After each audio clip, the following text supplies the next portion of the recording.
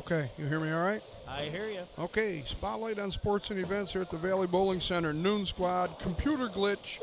A few minutes late getting started, but other than that, all's well. I am joined today by Mr. Ryan Schaefer, who was here the first squad doing some coaching, but he's here now, and we'll find something interesting to talk about, I'm sure. I hope so. We usually try to. He's usually good for a story or two. We don't talk as often as I'd like, I guess, but I do enjoy the time we spend together. And we had an interview we'd done with him the other day, and through this hectic weekend, we've got it on the computer, just haven't loaded it to the YouTube channel yet, Ryan. Well, that's okay. We're going to have our scholarship tournament tomorrow at Crystal Lanes, and you're going to be here. You're going to try to do the live stream up there, and it should be interesting. I think the kids will really enjoy it. You know, we had talked during your interview, and you're correct. It's the bowling aspect of it is very important to the kids to get out, bowl, try the different conditions. The scholarship tournament that you put out helps a lot of kids out. I know you have some great backers for that. But the camera time, Mark and I touched on this yesterday, is just as important. I mean, they get a collegiate if they are capable of going further. That first time you step in front of a camera is pretty intimidating. Yeah, it is, because you realize that other people are watching you. Pressure is self-induced. So when they know they're on camera and they know other people are watching, yeah, there's going to be a little bit of pressure. It means a little bit more to them. Also, we planned on doing a couple player interviews too, so that'll give them a chance to, perform that way too, to get used to doing things like that. Yeah, great experience for them all the way around. You have a gentleman, and I don't remember his name, I'll let you add that built this pattern for you. Yes, his name's Jerry Kessler. He lives in Ohio. He's been a lane man for a number of years. And I wanted to do something unique for my tournament. I didn't want it to be overly difficult, and I didn't want it to be a house shot. And I think we got a nice in-between there. If you throw the ball good, you have a little bit of room, but not a ton. So the scores should be decent. They shouldn't be outrageous. I want people, if they throw the ball good, to be able to score. And I want them, if they don't throw it good, I want them to be penalized. And I think we've hit that balance. Kind of the risk-reward part of this game, and I always think that's important. These kids coming up, there's no fear in them anymore as far as just let it go, but they have to learn the accuracy part of it as well. Yeah, definitely. I'm also for multiple angles. I think a player should have an option of where to play. Having said that, I don't think one part of the lane should be easier than the other. I think no matter where you choose, that you should have to make good shots. And, I bowled on the pattern we developed a couple times, and you can play out or you can play in, but you better throw it good. Right. And that goes along with the accuracy part of it. Very important for them to learn. As early as what, do you have any idea what your youngest age-wise entry is? I believe I have one entrant that's 10 years old. Wow. And I think that's Greg Fish's son. And the idea was, Greg helps me out a lot with raffles and things like that. Mm-hmm. And he knows his son, talent-wise is not ready yet for that, since it's a scratch event and it's mostly high school kids. Right. But his son really wanted to compete, so I don't have a problem with that. So I gave him a scholarship entry into the tournament. No, that's very nice of you. And it is. It's important to get started young and feel some of that bowling with, maybe players that might be, a little more seasoned, I guess is the way to put it. But it's a great experience for him either way. I think he'll enjoy it. He's really excited. He keeps telling Greg, and Greg keeps messaging me how excited he is to bowl. So hopefully he doesn't get too nervous and he holds his own and has a good experience. Right, I'm sure. And regardless, these kids, don't get down on yourself. I mean, everybody starts someplace. So. I know when I was younger, I always wanted to compete against the older kids. I wanted to bowl against the people that were better. So hopefully that'll help him develop in the future. Absolutely. So moving on to another topic here, you've watched the short amount of teams, unfortunately, we had on the first squad, but what do you think of the pattern here so far?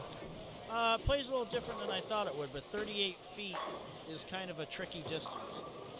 You can be faked into playing too far right because you think the pattern's short enough to be right, but it seems like one lane, there's not a spot where the ball can pick up if you play too far right. The other lane seems a little more blended, and you can get a reaction out there, but the other lane is you get the V at the break point, either hooks or it doesn't.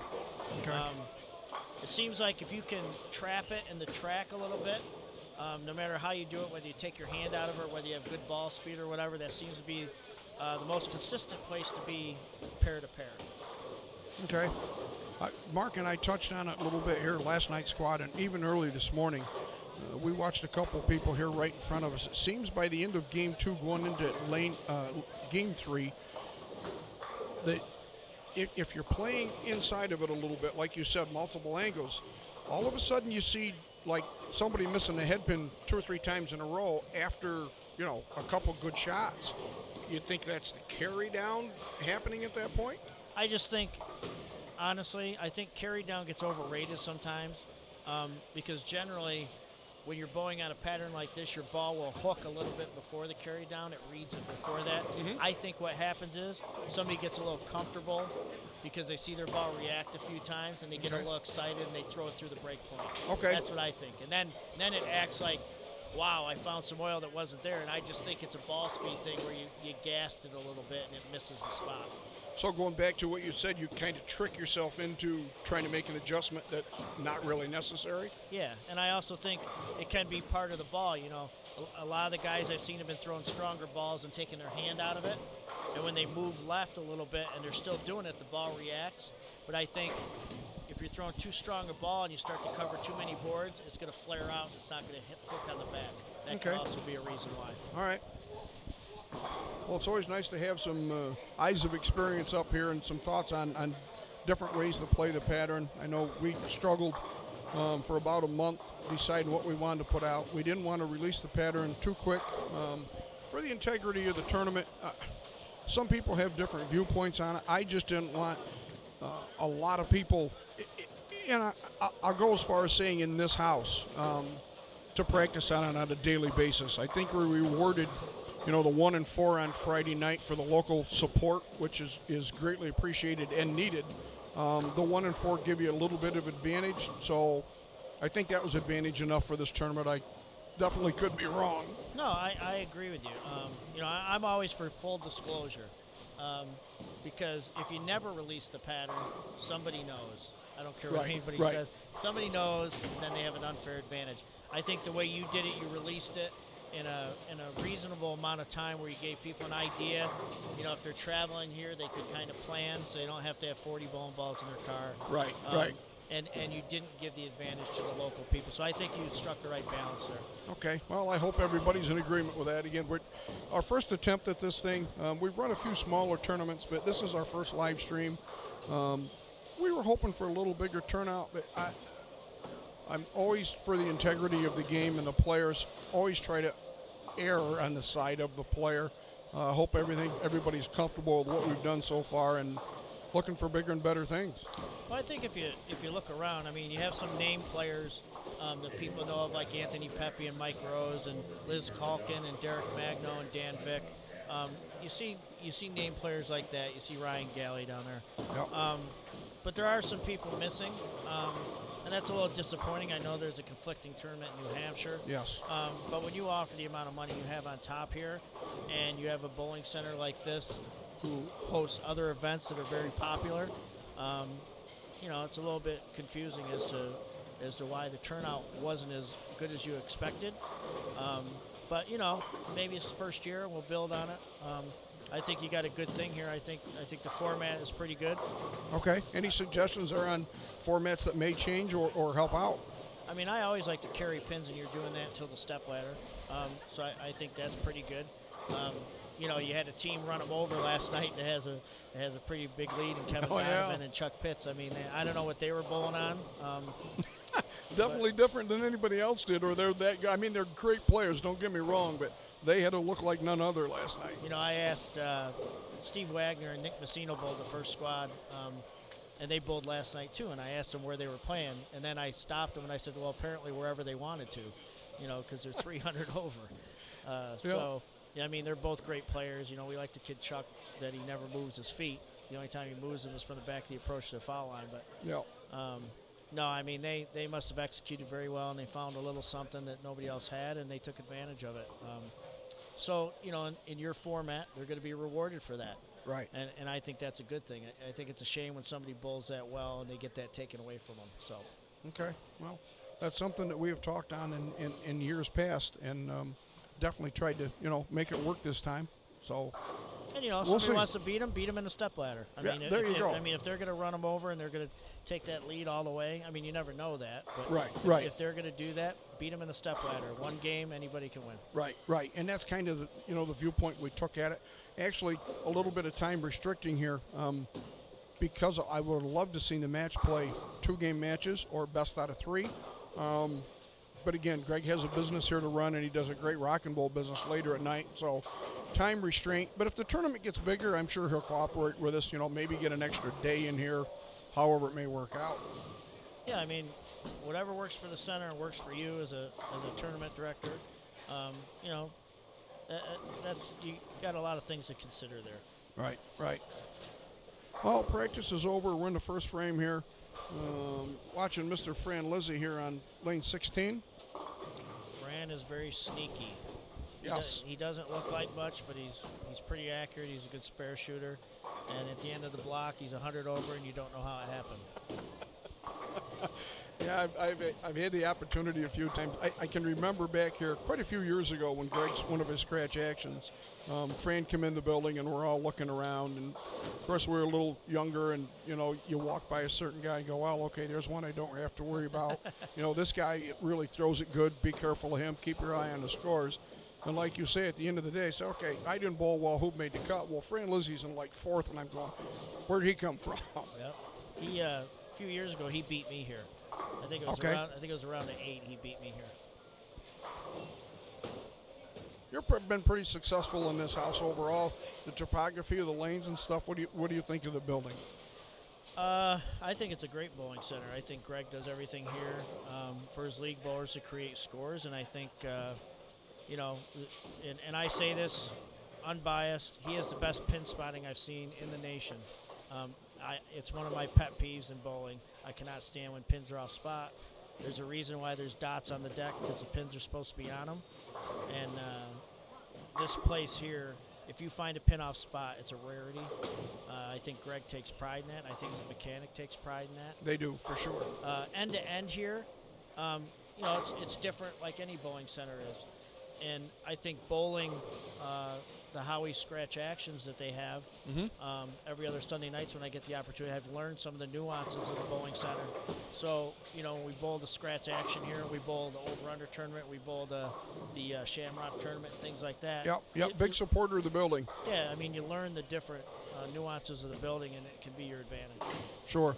I know we've talked in years past different tournaments that you participated in, be it U.S. Open or in Vegas. Once in a while I get the opportunity, the wife and I, to travel and watch you bowl. And then we, have a chance to go to dinner or something. We sit down and talk. And that's sometimes things I overlook, like if there's a big front door and you get the center of the house, that pair's always going to react different than the rest of the pairs. No doubt about it. If you're bowling in a center and you're crossing the house and you get in front of the desk and your ball hooks early, don't be surprised. That's probably where they put most of their open play. Right. And a lot of open play, people use house balls, plastic balls scratch up the front of the lane. So it's going to make the ball hook earlier. If you have like big front doors, especially in a place that has automatic doors that open, close, the weather affects lane conditions. So if your pair is in front of the doors and those doors constantly open, it's going to change the lane condition. Right. It's just like end pairs. Everybody always knows end pairs are different than the middle of the house. Right. They're next to the wall, next to the weather. Yep. So you always have to look where you are in the building and kind of plan ahead with, when you get to that pair and kind of make an educated guess as to what that pair is going to do. Sure. Well, we're in the third frame here, I guess. I haven't moved cameras yet. We're going to give you a little coverage here of what's going on in 15 and 16, but we're going to move some cameras around here eventually. get a good look at the field. You see Joe Hutchison over there on, I believe, 11 and 12, might be 13 and 14. 13 and 14. He's Okay. one of the funniest men He is. in, He in the history always of has bowling. a story. In Yeah. the history of bowling, it's unbelievable. He, my first year on tour was 1986, and I got a chance to hang out with him a little bit my first year, and he's just an unbelievable human being. He could be a stand-up comic. Yeah, he spoke once or twice at some of our Hall of Fame banquets when Shamrock down in Ulster was up and running. Towanda Bowling Association is still going down there, but everybody always looked forward to Joe coming up and speaking at the Hall of Fame banquet. No question. I mean, he's just unbelievable. I mean, you can't get a word in because he's constantly telling a story. But he's got to be a great public speaker. I've had the opportunity to hear him once. So anybody that ever got to hear him give a speech like that, it's pretty special. Oh, yeah. Yeah. We, matter of fact, I had said something to him here a year or so ago. We're kind of revamping things here for the association tournament up here. You know, and I guess he kind of took the stance that he's no longer the name he was in bowling at one time. He's getting a little older, doesn't travel as much, not on tour anymore. So he goes, who wants to hear me talk anyway? I think a lot of people would.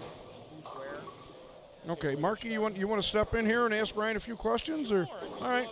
Well, as long as Ryan don't mind, we'll let you two have a chat, and I'll go look at the field. All right.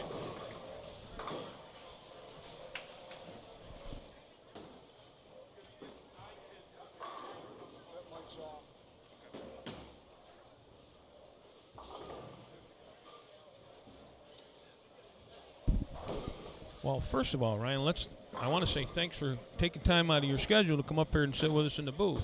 My pleasure. I think it's a lot of fun. I wish I got a chance to do this on tour on Extra Frame a little bit more, but I don't think they want to hear me talk. So, Who would say that? I can't believe it. But this is a nice turnout. Ray and Don have done a great job here trying to promote this. Hopefully this is a stepping stone for next year. So I think so. You know, it's amazing how hard it is to find a date to run an event. It always seems like you're conflicting with someone or something. And, you know, you have that tournament in New Hampshire. That's not just a bowling tournament, it's a charity event for High Hopes. So a lot of name players go up there and bowl, and they bowl the Pro-Am beforehand, and the tournament's on Sunday. So they're obligated to bowl the Pro-Am if they're bowling Right. the tournament. So if they weren't obligated to bowl the Pro-Am, they could bowl here and then go up there and bowl that. and there's a PBA 50 out in Vegas too. Is there something Yeah, going on? there's a PBA 50. You know, you'd have players like Sam Ventura if that wasn't the case. Right. That is it's a special tournament, and the way I understand it is you can't have certain credentials. Like you can't have so many titles or you can't bowl. Oh, okay. So like the way I understand, I was not eligible for that event. I had too many titles, but you know they get a good turnout for that out there too. So it takes away some players Sure. that might Sure. otherwise bowl. And there's us. some East Coast players out there too. You said Sammy as one of them. Yep. I don't know if you, Rain, talked about your scholarship tournament tomorrow. You Yeah. probably have. Yeah, we talked a little bit about that. You know, I have 78 entries. I shut down the entries because I don't want any walk-ins. You know, it's a limited field. I like to have roster certainty. I like to have the lane assignments done and the cross already, so we don't have to do that tomorrow. And you're doing gender-specific cross, right? Right. We have, I believe, 45 or 46 boys, 32 or 33 girls. And the boys are going to bowl with the boys. The girls are going to bowl with the girls because you have boys and girls divisions. And the boys will follow the boys and the girls will follow the girls. What I didn't want to happen was I did not want like maybe two boys pairs follow girls pairs and nobody else did. Right. And that could have happened if we allowed the entries to keep going the way they were. So I wanted to maintain the integrity of the cross. Oh, okay. So- That's a great idea. I never thought about that. We talked about that earlier, and I never thought of that, but that's a great idea. You know, and then your cross, to your point, is you keep the integrity there. Yep. Looks like, just from watching, it looks like some of the players have a better idea how to play this, whether they bowled last night or whether they bowled earlier today.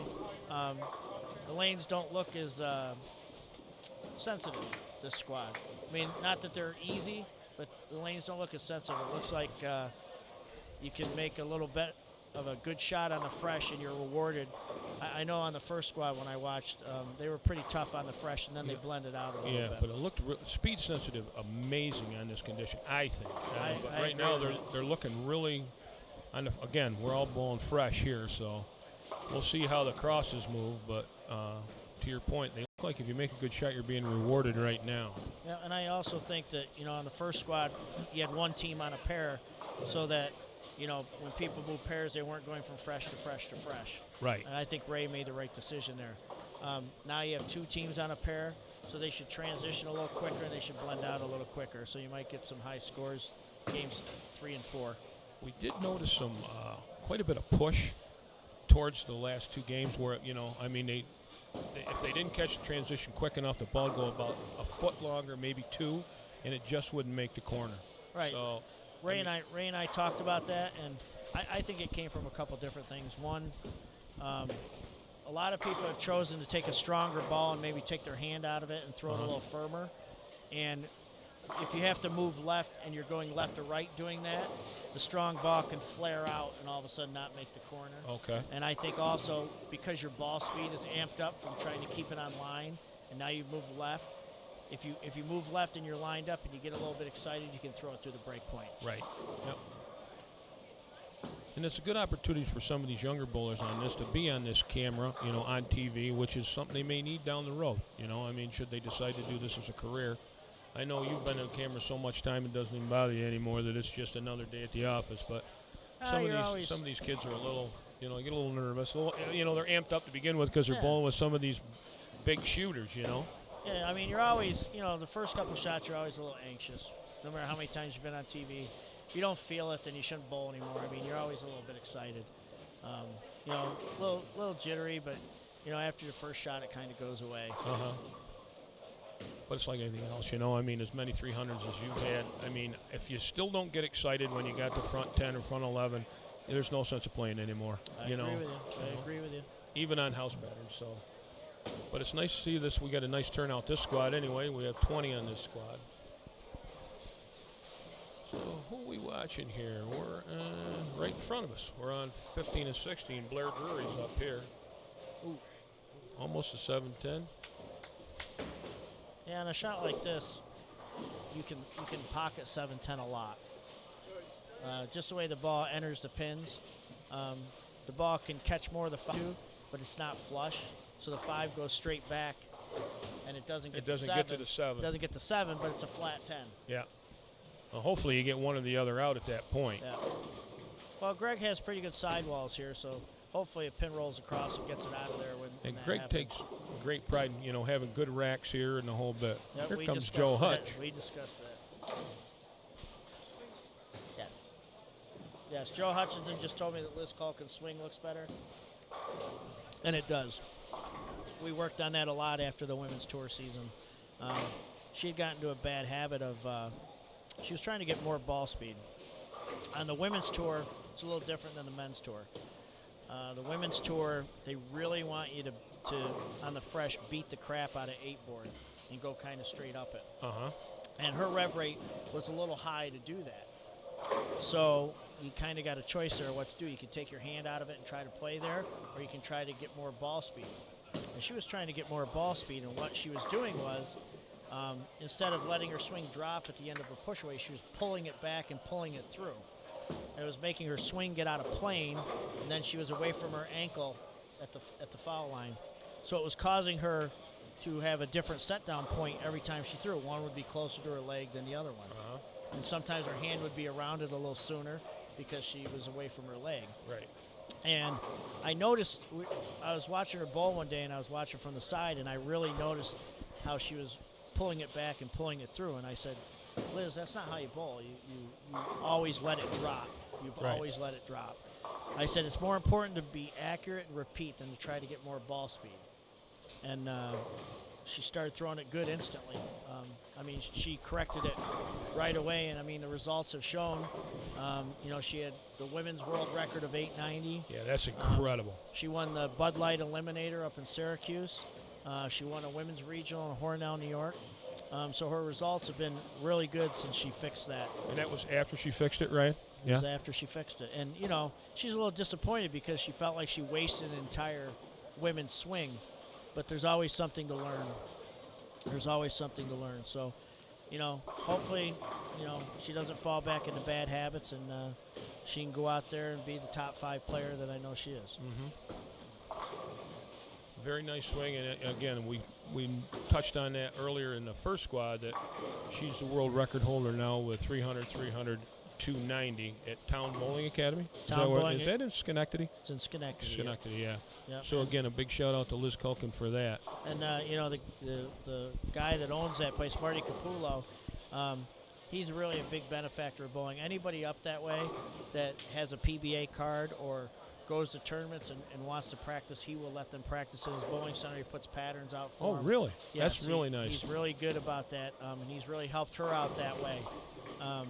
Because she always felt like she couldn't find a place to practice. And, the odd part was, she lives at my house part-time, and she lives in Schenectady part-time. She bowls league up there. And Greg welcomes her here to practice. Mickey Sullivan at Crystal welcomes her to practice there. And Sperry Navone welcomes her to practice at Rossi's, but she never had a place to practice at home. And, Marty that's really, and has let her come in there and practice. And that's really great that, the proprietors will give these up-and-coming stars, and she's already an established star at her age that gives them the opportunity to do this. And we got to commend them for taking the time and letting them do that so they do get better, Plus, I think it's great promotion for the center. Oh, sure. I know whenever I practice at Rossi's or here at Crystal and people come in the center and they see me bowling, I think that says something for the center. That's right. I think it's nothing but good things for the proprietor. I agree. And, again, Greg really runs a nice place here. Place is always clean. The shot's very good here. I'm a league bowler here, so, I've been here forever. Greg does it right. We'll just say that. Yeah. Greg does it right. He knows what's going on. Now, he's managed a lot of centers, and this has been his own center now for 20 years. Well, I know every year I come in here, there's always something he's done over the summer to invest back in the business to show the bowler that he cares. Yep, he upgrades something. His automatic scoring is amazing here. This Best X through Cubica. He does the upgrade every year with that too, Ryan. And it's great for the kids. We were just talking that Ray's granddaughter was here, and they have it's basically build a monster. For every time they throw the ball, they get a different part of the monster. So, with the bumpers up, and the kids just love it. When they're done, they print it out. It's color. It's really a nice feature, and it keeps the kids engaged. You know. So, and that's part of the deal. We need to get these younger ones involved and stay in the game so that we can perpetuate this as it goes forward. I think that's a big thing. I think anytime I've ever gone to a junior bowling program to coach or give a speech or whatever, you always see a lot of little kids. There's always a lot of little kids, and you hit on the point exactly. You got to keep them engaged. You got to keep them in the sport. They start to get in middle school and high school, and you lose some of them to other sports, and they're not interested anymore. Anything you can do to keep them involved in the sport, because bowling is a lifetime sport. Exactly. You can do it your entire life. Yep. And we do have a nice program here. We have good, we have a lot of great coaches here. Most of them are level ones. It's good, and they're here every Saturday for the kids. And I know you've come down and helped, and all this stuff is just wonderful for the local program. And again, it's all about keeping them engaged because they have so many things to do now. They got soccer, they got basketball, and whatever, but they can still fit it in, and it's not an expensive thing. So we really want to keep the younger ones engaged for that reason. They have a heck of a high school program here. Oh, yeah. And I've come down on a couple of occasions and helped out before their season started just to clean things up. I'm a big proponent of having a spare system. So I've come down a couple times and tried to coach them up as far as spares go. And a lot of times, you see a coach and you see an assistant coach, and there's some parents involved. Let me tell you something. In this program, there's a coach, there's an assistant coach, and Greg, as the proprietor, is very involved. He's as involved as anyone. He goes to away matches. They do it right down here as far as that goes too, because you're talking not just about having kids be better bowlers. You're talking about future business. Exactly. And Greg is firmly invested in that program. Yep. And we also had one of your former cohorts on the PBA, Phil Beard, doing a lot of coaching here for the Waverly, the Waverly School. Yep. Phil did a great job, and he's had 3 kids go through that program, and they're great bowlers too. So.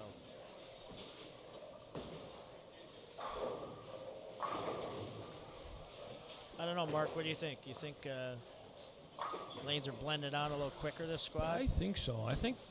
I'm not sure. I mean, they're playing all over too. They're not, it's not everybody playing out. It's not like playing cheetah where they're all playing the gutter. Some are in, some are out, some are. I think they need to stick right around the track early. I don't know about you. Yeah, but, you're a heck of a lot more, and you know a lot more than I do about this. But I think with this condition, I think track to start and then maybe migrate in a little. I'm not really sure. I agree with you. When Ray and I were talking about 38 feet, it can be a tricky distance.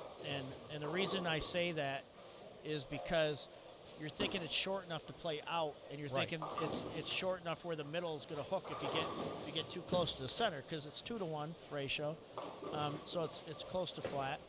And what happens is 38 feet, one lane, the break point isn't quite what it is on the other lane. So on one lane, it looks like you got a little room. You can miss a little right. You might have a little hold. But on the other lane, you get the V at the break point. If you go up it, it wants to go high. And if you go straight down the lane, you miss the head pin right. It never hooks. Yep. Never hooks. So I think you're right. I think the safe place to play is the track. That's the right-hander's friend on the lane. Yeah. It's the most worn part of the lane, so you know you're going to get a little bit of a reaction there. The idea is just to manipulate it the right way. Whether it's take a strong ball and take your hand out of it, right, or take a weaker ball and try to curve it a little bit. And that's what I was wondering. Most of the time here, it's everybody goes with the strong stuff but doesn't take their hand out of it. They try to hook it through everything. So, you telling me that you take a strong ball, take your hand out, or, again, manipulating it by going with a softer ball or a weaker ball and get more hand in it. I've always been a big proponent. I got to go back a little bit, because when I went on tour, I knew how to bowl, but I didn't know how to bowl. Bowling on tour really taught me how to bowl. It taught me different releases, different speeds, changing your tilt, slowing it down, speeding it up. And the one thing I had to learn how to do, I had to learn how to throw it straight. And I don't mean taking a hard ball and throwing it the same as you're throwing. Right, not like a spare ball. Right. I mean, you have to take a ball that hooks and make it not hook. And, when I went out, Walter Ray Williams was a dominant player. And straight player. That's how they wanted you to throw the ball for the majority of the time. And if I didn't learn how to do that, I would have lived in a box, under a bridge down by the river. And I learned how to do it, and I got pretty good at it. And the tour made me a much better bowler. And I think the thing that you learn is on the fresh nowadays, because the drop, you can have a lot of oil, and then all of a sudden you got dry back end. So there's no transition in the lane pattern, especially on this pattern, which we haven't discussed. The drop brush is at the end of the pattern. It's a 38-foot pattern. The drop brush is at 38 feet. Mm-hmm. So what that means is when that machine comes back and it gets to the 38-foot mark and it starts to oil in the reverse, that brush drops the oil that's been on the brush. It drops it at the end of the pattern. Okay. So it acts kind of like an obstacle down the lane.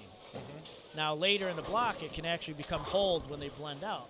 But on the fresh, if the ball hooks in front of it, it goes high, and if it doesn't hook in front of it, it blows through it. So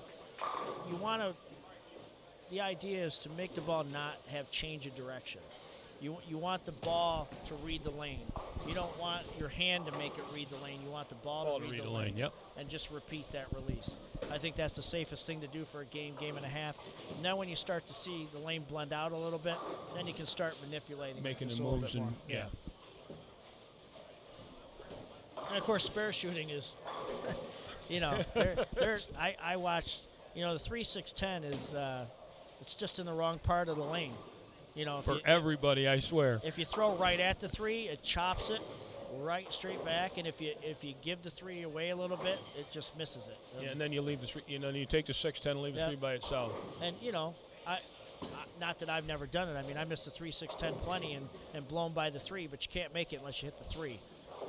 So that's where you got to err. You got to make sure you hit the 3 pin, but it's awful easy to miss it when and then you that do much get the oil hook at down the end. lane. You get the hook at the end of the pattern, and you take the 3 off, and then you go the other way, and it doesn't get there. So it's a tough gig, and then throw the 9 in with it. Yep. Yeah. Then it's just then just press the reset. It's quicker. Yeah, I saw a couple people pick the 3, 6, 9, 10 on the first One squad. picked I up was here. amazed. Yeah. I don't know how they got the ball back to the 9, to be honest with you, but Don't know. Must have made a really good shot. but I think it's similar to last squad. They're a little not quite with it this yet. I mean, to your point, I think when it starts blending out, the scores will go up just like they did the last squad. And I think, we talk about crossing a house and how certain pairs can have characteristics depending on where they are in the building. It's a little tougher if your first pair is in front of the doors or if it's in front of the desk, because you're going to see earlier hook on those pairs than you see on the opposite ends of the building. So it's going to make you keep the ball offline. You're going to have to give the pocket away a little more than you want to, because the ball's going to hook a little earlier, and it can make you make bad shots because you have to go away from the pocket a little bit. A perfect example of this is Mike Rose and Anthony Pepe are on 19 and 20. 2 great players. Last squad, they started on, I believe, 9 and 10. Yeah, they were in the low ones. And Anthony had a tough game. He's left-handed. The track's not quite the same on the left as the right. But Mike had a really good game. Mike had 220 or 230 and just kind of trapped the track and everything. He's on 19 and 20 this squad, which is in front of the desk. He's getting a little early hook, and when he moves a little bit or he has to give it away a little bit, it doesn't quite make the corner. So where you start on the fresh makes a really big deal, and it's going to affect what you do later in the block, because now you have it in your mind that that's what the lane is. Everything's going to do that. Right. And this building is really unique that way because Greg will tell you it's a metal building, and it's got a flat roof. So, if it's 60 degrees out, we're gonna get more heat in the building. Definitely. And so that does have a lot of effect on the condition. And the later we go in the block to that point, it's going to change. And Liz is on, what, a 4-bagger down there? Yeah, Liz. All right, she's looking at 230, Ryan. See, now, if I had been down there. You know what? I think she said stay in the booth. I think she signaled me. She refuses to admit it. She bowls better when I'm not around. But if I had been down there, I would have got her to do what she just did. She was throwing a viral. She's on hammer staff. She was throwing a viral on both lanes. And on the right lane, it was highlight. But she was pretty lined in on the left lane. When the lanes are hard, the lane calls you to be in a certain zone. Mm-hmm. So if the ball is forcing you out of that zone, I'm a big proponent of throwing 2 different Changing balls. changing balls and staying in the same place. And she just yanked a 2-pin forward to give her a 5-bagger. So I think that's what she did. She switched to a side swipe on the right lane, and then she's going to She's strike throwing out it the really lane. good. Yeah. And I see what you say, watching her from the side where her swing is next to her ankle. It's a lot, from what you told me, it's a lot closer to her ankle than it was before. And I Yes. didn't know about that before, but I'm just watching her from what you told me, just to check that out. She's really good at the bottom, really solid. Yeah, she's really worked hard on that, and I'm proud of her for correcting that. It's not an easy thing to correct. When your swing gets out of plane, that's really not an easy thing to correct. Oh, she threw through the last 6.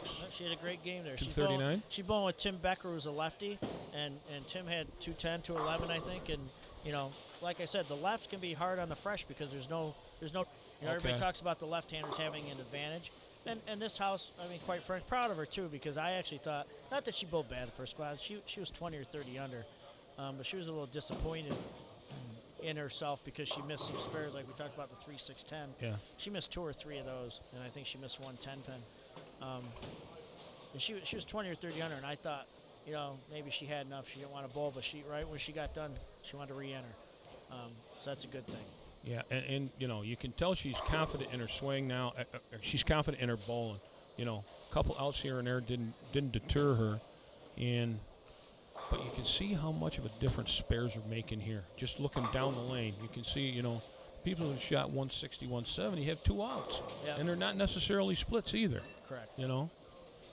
So, quality shots are important, and making spares are important. Just, filling frames on this kind of condition. I believe if you're plus, you got a shot of staying. I agree. Moving on to the finals. I agree. Liz loves bowling here. I have to say that one of the first adult tournaments she bowled the Shamrock here. Oh, really? Yep. Okay. And she really enjoys it. She bowls. She loves bowling the Howie sweepers whenever she gets a chance.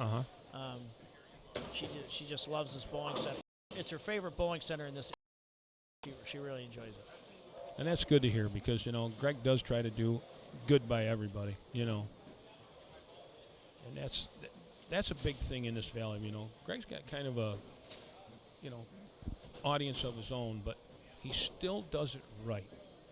Even though he's the only one within, say 20 miles. Yeah, he could take advantage of that. Yeah, he does. He doesn't. He like you say, every time you come in after the winter or after the summer, there's something else done. He's improved somewhere.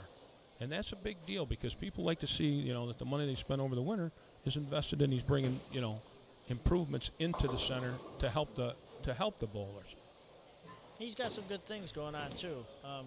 If you look on Facebook, he has the beer pong tournaments. Right, on Friday nights. He's got horseshoe pits outside. They're starting a sport league every other Sunday. Right, opposite the Howie's tournament. Howie's scratch action. He has the NFL league, which is awesome on Sundays. He does a lot of different things here to try to get different bases of bowlers in here, different types of bowlers in here. I think he tries to cover everybody. Yeah, and he has a Monday night bar league. It's called a Bar Wars League that they come in, they have a good time, and then at the end of the season, they'll go to all the different bars that are, represented in that. So, like you say, he's covering a lot of different areas here. A lot of. Oh, there's Jared. Didn't even see him. He's lined up. I haven't seen Jared bowl in a while. Jared threw a perfect Brooklyn there. You got the legendary Tom Humphrey bowling with Jared Joseph on 15-16. Tommy's trying to get a little bit better. He's had a little physical problem. He's had a lot of trouble with his foot. Yeah, so that's what I heard. He hasn't been as active. I think he was actually off a couple years. He'd moved around. He went to Texas for a while, so now he's back here. And he's trying to get back into it. Let me tell you something. You have feet problems, it's bad. I have a little plantar fasciitis going on in my right foot. It's not easy. I mean, that's my push-off foot. Right. And that can be painful. It's not an easy thing to do. So anytime you have a foot problem, that's not anything to laugh at or take lightly at all. And I think that's what Tom had. And I think he's had it fixed, but he still struggles. But his was on his left foot. He still struggles with that. So, but he's getting back in it. Tommy's awful good player. Awful good player. I always used to say, when Tommy used to bowl a little more, like you said, he bowled all the amateur stuff, and he came out and bowled the Masters a couple times, and I had to bowl Tommy head-to-head a few times, and he's one of the toughest match play bowlers I've ever bowled, amateur or professional. Really? Yeah, he finds a way. Yeah. He finds a way. I know that for not 2 years in a row, but he finished second twice in the Hoinky, in the big one. Yep. Out there. And he lost by like 2 sticks one time and 3 sticks the other. So hell of a match play player. Yeah, he is.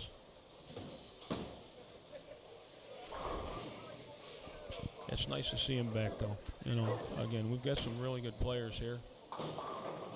And there's, again, like we talked, there's got to be quality shots here.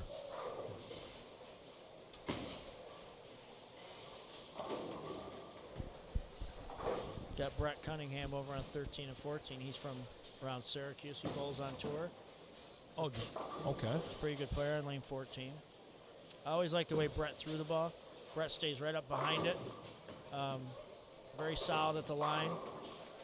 When you watch him, the one thing he does when he gets in trouble is he gets a little bit forward too quick, and he falls off the shot. And Brett's, like I said, Brett's usually solid at the line. So when he's falling off the shot, his feet are quick. Gets there too soon. He's got too far forward. He's a little.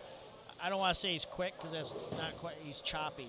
Okay. He's choppy. He's slow fast instead of All same motion. Instead of slowly gaining momentum, he's slow fast.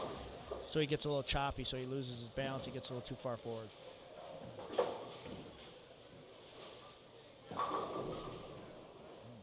Stephanie Sheridan. Yeah. Really nice shot.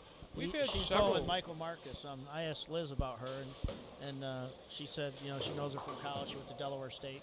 Oh, okay. Real good bowler. Real good bowler.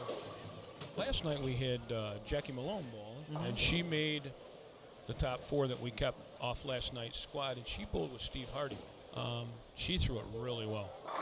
Yeah, she's up from around where Liz is, up Schenectady, Albany area. Yep. Yeah. Yep. Also on Hammer staff, so.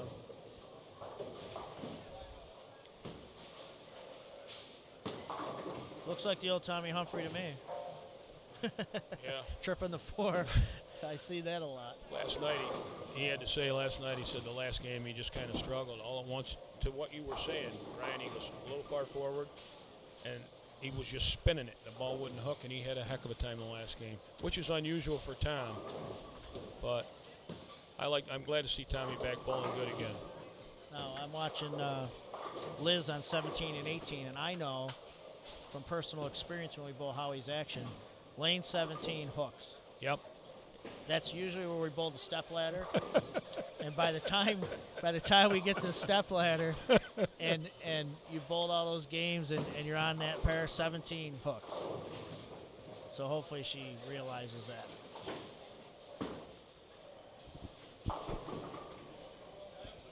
Well, on the TV here we have Charlie Millard wearing ABS, which is a big sandwich. Remember, 17 hooks a lot. Always hooks here. Yeah, Charlie's a good billboard. Yeah. Yeah, we didn't know if it was ABS stood for a big shirt or a big sandwich. We weren't really sure. We all love Charlie. Yeah. Very underrated player.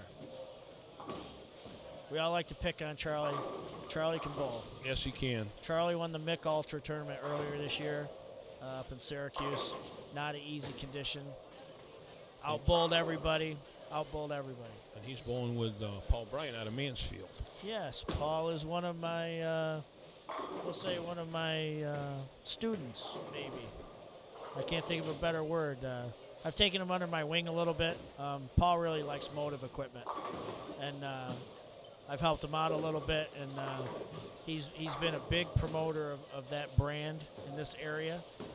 So I really thank him a lot. And Paul can bowl. Paul bowled the. Still quite a few regionals now, isn't he, Ryan? He's bowling regionals, and he bowled the extra frame event in Delaware, which is technically it's a national stop. It's kind of a super regional. Oh, really? And he made the top 24. He had a great finish. And that was the first time he made the. It was the first time he made the cut, and he did it in that event. He picked the right one. Yep. Yeah, he was just tickled to death over that. And to your point, he's a big proponent of your motive equipment. Yep, he bowled great. We're going to try to get him on staff here after the first of the year. He's got his resume in, I know, and I think he's a good guy. He bowls a lot of stuff. Some of the worst jokes you'll ever hear. Don't let him con you into the moth joke. It's forever. Don't let him do that. The short ones are okay. Don't let him con you into listening to the moth joke. We had him in the booth, and he just loves it up here. Oh, I'm my sure he does. Lord, Ryan, he just loves it up here. Because he'll say, are either one of you two leaving? I need to get in that chair.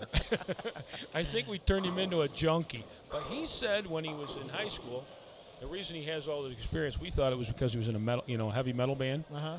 The reason he's in that, he enjoys this because when he was in high school, he used to do the announcements every morning for high school. I said, is that because you were still in the principal's office from the night before? Or, oh, no, that's not it at all. Yeah, I forgot he was in a heavy metal band. Yeah, he did that Rob Zombie. They had a New Year's Eve thing, and they did a Rob Zombie cover band, and they all dressed up like that. I said, oh, my Lord. That's awesome. But he's a bass player, I believe. But again, I'm glad to have him over here.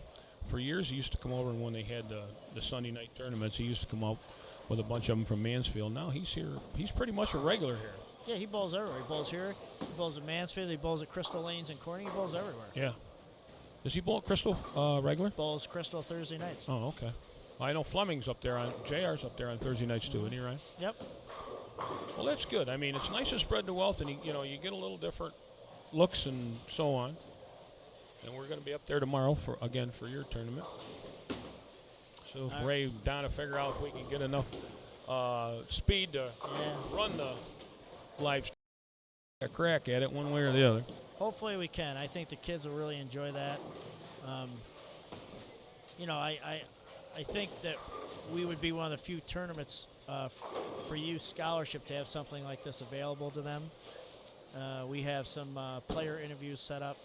I have targeted some players that I think will be good interviews and have a lot to offer. That would be great. So, yeah, because Ray and Don are really looking forward to doing this, and it's for such a great cause, and we're really proud of the fact that what you've done to promote this. It takes a lot of work. I was surprised at how much work it takes, but I have a lot of help too. I have a lot of friends on social media that share my information and help promote it. Pat Moff and Jeff Titus do all my scoring and do the crosses and all that before the tournament and during the tournament. We have a lot of volunteers for the event. The event, in essence, honors my wife who passed away almost 3 years ago, and it's meant to raise awareness for mental health and suicide prevention. And I have so many people that want to help because of that, not just to help the kids, but because of that. Right. So many volunteers that do the raffles, that run the scores, just everything. Do the Chinese auction, silent auction for jerseys. It's just awesome, and they enjoy watching the kids. So I think it's a great day for everybody. And then you have some of your professional cohorts that throw things at your way, donate balls and jerseys and signed and that kind of stuff. And I know for your team tournament, to put that in there, you had a great staff and everybody has a good time. We bowled in and just had a ball. I mean, and Bobby Downing and that group up there do such a nice job of promoting everything, and they go out and they, pretty much get them all in there. Everybody comes in, has a good time. Your silent auctions, your online, and a whole deal. It's just great. Yeah, I actually came up with that benefit idea by mistake. What was going on was I kept getting messages from people about the scholarship tournament, and they're like, can I bowl? And they're like from 25-year-old people, and I'm like, what don't you understand? It's a youth scholarship tournament, right? And finally, somebody messaged me and said, can I bowl this event? I'm so-and-so, and I'm like, same thing. Like, what don't you understand? And then he messaged me back, and he says, well, I was confused. I didn't know if there was actually a scholarship tournament or a tournament to benefit a scholarship. And the light bulb went off. And it made me pause, and I messaged him back. I said, thank you. You just gave me a great idea. I apologize. And we decided to come up with a date prior to the scholarship tournament to run a fun tournament. And a fundraiser. Yeah, and a fundraiser. And, I had so many people donate things. Doug Mosier donated his Buffalo Bills season tickets for 1 week to the Bills-Jaguar game November 27th. That was a big ticket raffle item. Yep. We had John Zerbinski, the Pro Bowler, donate a storm ball. We had Chuck Gardner, the Brunswick rep on tour, donate a Brunswick ball. Of course, we had Motive donate things. Brad Angelo donated 2 signed bowling balls. Marty Capullo, the center owner of town, he donated a 900 Global ball. Vice Inserts, my insert company, they donated a package to raffle off. And you had 50-50s running. You had a lot We had going on. 50-50s running. And it was a lot of fun. High Five donated something. I'm on High Five staff. The best thing we have going is something that Liz came up with. I'm on High Five staff for jerseys. Liz is on a company called Bowlify. And this is Liz's contribution. I have nothing to do with it. She came up with an idea where there's a Michelle Schaefer Scholarship jersey that you can order through Bolify. And if you order it, 20% of the proceeds go to the Michelle Schaefer Bolify Scholarship donates Fund. 20% back. Wow. Bolify donates 20% back. That's really great. And that was awesome. And I know some people have ordered that jersey. Hopefully they're there by tomorrow. You know, when you try something new, it doesn't always happen the way you want it to. Yeah, it'll be here the day after the tournament runs normally. But hopefully they will be here by then. But I thought it was a great idea. It's a way for people to show their support for the tournament, and it's a great way for Bolify to invest in the kids. Right. And it was a great contribution. It's a great idea from Liz. She helped design the jersey. It's a great-looking jersey. There's two. There's a purple one and a green one. I thought I saw the green one. Yeah, Yeah. the one, and they're through Bolify. Yep. So you folks that are watching, if you're looking at that, check that out through Bolify. And if you don't get it for this year, you'll have it for next. Definitely. So, and I'm sure Ryan's going to run that tournament next year. Definitely. And again, keep a date open. What is it? November 20. It's usually there's a couple reasons for the November date. November is Mental Health Awareness Month. Right. Also, it's generally in the part of our PBA schedule where I can be home, and it's also where Crystal Lanes has availability. Right. And the other side of what I was trying to lean into was that earlier in October, when you run the tournament for the scholarship, there's another opportunity if you're interested in helping with this and getting your, to donate to the tournament, whether you bowl, whether you don't. It's a great thing for the adults, even kids bowled in that, because we had kids that bowled next to us from Watkins Glen. I think they finished second overall. Yep, they did. And it's a handicap tournament, but again, it's all fun. I mean, there's a lot of giveaways. There's a lot of things going on. We had a couple things. I don't know if you know who Jeff Francisco is. No. He follows tournaments around like this. I believe he's from the Rochester or Syracuse area. He always sponsors a couple bowlers that comes and watches events like this. He donated an entry into that tournament. He gave me $100 and he said, pick a team of people that can't afford to pay for their entry, and I want to put them in the tournament. Wow, that's great. So that was awesome of him to do something like that. And the team of kids got to bowl. Oh, is that who you put in for it? Because yeah, of and that. they bowled next to us, and gosh, they threw it pretty good. But I think, didn't they finish second overall? I think they finished third. I think was it third? I think they missed okay. by a spot. But I looked at, after the scores came Yeah, up, they were in posted. second. They were in second of the game. Yeah, they were inside the top 5 easy. Because I know we were 6th. But The best thing about watching you guys bowl. The best thing about watching you guys bowl was I got to pick on Ray because you guys were near the front desk. yeah, and Ray really appreciated that, by the way. I'm sure. That's why you're in the booth now. He's punishing you. Liz just almost made the 3-6-7-10. Yeah, she went high on that lane. That lane hooks, like I said, and then she made the move left, and she went a little light, left to 4-7. So what she did was where she went light, she balled up a little bit with a side swipe. And the ball actually made the right move. It just went high and left the 3-6-7-10. Unfortunately, she made the spare but didn't get it.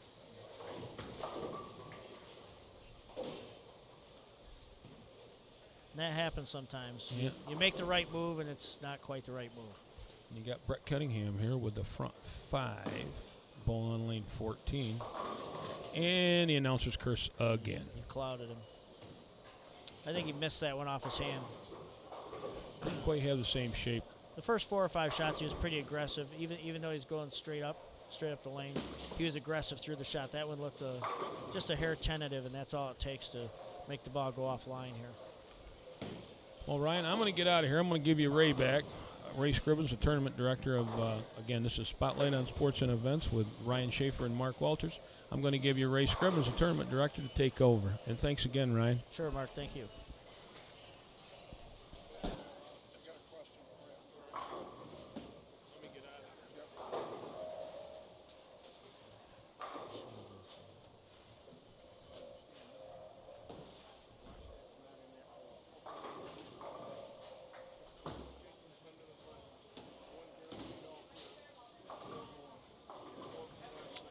Let's see what Liz can do here. She's up on her good lane on 18. Hopefully she makes a good shot and then she can make a good decision on 17. A lot of times on this, it's not always about shot making.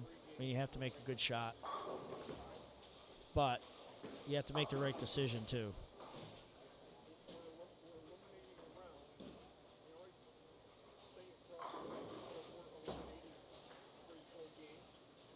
Great shot. Now we got to get the ball to shape like that on the left lane.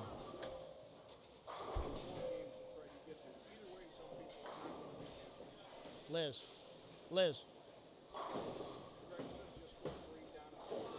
What was your move off the 3-6? What was your move off the 3-6 when you left the light 4-7? No, when you threw the viral left the 3-6. You moved 1 and left a 4-7? All right. Well, I thought that was the right move, what you did. Did you just not move enough? Or? Right, the side swipe was...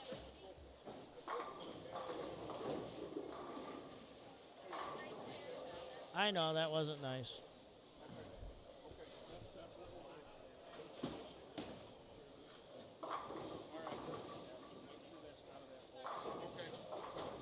Well, I think the side swipe just hit the break point and went sideways. I mean, if the viral's going to wiggle when you move left, I mean, you can't have that. I mean, you got to be able to trust it going away from it. All right. Hello, Mr. Schaefer. Hello, Ray. How are you, sir? Okay. You said that with some sort of meaning. Is that good or bad? It's always good. Okay, that's good to hear. As long as I have a Diet Coke, I'm good. There you go. I didn't know how much you had left. I've been going a while making some unofficial, official decisions here. So I think we're good with the tournament staff we have. We Good. got things figured out. So, Well, the boss hasn't been up here yet, so well, I'm assuming you're referring to my wife. yes. And as long as she stays away, I'm a happy man. How's things going? Good.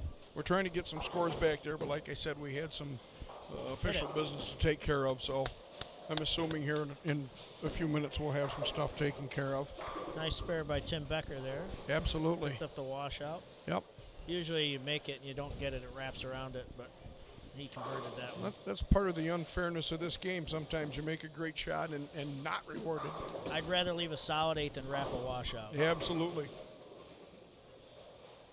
I think Mike Marcus wants to pull down his pants here on this lane.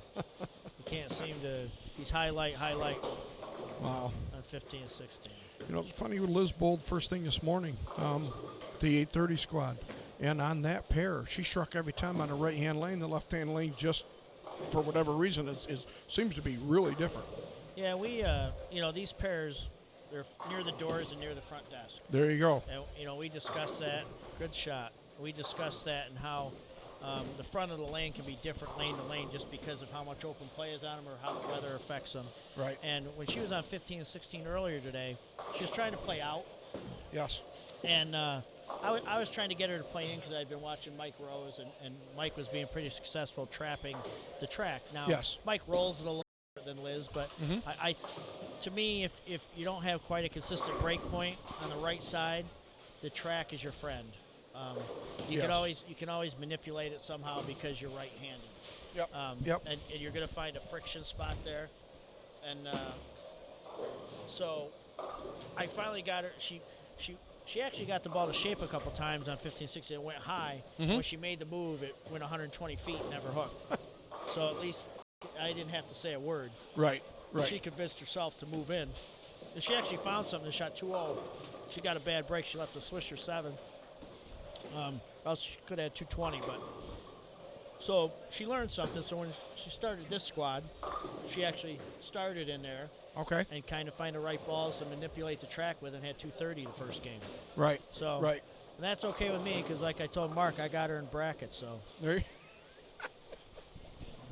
find a positive in any negative, right? Definitely. She bowls better when I'm not around anyway. Yeah. Well, she doesn't think so, but I know so. I think she's better off thinking on her own. Right. She says she likes affirmation from me for Okay. what she's thinking. Right. But I think she's learned enough over the last 2 years. Right. That right. she knows. Right. She knows. She doesn't need me. Well, she's a great player in her own right. I mean, she's got the credentials behind her, and I totally agree with you. I was telling Mark how much she loves to bowl here.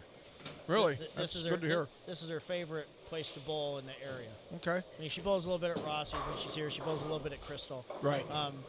And, everybody treats her great. That's the one thing in this area. Everybody treats her great. Greg treats her great. Mickey does. Sperry does. Right. All the proprietors treat her great.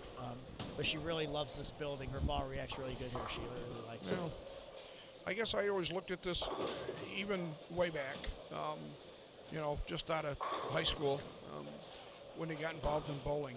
Bowling is as unique as far as family. Yes, you're competitors when you're on the lane. When you step off the lane, it's one big family. Definitely.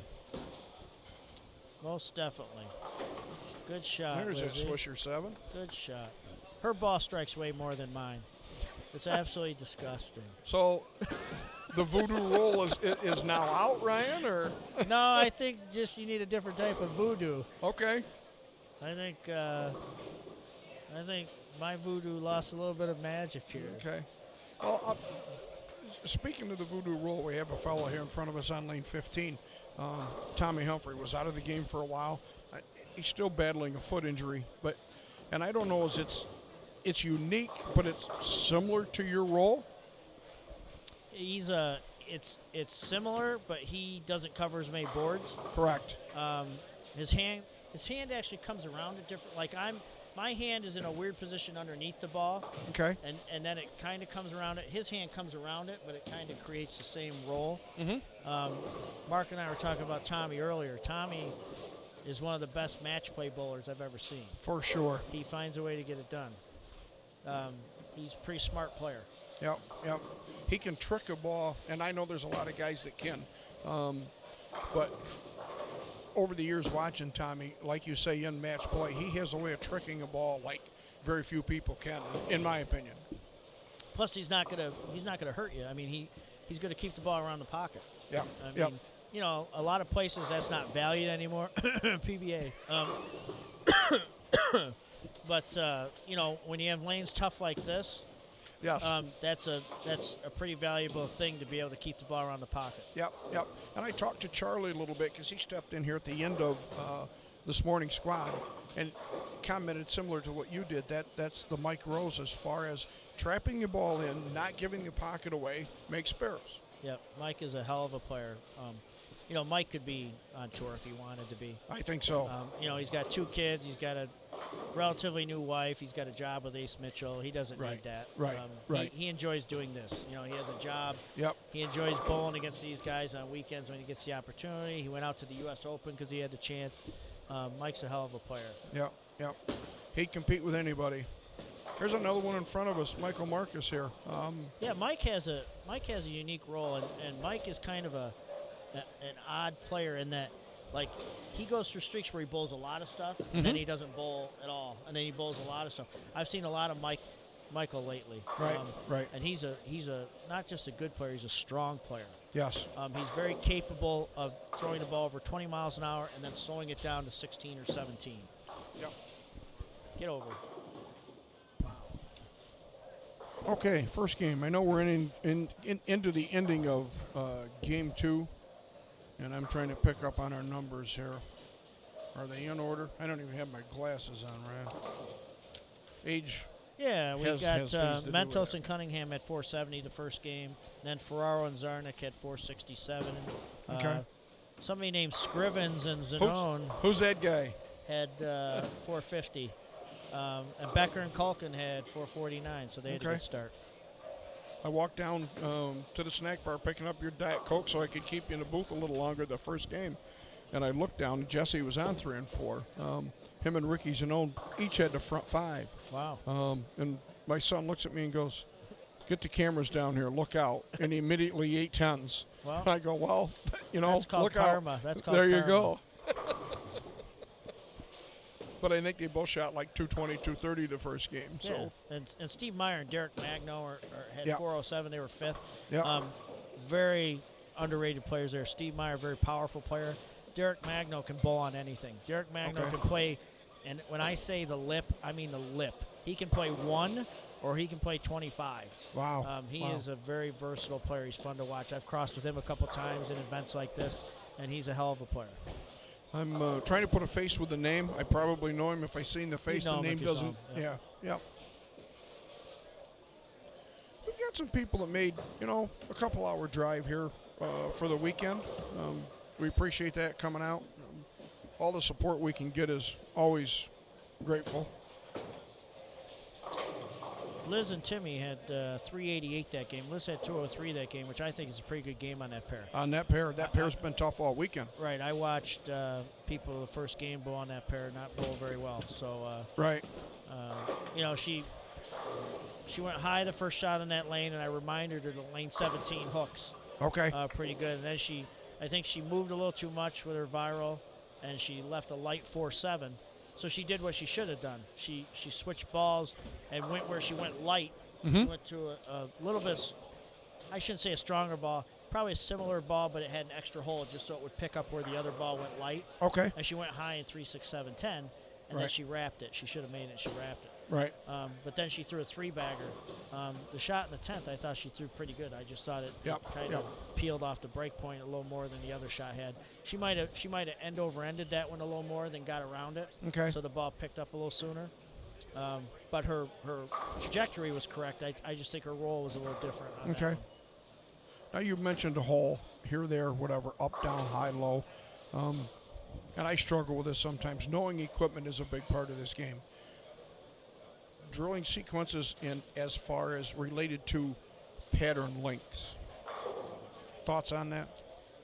I think it all depends on what your rev rate is, what your ball speed is, et cetera, et cetera. I mean, I would have a hard time on a pattern length of 38 feet throwing a ball with an extra hole Okay. because it would make my angles bad. It would pick up a little too early, and it would make me have to go left or right too much. Okay.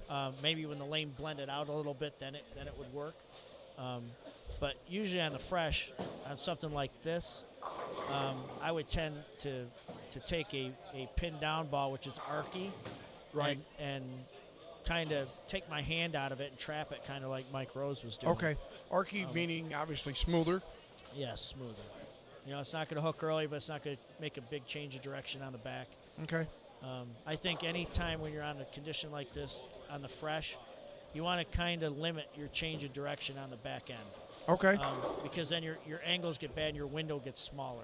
Okay. You want to make your angle or your window as big as possible, so that your pocket's a little wider. If you pardon my French, if you got to hit the crack of a fly's butt, Right. you're not going to bowl good. Okay. You're just not. You need to find the biggest way or the best way to create the window for yourself. Okay. Mr. Charles Millard here in front of us. ABS, Action Bowling. What's the last word there? Supply. Action Bowling Supply. Mark Walter said it stood for a big shirt. See, I knew it was coming, and I didn't do it that time. Huh? A big sandwich. Yes, a big sandwich. Hey, we give them a shout out, What do we got here? Okay. But we get to watch Charlie and Paul Bryan this game right in front of us. We do. We do. I think Jesse's right here with him, so. What kind of cross is that? Yeah. Jesse Scrivens, Paul Bryan, and Charlie Millard on the same pair? Yeah, they all love each other. They get along well, It's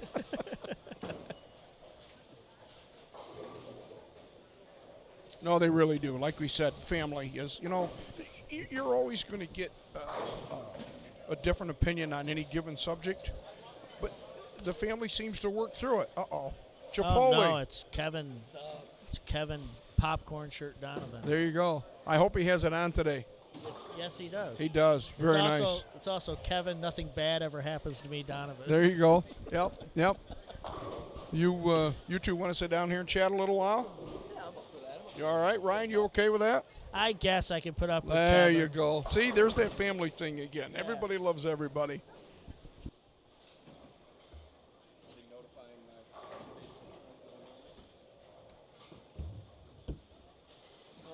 The mic is off. Just put the switch up in your line. Very good. Well, this ought to be great. Oh, yeah. Oh, we're taking a selfie. We're going to welcome Kevin Donovan into the booth, and I got a couple questions for Mr. Donovan. I was doing kind of like color analyst. I'm going to switch it around here. We'll make Kevin color analyst, and I'll be the play-by-play announcer guy.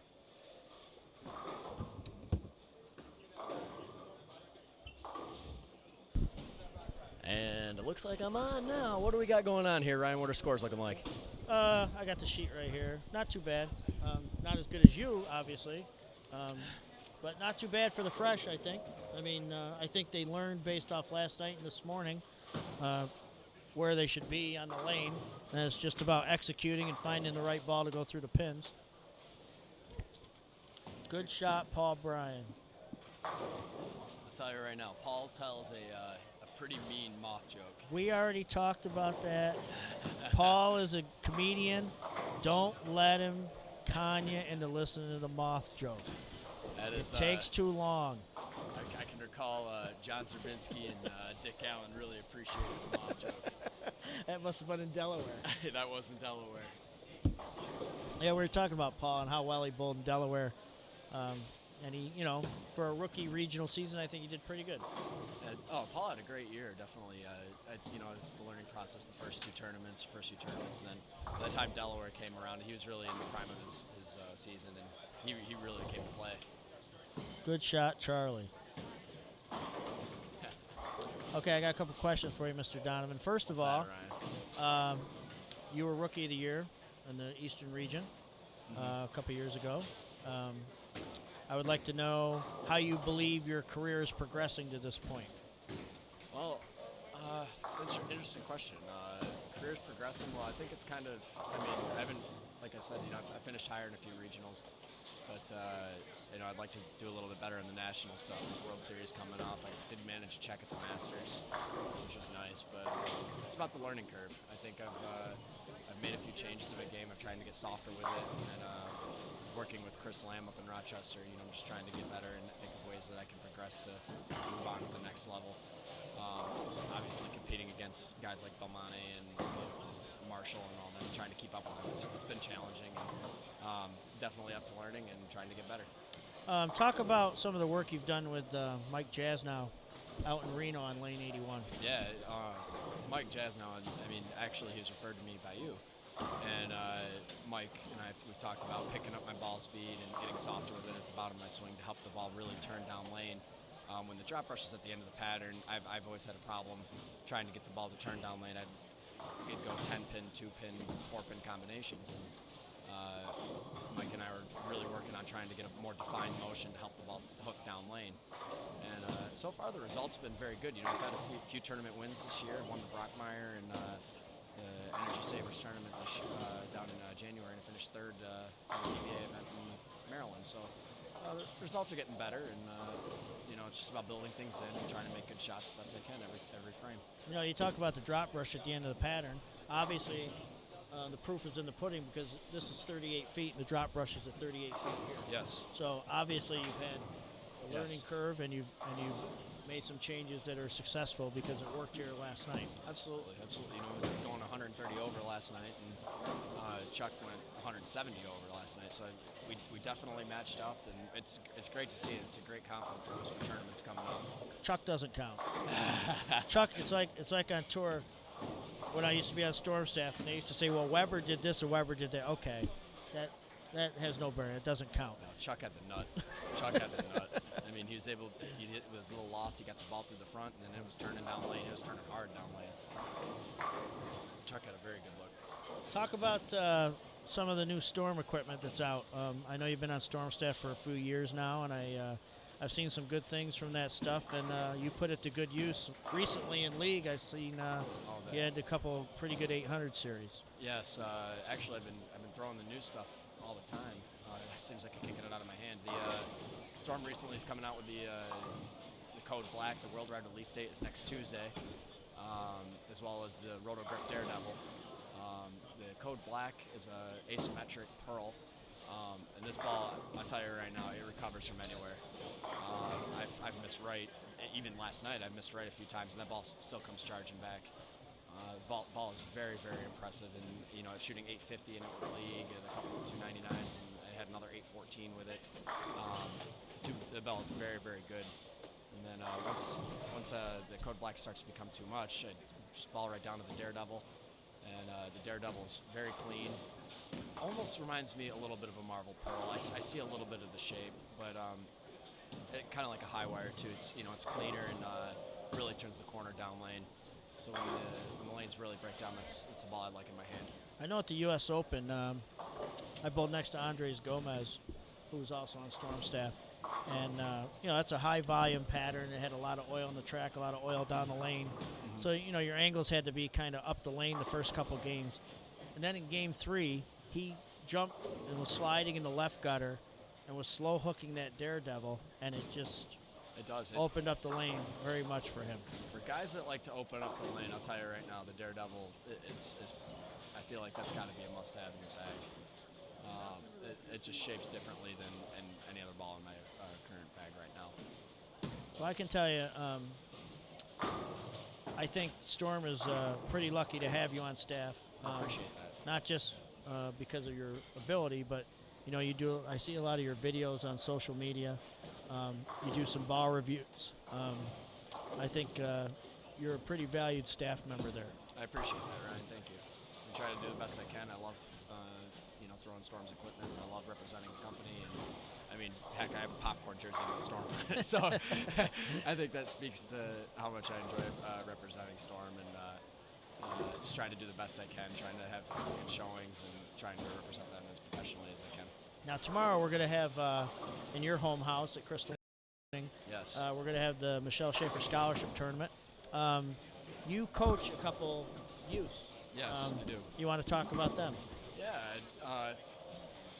Recently talking with a few of the people I coach, I've talked to Anthony Evans. Anthony is, in my opinion, the best bowler in our area as far as in the youth contingent. Kid puts in the work like you wouldn't believe. Does anything I ask of him, and in my opinion, I think he's due for a good showing tomorrow. Anthony's worked very hard. He actually just got back home from Tennessee from a college visit with Martin Methodist. Has also looked into Notre Dame College. And, your alma mater? Yep. He's looking to get recruited and continue to improve at the next level. And he's a very hard worker. He's a good spare shooter. If he can stay out of his head, I'll tell you right now, he could very easily make a run. Well, I've seen improvement over the years. I know bowling Tuesday night league there, I would get done in league. He'd come in after league, and I'd see you coaching him. Yep. So he definitely has the right work ethic, and he's got a pretty good coach. He's all right. He's an okay coach. No, that's the thing. I've preached to him a million times. I said, you can be as good as you want, but you got to put the work in. And he's very willing to put the work in. And I think that's what separates him from a lot of the other youth bowlers. Is it's the priorities, like we talk about. A lot of youth bowlers not sure they want to commit, and I think Anthony wants to commit. As far as other players, I mean, Ryan Graham has been throwing it just as good as anybody. And of course, it helps when you have Rick behind him, and Ryan's more than capable of making a good run. Tom Hankey showed up last year. I think there's going to be some good bowlers at the Michelle Schaefer tournament. That's going to be really fun to watch. Yeah, we're up to 78 entries, our best turnout yet. I'd like to see some more girls, but there's a little issue that goes on with the girls that if they're NCAA, they can't bowl for scholarship during their season. So that kind of changes the dynamic a little bit, that you can't get as many girls as you're going to have boys. We got 40-some boys and 30-some girls, so, we're getting closer to having a balanced field there. But, we're paying $2,000 for first in both divisions and paying 12 spots in both divisions. And that's a great payout. You can't really beat that payout for that entry fee. That's premier. Man, being a youth bowler and looking at $2,000 on top, man, that's incentive. Well, we're in a first-class facility. I want to run a first-class tournament, and I try to do that every year. I kind of listen to some of the criticisms, constructive criticisms. The first year, I cut the field in half, and then we cut it in half all the way down. And after the first cut, you didn't necessarily win a scholarship if you made the first cut. Mm-hmm. And I thought that was wrong. So what we did is we made the first cut basically 1 and 4, because in a perfect world you have 48 in each division. So 1 and 4 is 12. Yep. So each side we cut to 12. So everybody that makes the cut to 12 will win a scholarship. Then, I heard some criticism. Some people drive 3-4 hours to come bowl the event. They want games. I understand that. As a professional bowler, the more games we bowl, I feel like I rise to the top. So I kind of wanted to reward that. So we can't bowl all day. Crystal Lanes has leagues at night. But we added a game of qualifying to go 4 games, and then we cut to 12, and then we do elimination 2-game sets carrying pins. So I try to reward people that bowl good all day, and I tried to add more games to try to determine the best player that day. And I think that's a great idea because at the end of the day, you want the best bowler to win. And like you were saying, with the longevity of it, I think that really shows that it makes the best rise up. Yeah, and I think it's going to be very competitive this year. I'm very excited. And I always believe in running a scratch event. I'm a little bit conflicted because I know that there's some kids that average 160, maybe 170, and maybe they don't plan to go to college to bowl, but they do plan on going to college. And they would like the opportunity to win a scholarship to help them along. But I think there's plenty of other events they can bowl that are handicapped to try to win a scholarship. I want my event to be scratch. I agree with that. I just think that I'm a firm believer in the best bowler wins, not the best bowler with handicap wins. Agreed completely. So let's critique Charlie here a little bit. All right, what does Charlie got? I can't tell what he's throwing. I can't tell. Oh, ooh. I would say Charlie. he might be throwing a Legion solid. Yeah, looks like it's one of the Evernight balls, I think. Charlie tripped the 4. That's shocking that Charlie tripped the 4. What do you think, Ryan? Do you think that needs a Schaefer shuffle? I think, well, I'll be a little more, graphic. I think it needs a little bit of an air hump on that one. I see a little bit of jiggle going on there if Charlie air humps. For the people who don't understand what's going on, when we bowl league, Ryan's got a set of dance moves. He throws a messenger, he does a hand move.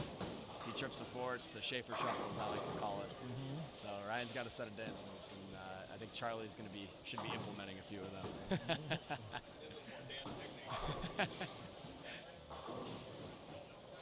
What are scores looking like here, Ryan? It looks like we have game 2 up. Let's see. We have John Ferraro and Zarnak leading the squad at 9:25 after 2. Mentos and Cunningham at 8:55.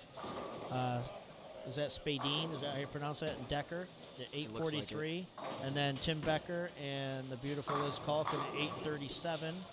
And Jesse Scrivens and Zanone right behind at 8:34. Those are all the plus teams. And it looks like they're taking top. How many entries do we have here? It looks like we have 20, and then Yeah, one. I think it's 20. So they guarantee 1, but I think it's 1 and 6. 1 and 6. So we're taking 3. Plus it's blended from last squad. So The scores look a little bit higher. 125 over, and there's 55 over. yeah, like I told Ray earlier, I think some teams bowled last night. Some teams came in and watched today a little bit, and I think they learned a little bit. And of course, people talk between squads and they talk about how the lanes played, and I think people come out with a little better game plan than just kind of bowling without any idea of what's going on. They just know the footage and the ratio and the volume. Yep. You can know all that, but you really don't know until you throw the ball and your ball does the talking for you. Exactly. And it's no secret, but bowling at Valley Bowling Center, it's pretty high friction here. So the balls respond quickly off the pattern. And taking that into account, I think people are learning from that this season. The scores. John bowled last night, John Ferraro, and they're struggling. They're up and down, but it seems to be now that they're leading the squad at 125 over that they've really come to really see what's going on. Yeah, and John's right in front of us on 17-18. Yes, So. Yes, he is. They got an 88 in the 5th, and his partner's got an 89 in the 5th. It's a little bit below the number, but he'll be coming around. Rick Sinone's got the front 6 here on 15 and 16. Charlie with a nice 3-6-10 cover. It's a nice looking field. There's some good teams here.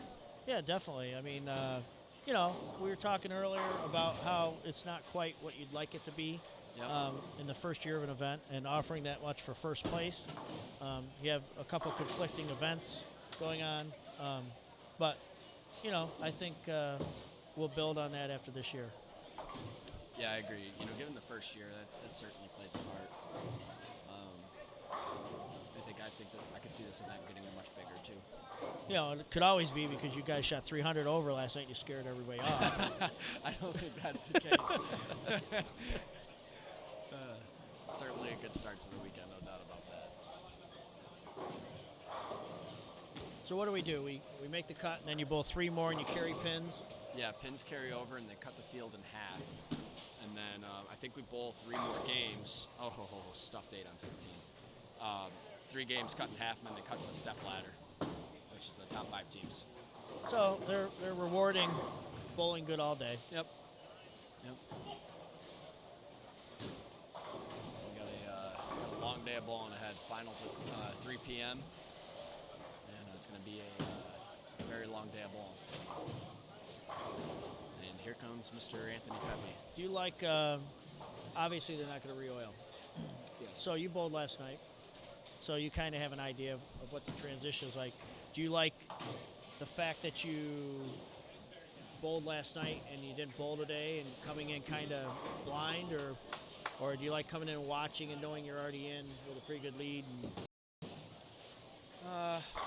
That I think that topic's always up for debate. Chuck and I wanted to bowl Friday night, just so we could have like that idea, and obviously bowling Friday night there was some incentive that was 1 and 4 that advanced, but Chucky. Oh, there's Charlie Bar right there. No, I think knowing that I'm in makes me feel a lot better. Knowing that we put up a really good number, I can watch where everybody else is playing and how the lanes are breaking down, and maybe give me an idea as to what I want to do come finals time. And if they don't re-oil, man, they're going to be screaming because as they transition, they got tough. That was a nice shot by John Ferraro. Very nice shot by John Ferraro. John's a very strong player. Yes. Once again, he can throw it harder, he can slow it down a little bit, he can hook it, he can go a little straighter. Pretty versatile player. Yeah. Looks like down on, is it 11 and 12, Mike Rose and Anthony Pepe are going to be making their move. Yeah, Anthony's got the front 6 there. Currently looking for their scores right now. They struggled a little bit right now. They look like they're about 67 under. Yeah, Mike and Anthony bowled the first squad today, and Anthony had a rough game out of the gate. He had 130. He had the big V at the break point. He was highlight. Seemed like he split every time he didn't hit the pocket. Mike had a pretty good morning, and Anthony found something late, but they just couldn't make up for it. I mean, they were 20 something over for the squad, and the squad's blended, so I don't know if they'll get in with that score based off the scores that are happening now, but we'll have to see. Yeah, with 2 games left, they may need some games. Yeah, they need a big game here. They need Anthony to keep striking. Yeah. Tell you what, he's another one that's really made a splash on tour, coming to national events and the regional events. He is quite the player. Well, I remember Anthony when he was a non-member, and he would bowl some regionals here and there, and I beat him in Yonkers for a title, and I told him, I said, you cannot continue to play hit and run. I said, you need to join. You're too good of a player not to join. And he took my advice, and he went on tour, and he actually won a title. Yeah, I think it makes perfect sense. So I take a little pride in that I wasn't, when Patrick Allen told him, I kind of coerced him into getting his card and bowling where he belonged, because he was always good enough to bowl out there. He just had to decide to make the commitment to do it. Yep. And he made the commitment, and it paid off. He certainly did. Watching him win the Cheetah title, 2 years ago now? Yeah, South Point. Yep. And, like you, he's a hard worker. Yep. You always see he's in the gym or he's out practicing. And you like to see people like that succeed. Absolutely. Chucky can't get lane 15 here. This bay's tough. 15 and 16 and 17 and 18. They're tricky pairs here. Like I told Ray too, when we bowl a Howie scratch action, this is usually where the step ladder is, or these 2 pairs here, and they're always the tricky pairs. They're near the desk in front of the doors, and they're just a little different than every place else. Oh, these are tough pairs. There's no doubt about it. Yeah, Liz had 2-0 on 17-18. I thought it was a pretty good game. That is a good game on that pair. We bowled on 17 and 18 now twice in the past week, and I think the high game's 180. It's not an easy pair. No, it's not. You either like one lane or the other. It's hard to like both. Agreed.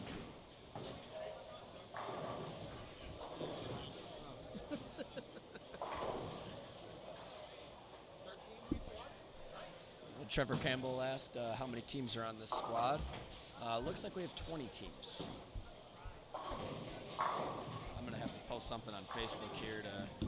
Oh, I just got a Facebook message from Paul Bryan, the moth joke. I will not be telling the moth joke online. That is not my forte. Do me a favor here, Kev, will you? Yeah, of course.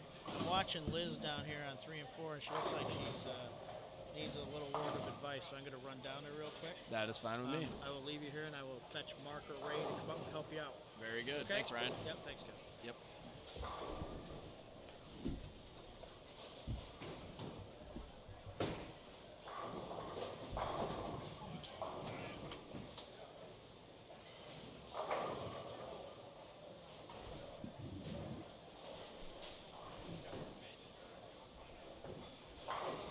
Ryan flop you?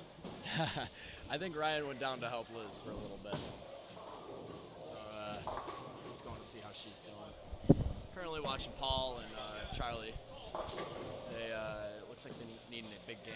They're kind of struggling. We're just talking about how lane 15, 16, 17, and 18 tends to be pretty tricky pairs in the center. It does. And 17 and 18. 17 always hooks a little bit more than 18. We got some good games going here. We got Anthony Pepe down there with a front 7. Yep. Here we go. I should have not said a thing. Oh, you It's just the broke it. announcer's curse. You know what is that? Is that the Randy Peterson curse? Or the, Yeah. Yeah. Yeah, we went way by the ham bone here. Yeah. So, but they seem to be throwing a little better this game. First 2 games were Yeah, they struggled. so-so. I don't know. What are the scores? Looks like Here, they're about Kevin. 67 under.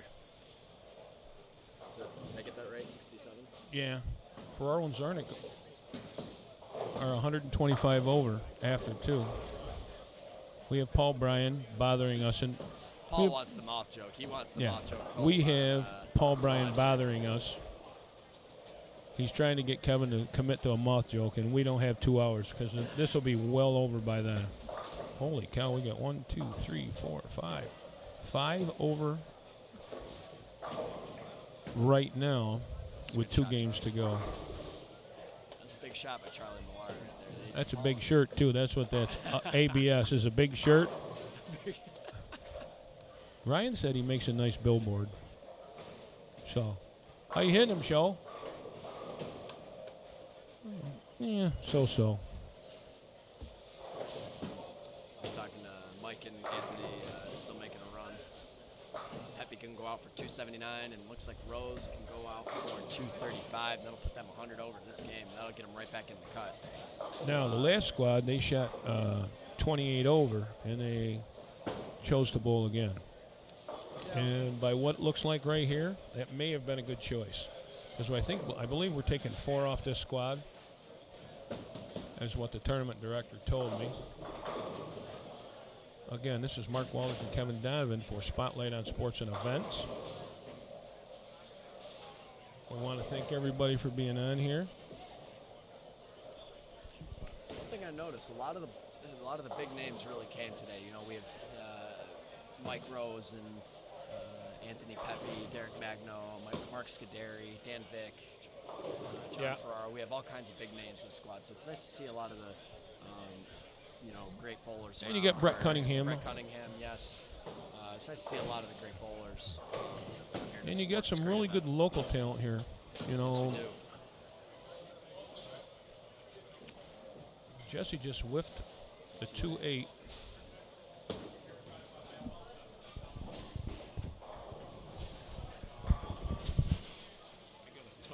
Why is that fucking thing so short? Okay.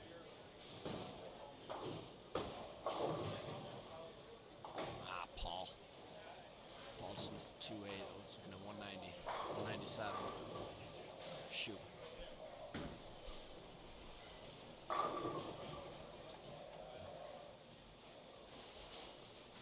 It's a big shot for Rick Zanone. He could really pick up his partner here. And save that 149 and make it even. It's a great shot by Rick Zanone. Zanone really needs to go off the sheet here. Yes, he does. He can. His team struggle. His partner had a little struggle that game, so they need to make up what they can here. He can pick up his partner here and really save him. See, that's what helps. That's what makes this event exciting is you can grab a partner that, can pick you up when you're having a low game. I mean, that really makes a world of difference. Our Yep. game 3 yesterday, I had 179 and Chuck had 279. Yep. Game 4, I had 220 and Chuck had 190. So Well, I there mean, you go. it makes a And you difference. guys started really big, though. 79, 40-something, 50-50 Yes, we did. the next two games. So that's a big deal. We're But these guys are 34 over, Scrivens and Zanone going into this game. So every stick's going to count here. Absolutely. In a carryover tournament, you want to get every single bit because it's going to make a difference.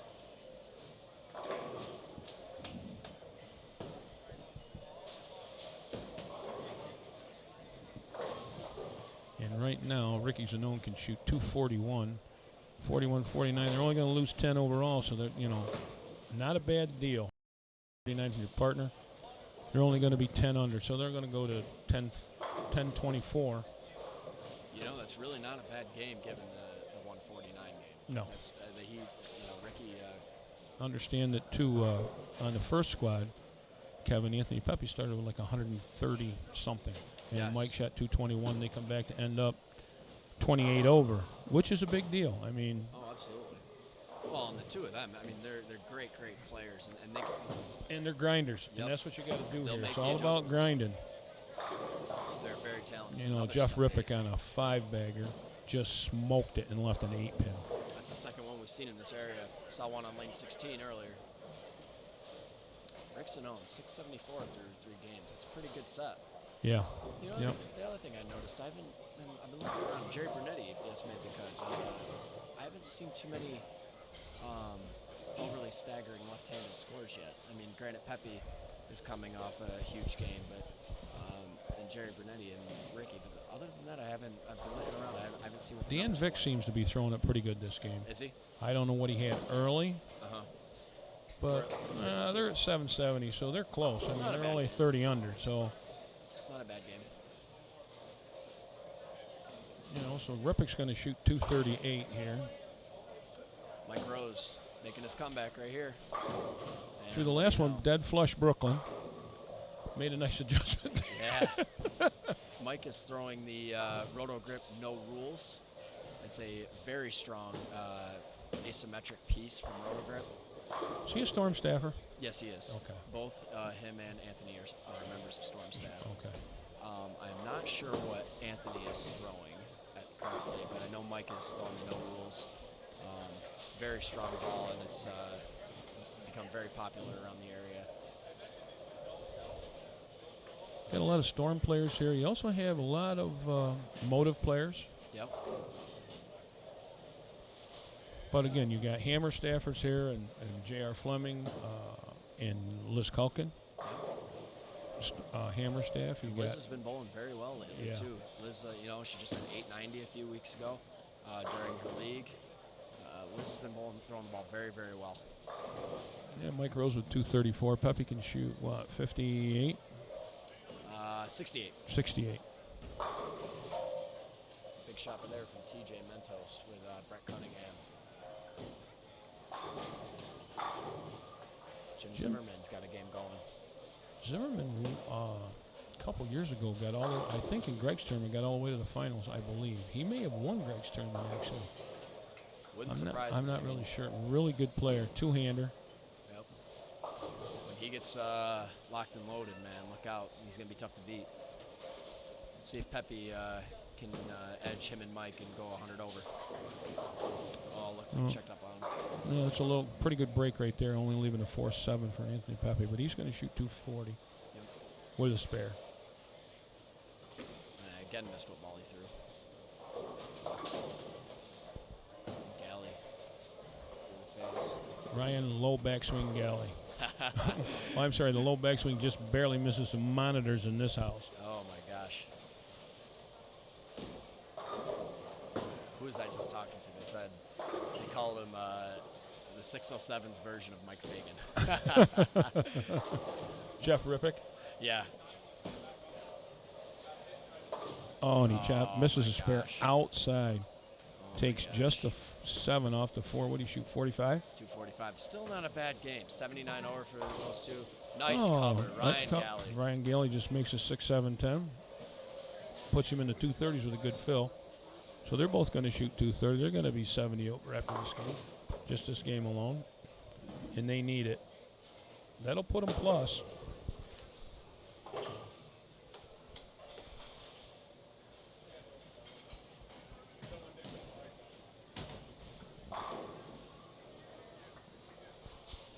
So we're in the middle of a move here. Almost done. Jim Zimmerman had a nice game there. He shot 232. His partner had 214. TJ Mentos had 237. And Galley shoots 229 with 6 on his fill ball. But still, there's still 70 or 60 over after that now. 67 over gets them just about 3 over for the 3 games so far. They're still in the hunt. There's more over this squad than we've had for the whole tournament.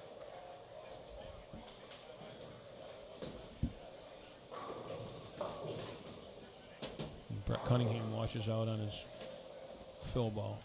Shoots 191. His partner TJ Mentos shot 237. It's not a bad game. It'll be interesting to see here how Mike and Anthony attack 17 and 18 after we just discussed how tricky that pair is. And we have more great bowlers right here.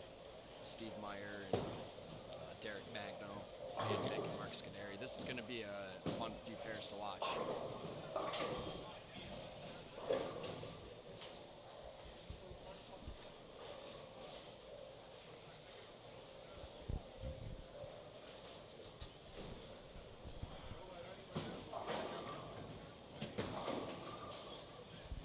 Rose leaves a 4-7. They bowled on this pair on 17 and 18 at the end of the 4th game on their last squad. And Mark Scuderi starts with a really big hit for a strike on lane 16. Jim Schanbacher bowling on lane 17. Jimmy Schanbacher, another local bowler. And Ryan noted this, that for the years he's bowled down here, 17 always seems to hook more. We get into the patterns. They seem to hook. 17 always hooks a little more than 18. So, And I'll tell you but right now, that is it's a tough pair. But that's just the characteristics of that pair. Yes, it is. You talk about lane topography and how the pattern plays on each pair. It's 17 and 18 is pretty tricky. There's a nice break for Jimmy. Hey, we'll take it. He really tried to chop that, but worked out good. Thank God he threw hard. Throwing a hard shell at it, using his classic spare ball. Dan Vick, a nice. Never hear the ball hit the lane. Yep. Very, very smooth lefty. Very talented. Dan had a 300 game this year at the USBC Open. Oh, really? Yes, he did. He did real well in the side tournaments, too, I think. Wasn't he way up there in, Probably. what is the Storm? What's the one that runs on the side? Not the 40 framer, the other one. Some sort of challenge shot. It's definitely a sport shot. I can't think of what it was called. I should know this, and I don't. I should know it, too. Dan is a very good player. He had a good showing at the Bud Light Challenge as well.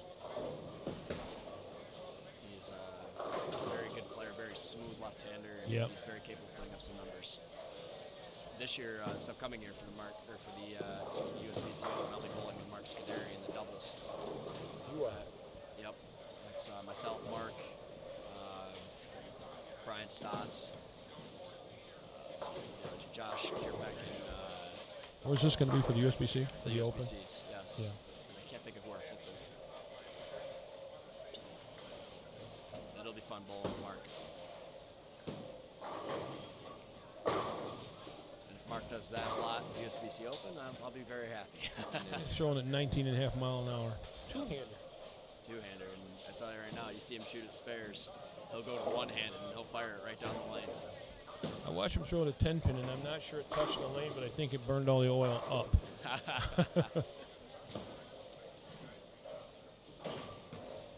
Jim Floyd over here on lane 17. Makes a spare again, going with a hard shot.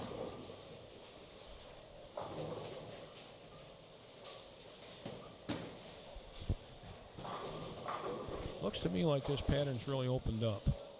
Yeah, I mean, there's people moving all over the place, but they seem to be throwing it real. Good shots are being rewarded, I guess, is what I want to say. You get your angle right, and that's what it is. It's all about angle, Yep. Vinny Beller last night, I watched him throw the front seven and just taking hand out of it and just keep the ball around 10 down lane. And not giving a head pin away either. not giving the head pin away. He's kept the ball in play, broke some stuff up, and he was rewarded. He had 260. And that put him in. Yep, and that put his team in. So that made a world of difference. And when I bowled with Chuck, we had a little bit different game plan. We wanted to get in the middle of the lane and make sure we tossed it right. Because we wanted to keep the ball to 10 down lane. But again, you didn't give the head pin away either. No, we didn't want to do anything. That Not a we lot thought of we could looping score. going on. Derek Magno with a good shot right there. Him and Meyer could use a game. Yeah. After 2, they're a little bit under. About 9 if I can read it straight across. We noticed Mike's first shot on lane 17 was swinging through it. That checked up on him as well. But again, we talked earlier that Yep. the That left line's gonna lane, hook. 17 wants to hook just a little bit more.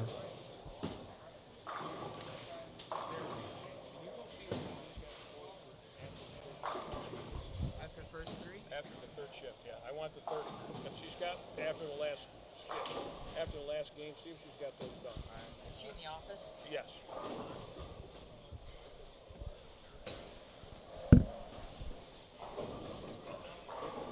And it looks like Anthony Pepe was throwing the old reliable IQ Tour. Who was it that told me they were throwing that? Oh, Billy Peterson told me he threw that for most of the night last night. That's another ball that's incredibly popular. And then Let's see you what have Pepe the does here. Cure or IQ Tour Gold. Easy for me to say. Tongue tied. Even for a Pepe, that ball hooked up on.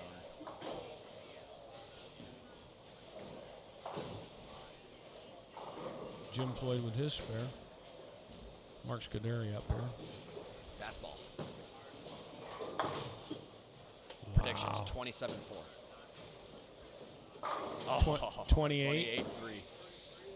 28-3. 28-3, I'd have to throw it 3 times. I'm right there with you. 28-3. 28.3 miles an hour.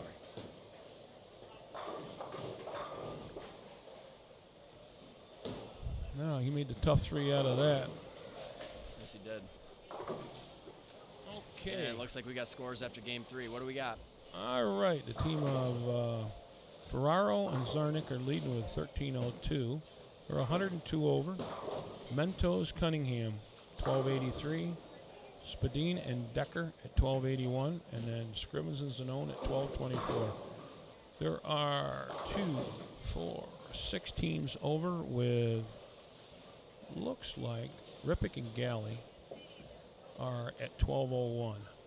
So we have 3 that really still are in it. Kevin, I think the top 3 might be okay, but Yep. you never know.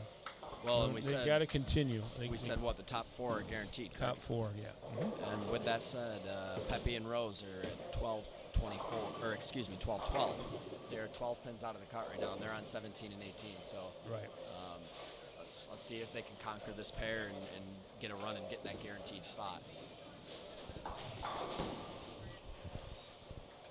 Galley and Rippick are +1.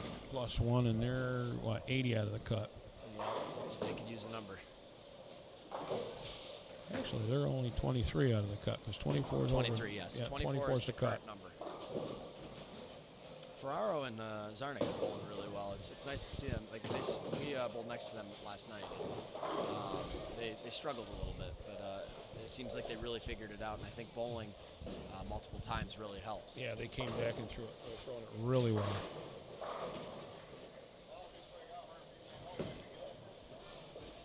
It was a great shot by James Floyd.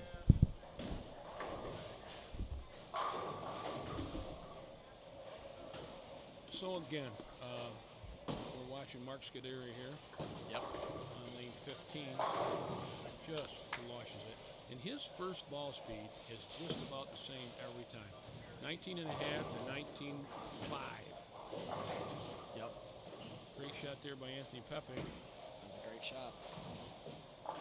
Dan Vick up here on lane 15.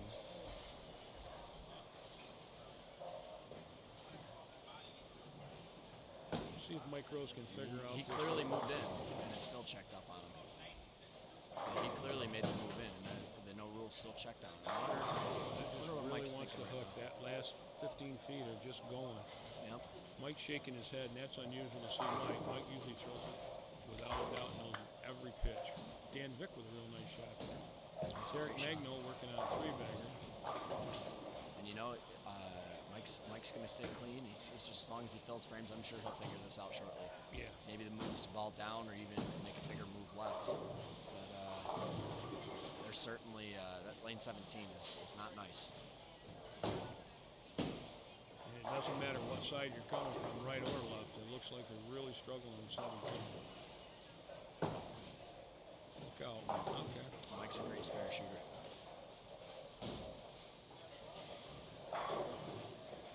Him and Anthony were discussing that now. You're right. There's going to be a ball change in Mike's future. Yeah, let's see what Mike goes to. Ryan Galley, a huge double on lane 19. Messenger across the deck. They could use a game. Him and Rippick are certainly off to a good start. Steve Meyer. Good shot there. Rippick leaving a late 10 there, soft 10. See, Pepe could use a double here to get them really back into where they need to be. That's close. Nice shot. Take them all day long. Looks like he made a little adjustment on the approach there. I think he went in a little deeper. I think he did too. I think he wanted to move in a little bit and see about get down lane. And it worked a lot better. It seemed to, picked up where it needed to. It didn't go through it. So. Yep. That was a nice looking read. It was a big double for them. They could use a game.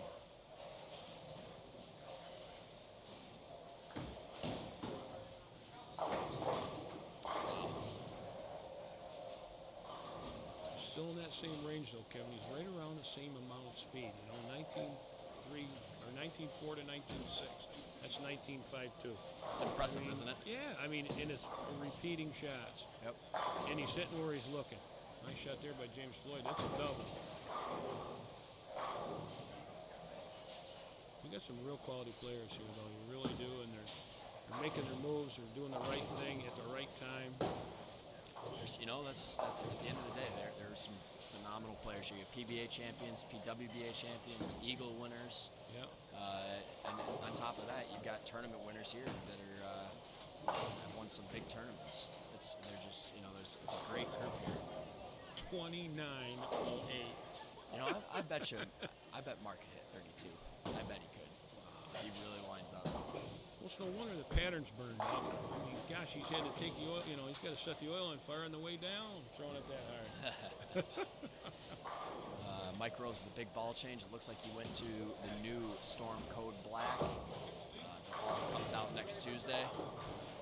Ball's made a very big impression on myself, and I believe Mike will attest that's to that. really a big deal. That Code Black's one of their, could be another signature ball for them. Well, to be honest with you, three of my first 4 games with that ball were $2.99. Oh yeah. This ball is very, very impressive. I used it almost all day last night when we bowled with Chuck. The ball just comes back from anywhere. It's very impressive. That's got to go. Oh, he got away with It's it. a great shot. That was a big triple. Tell you what, I really think that he moved in just enough, and he's hitting the break point correctly. Yep. Jimmy Shack with a good spare there.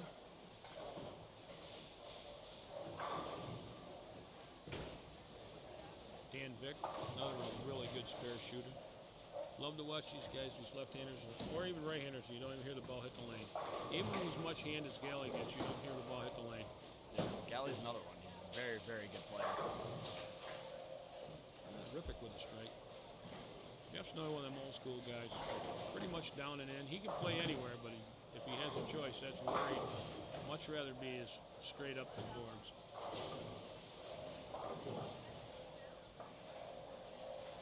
That's what happened with us old school guys. We grew up with that where you played 10, you stood in the middle through 10.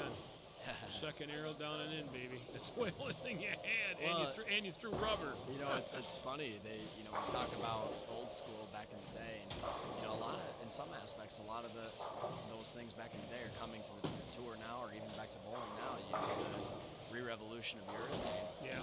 I mean, you got a lot of guys that are like to throw urethane all the time. I mean, These guys, the old Walter Rays, yep. lived and died, and Anthony. We're going back a ways there. The only one that revolutionized the tour when Mark Ralph was just tearing the bottom out of it and hooked at 8 boards. That was a lot back in the day. Now we got two Henderson, Willie Lane, and high ref players, high speed players. I guess Trevor can't hear us here.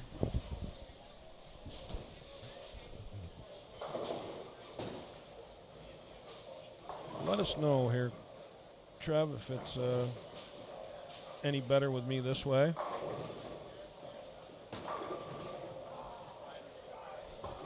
So I don't know, maybe we're too far away. I'll get it up here where you can hear me. Can you hear me now? Yeah. Yeah, and we've changed companies. Now we're back to Sprint. We were with somebody. We were with Verizon, but now we're back to Sprint because can you hear me now? Probably in copyright troubles. Oh, my. I'm telling you, lane 17, that curse. My Lord. Mike's just shaking his head. He's got his hands in the air like, what? That just happened. Looked like a good shot off his hand. It just didn't quite roll over. It's a good shot by Dan Vick. Him and Mark could use some big hits.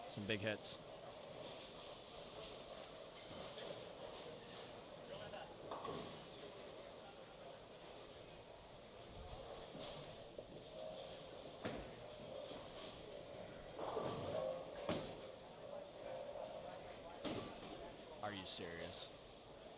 Yeah, no, we hit it and can't knock it down. Well, Mike's certainly throwing the ball pretty well this game and certainly not getting rewarded for it. No, not at all. And that was just made him shake his head there. I think that really attests to how tough that pair is. Yeah, it must be we were too far away from the mic, Kevin. Oh. Yep, so Trevor wrote back. He said, all's good now. Hard to believe you can't hear me. I'm surprised you need a microphone to hear me normally. Thank you, Trevor. That's got to go. Lot of 5. Lot A5. It's that touchy, though. That's probably a strike on the left lane.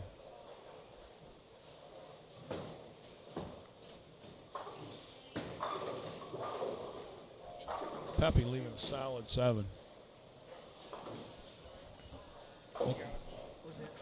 Well, we're going to say goodbye to Kevin Donovan.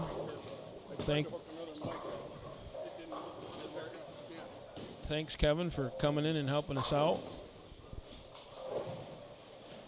Hi, I'm Walters. Hi.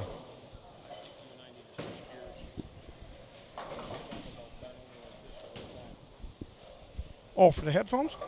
Sure.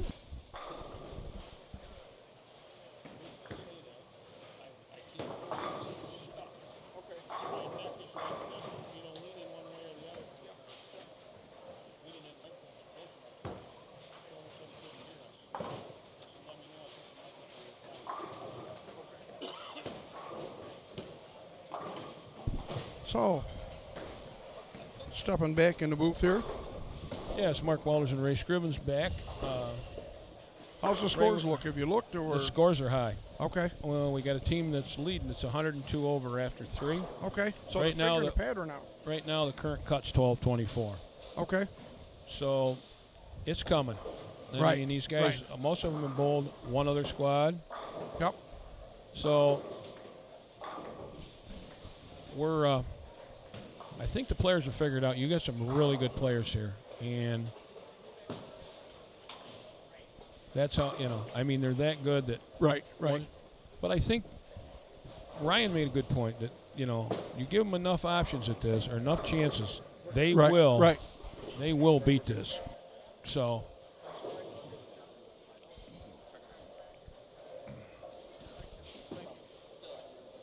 Yep. You want to sit in here a few minutes again? I got to get my balls. Okay. I'll come right back in. All right. That's fine. All right.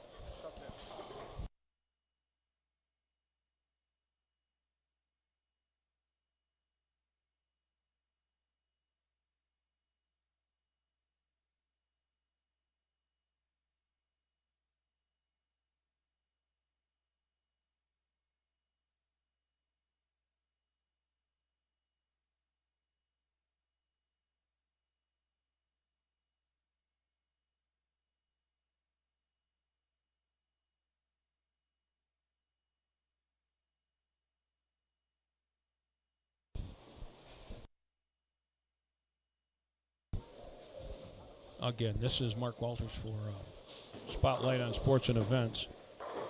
And we're in the final game of the Spotlight Scratch Doubles Showdown here at the Valley Bowling Center. Again, you're watching some really good bowling here on this live stream. And it's always, again, I'd like to thank our sponsors, because without these people, we wouldn't be able to do this. So we're going to go through this one more time so everybody knows. And we really would like you to patronize these sponsors, because without them, we couldn't do this. So we'll start out with Howie's Pizza and Subs. Don Howard, good friend of mine, hand raised. He bowls on our team. Great guy. Super pizza, nice place to eat. We've got Huckle's Auto Body, Kinsley Chiropractic, Jane's Floral and Gifts, NC Industries, and Antique Auto Parts. That's our friend Bob Petrashak, owns that. Anything like that way. Comfort Inns and Suites, big sponsor. Tomaso's Golf Course, Fulmer Brothers, Mechanic Place. They do a lot of work down there. Ken Mayo Construction, The Grill, Shepherd Hills Country Club, Inspire Fit. All us bowlers probably need to use Inspire Fit because we're a little bit overweight. At least this one is. We got Applebee's, Webster's Constructions, Jeff Paul Plumbing and Heating, Jim's RV Center, Animal World Vending, Legacy Motors, Microtel Inn and Suites. We also have a sponsor through our local association, Saw Valley, USBC, Waverly Wine and Liquor. We'd also like to thank Ryan Schaefer for two new bowling balls through the Motive. The Right Approach, Paul Volker, Pro Shop, donated a ball. Mike Rose with an Ace Mitchell ball. Joe Hutchison through Global 900. Joe's here from Scranton. 2 balls and 2 bags and a Global 900 bowling ball. So we'd really like to thank all those sponsors, and we'd like everyone to please patronize our sponsors, because without them we couldn't go anywhere. So we're still watching lane 17 and 18. We've got Anthony Pepe, him and Mike Rose grinding here. Pepe up there, throws it really good, gives him a double. Again, they still need a good game, keep pace to where they are.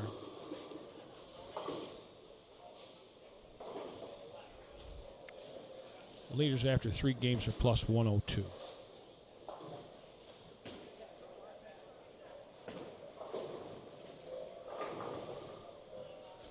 Now we got a nice shout out here from Easton, Pennsylvania. Dean Prine used to bowl here.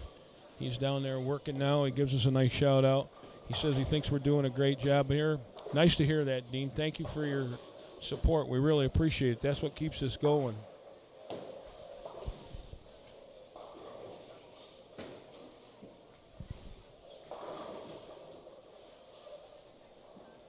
Thanks, and it's really nice to hear from you.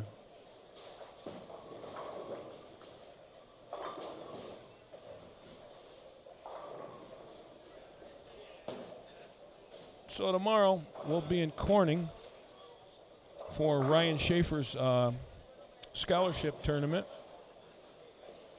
He's got 78 entries, and it will be up there. We will have a good time. Well, hopefully we're going to be able to use the live stream to do this. It's all good, and it's for again, it's Suicide Awareness here, Mental Health Month. That's another reason Ryan does that. So we'd like to make sure that we'd have everybody there to watch that tomorrow from Crystal Lanes in Corning. We're winding down here on the 4th game of the Spotlight on Sports Scratch Doubles.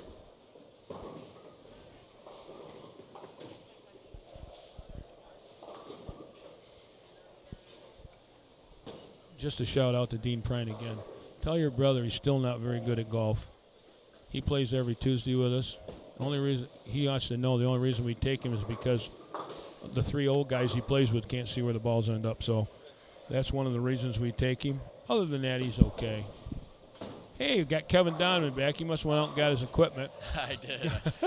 Kevin and his partner Chuck Pitts are the high qualifiers so far from last night.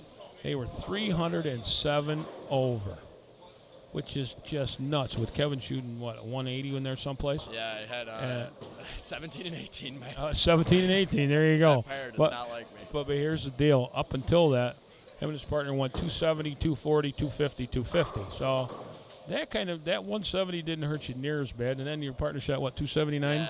Chuck went nuts. We complimented each other very, very well. Yeah, you guys opened up the middle of the lane. You knew where you were playing, you know. Chuck and I, we whacked them. We both bowled very, very good. We're just hoping to come back in 3 o'clock today and make some good shots. We know they're not reoiling, so it's going to be a little bit different game plan. That's why I want to give a shout out to my dad for bringing a couple balls, helping me out. Leave it to him.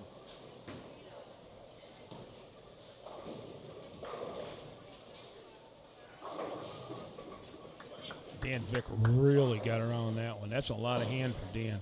He really put a lot of hand in it. But you got some really good players here. Oh, yeah, you do. I'll write down the list. And the other one, RJ Martinez. I believe it's RJ Martinez. They have a monster game going. Someone's going off for, I think, 290. And there's another 279 game on that same team. So that could potentially be 150 over for one game.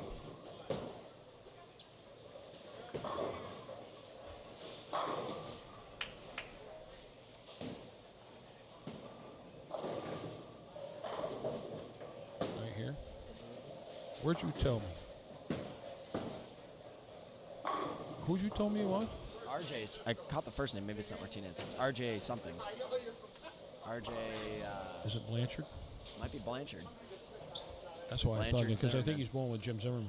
Oh, yep. Then that's who it is. That's who Yeah, it he is. was down here on 19 and 20. Yep. They got a huge game going. They are going to need a huge game. Hi, Charlie. Charlie Millard just wandered by.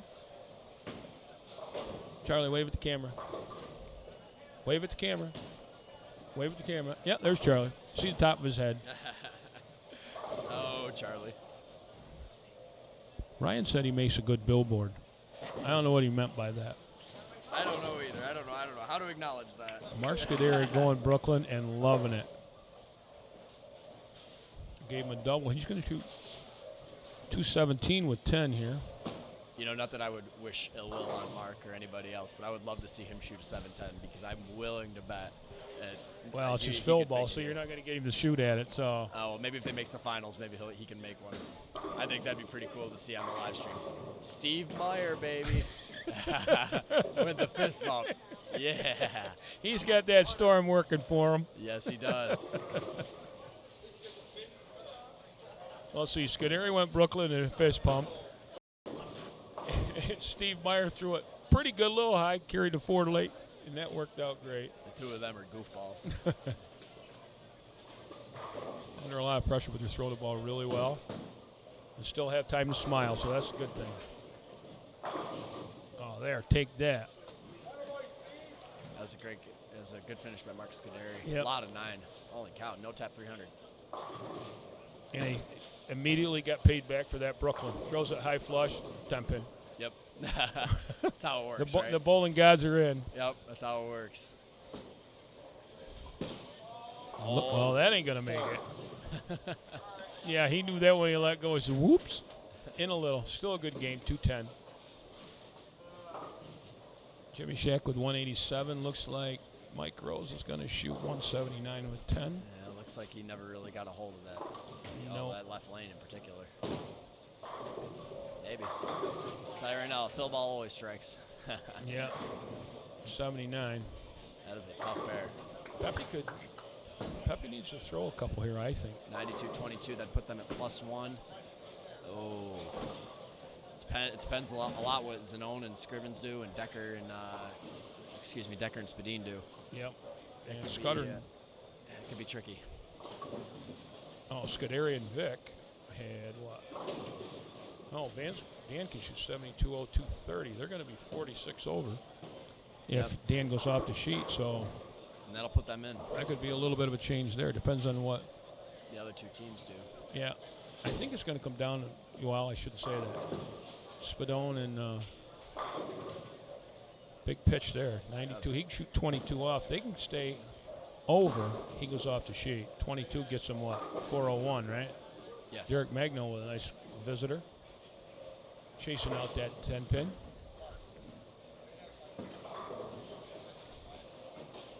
I'm not one to predict, but I think Anthony needs this one. You know, I would not be surprised. And this could really determine whether or not they get a guaranteed spot, depending on how the other two teams do. So it's a big shot for Pepe, and he's more than capable. Let's see what he does right here on lane 17. Looks wide. Yep. And misses But that pin. that being said, this is a blended squad with the first squad and second squad. They were 28 over after the first squad. Yep.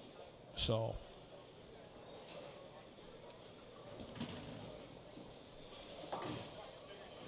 We'll see what Dan happens. Vick with 219. That gives them 435. That might be enough to put them in. That puts them, let's see what we got. 1192, 1179. I can't see that straight across. I think it's a No, you know what? They might be short. If they were, I think they were +1 going in. 1, 2, 3, 4, 5.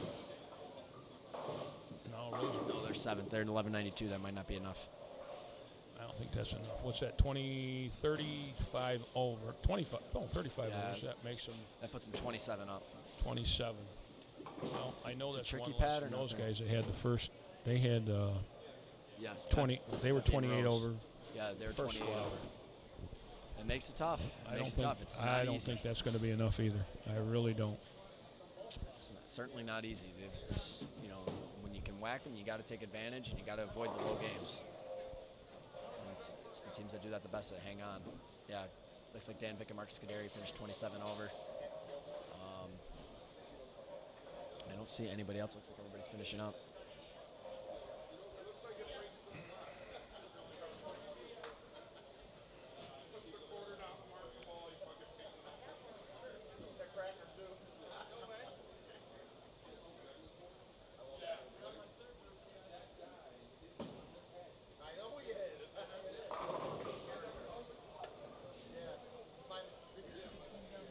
Do they sneak in? What do they know? But they went 90 over last game. Are you going with us? All right, I need you to do me a favor. Yeah, I heard. Okay, we're right down to the very end now. Crystal Lines. One team left to go here. Yeah, and I just got word from my brother that team that shot Zimmerman, they're not going to make it in this. So the 20 over, you said, after Yeah. the 90 over that game? It just seemed like an insurmountable feat for them. But it's still a great game by them. Yeah, and Blair Drury. maybe enough to take a team jackpot or something. And I believe they were in, too. Kevin's dad's here. Call him his ball bearer. To Yeah. bring in the balls for him. Coach Mike. Yeah, Coach Mike. Coach Mike. And I don't know if your brother last night was drinking towers, so he said, I'm not Oh, bowling, my Mark. I said, gosh. well, maybe you ought to try the towers. So Blair Drury shoots 163. I always make the joke that Eric's here for team spirit. Well, what's Yeah. nice is he's on Notre Dame College, right? Yeah, he just graduated. Yeah, he Just graduated. Notre Dame College bowling team's looking very, very good this Haven't season. they won the last five They're last on five a 5 tournaments? tournament win streak. Yep, and that Chris Elizondo and Vinny Beller. Vinny The Beller, two of them are they're members in of the. the team. They're going to make the finals. Yep, they're in the finals. You'll be seeing them on the live stream here today. Yep, the Both next, of them are outstanding players. and they came back a long way last night. Yes, they did. They Vinny started with a front seven, got him back in. There's Brett Cunningham. There's Brett Cunningham. Hi, Brett. Oh, not on TV. Brett just said he wants to give me a kiss. It just got really awkward. It's not in front of the camera. You're good. Mine looked amazing. Okay, so what's going to happen here? We just finished up. We should be getting the scores here momentarily, and we will tell you who the top 10 is going to be. All right, thank you for having me in the booth. I'm going to be signing off here and be getting ready for the finals. Kevin, good luck. Thank you very You much. and Chuck, and thanks for coming up and sitting with us for a while. Make sure everybody watching here stays tuned. That's Got right. some fun finals action coming at you. Yep, and I'll give you some fun facts. You won't like any of them, but I'll take a shot at it. We'll give it a go. See you in a while. Yep, bowl up a storm, guys. Yep, bye.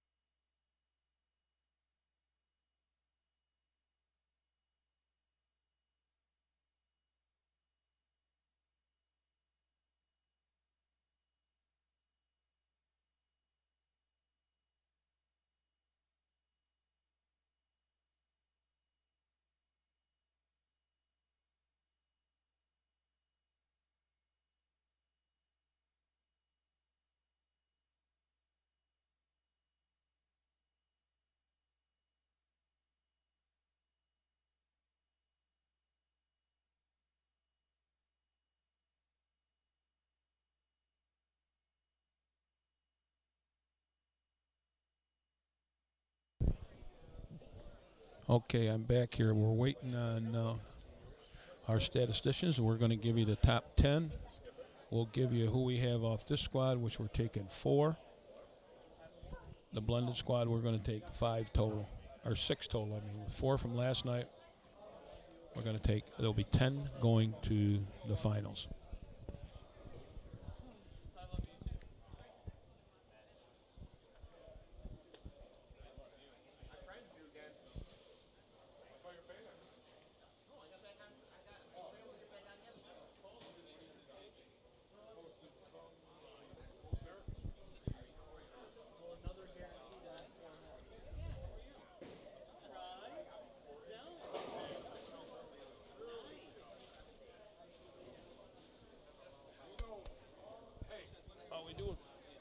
How's it, JR? We got JR Fleming in the booth here. Just say hello.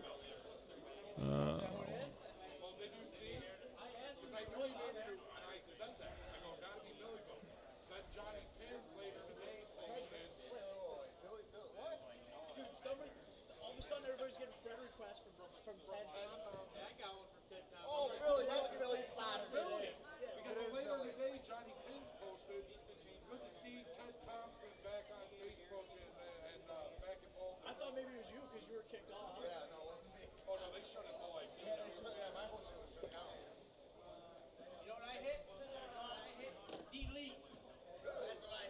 Okay, again, like I say, this is Mark Walters for Spotlight on Sports and Events. Should be coming up with our finalists here real quickly. Just waiting for Ray and Donna to make sure everything's in correct, and we will have it for you. Stay tuned. We will start the finals here pretty shortly.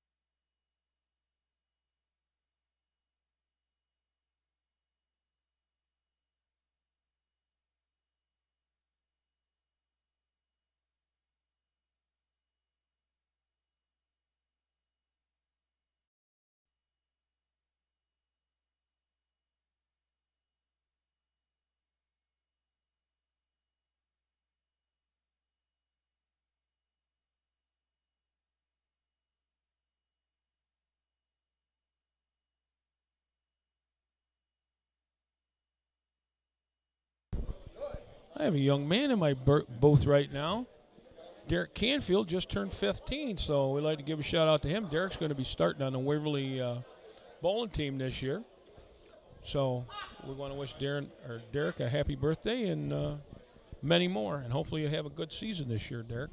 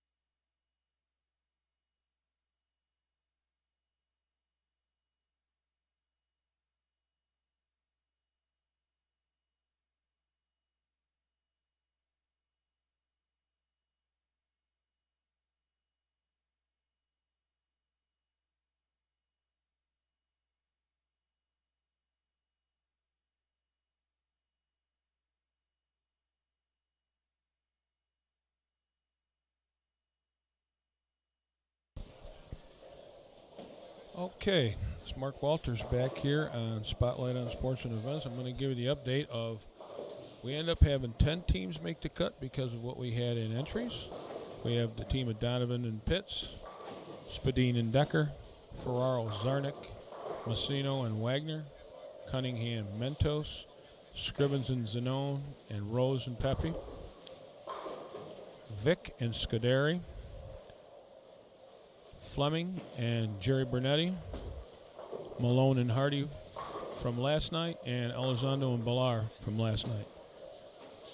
So, won't be long here and we'll be going live. 1602 was the cut from last night with the 4 that we kept. And on this squad, it was 1628. I'm sorry, yeah, 1620, 1627 was the cut. All right.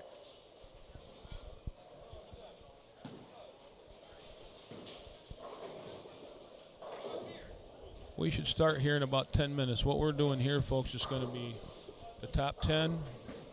The pins carry over from last night and today. They'll bowl 4 games, and when the 4 games are done, we'll take all the scores, combine them with carryover, and we'll go to the step ladder finals, which will be 5 against the top 5. 5 against 4, 4 against 3, 3 against 2, and 2 against the winner, a first place team with pins. So that's where we stand right now. And we hope you continue to watch. So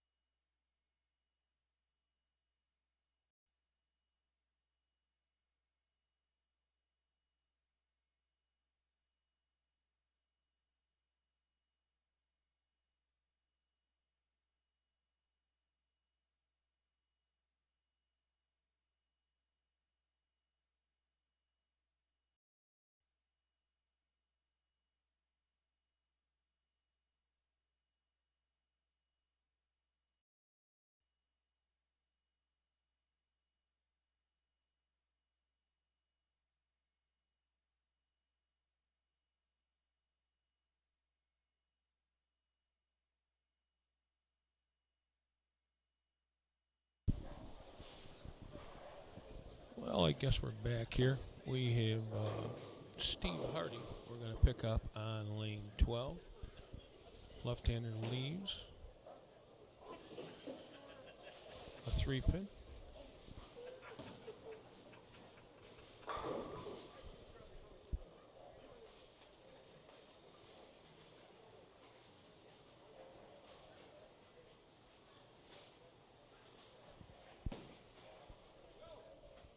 Okay, the stream went down for a little bit. We're back live now.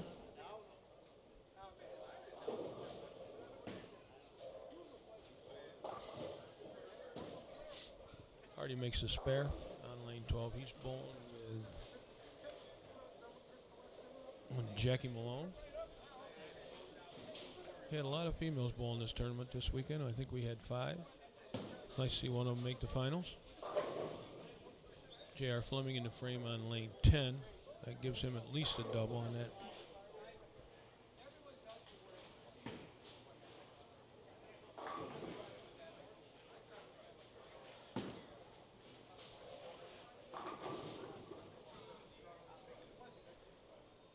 Jackie Malone leaving just a solid 7. Up on the right lane will be Chris Elizondo.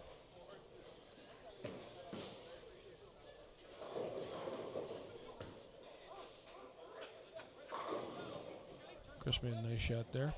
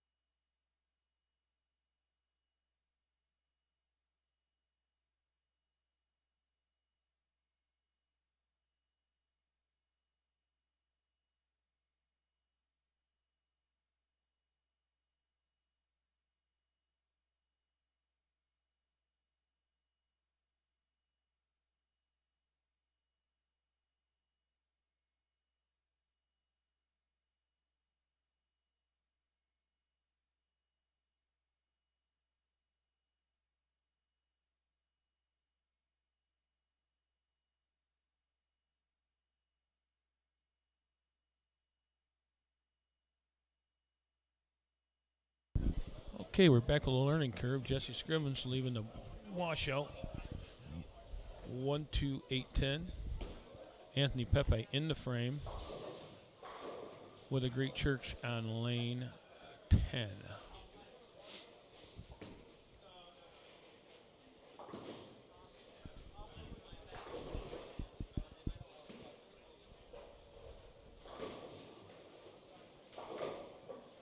Oh, Jesse with a great attempt at that washout. Leaves just a 10.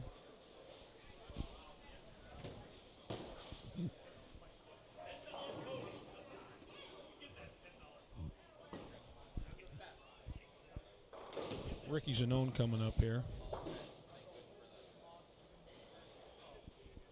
Left-hander out of Rochester area.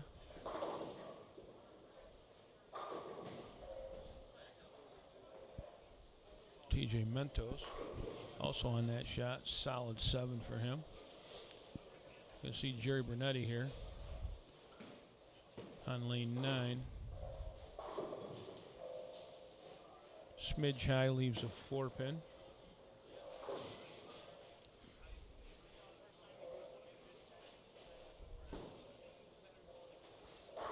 Ricky Zanone with a real nice shot there.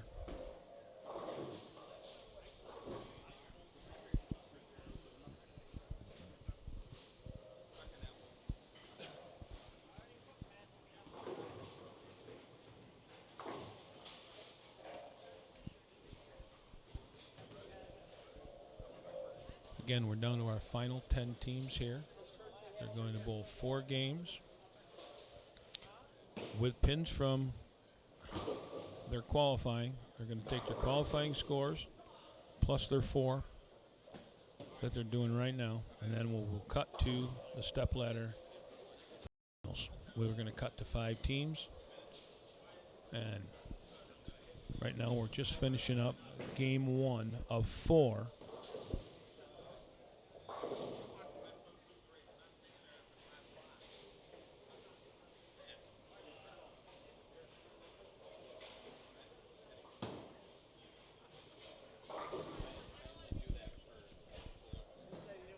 We're going to do 4 games here with carryover, and then we'll take the top 5 teams, and then we'll step ladder from there with carryover pins.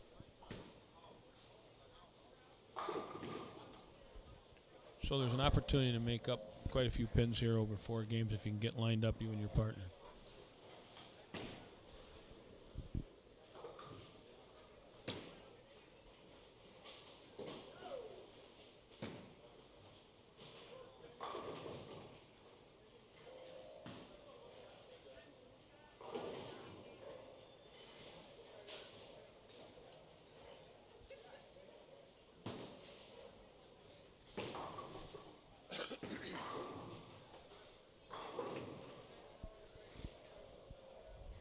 Jesse Scribbins with leaving a 5-pin on a crossover.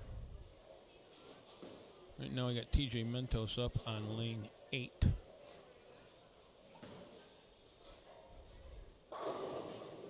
Crossover there leaves an 8-pin. Actually, it's a 2-pin. Smooth left-hander. Mike Rose going to throw it a 10-pin on lane 9. And he makes it. Mike Rose gets pressure.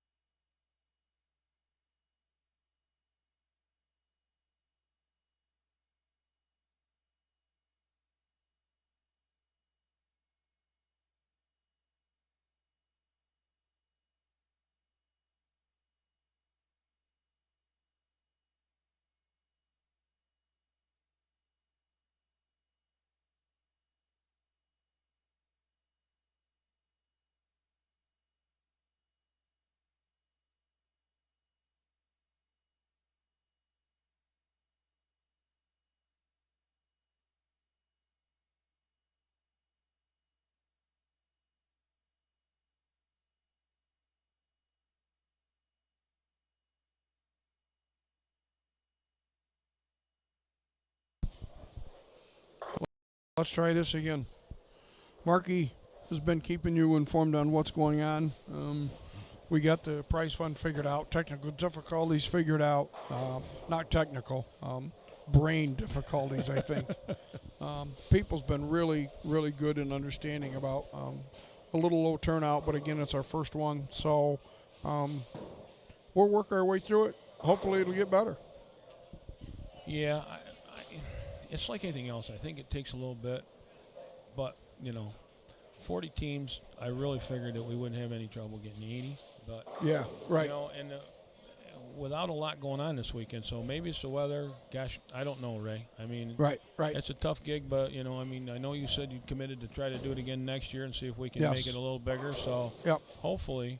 Bowlers were very understanding. I had 2 people down there, and I don't know whether you had left at that point or whatever, said, you know what, the way you're doing this, you're being more than fair about it. If you do what you say you're going to do, this tournament eventually will be a success. And I think so. I'm not so sure it's not a success. No, For the true. first year, I mean, it's not what we expected. And especially with all the time that you and Donna put in with going to different centers and going all the way as far as Virginia Oh, yeah. to promote Yep. this. And Yep. then you get things like, geez, I didn't know anything about it, which is really strange because it was just, social media was just full of it. And the bowling yeah. community. Yep. And, So we're going to have to check in a few avenues more to get it out, I guess. I mean, maybe the social medias we're on, a lot of the folks that have their pages, Facebook, webpage, whatever, was, more than gracious to let us post on there. Some of them are, private, but if you send them a message, they invite you to the page and then you can post.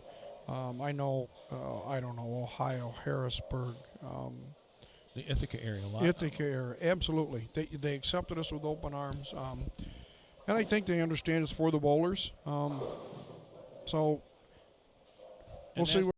That's what we're trying to do here. I mean, we're trying to promote the game, like when we were all sitting here talking to Ryan. Ryan, the same thing. I mean, we need to move forward with this. We need to have a turnout.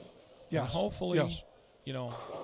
With what you've done today, you promoted. There's a lot of goodwill here. I mean, there wasn't anybody in the group wasn't mad. We have not one complaint about lane conditions. Correct.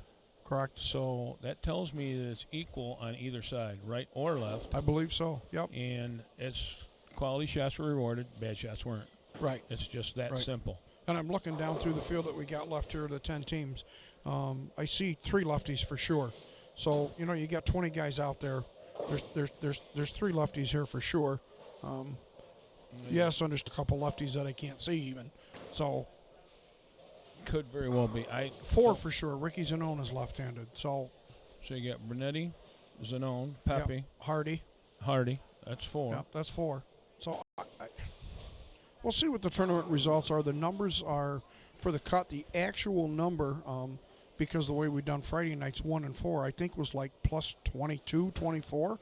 But a couple snuck in it 2 made it because of the 1 and 4 squad on Friday night. on Friday yes. night. So yes. again, moved people to get here, Yes. and we only Yes. had 14. Yes, absolutely.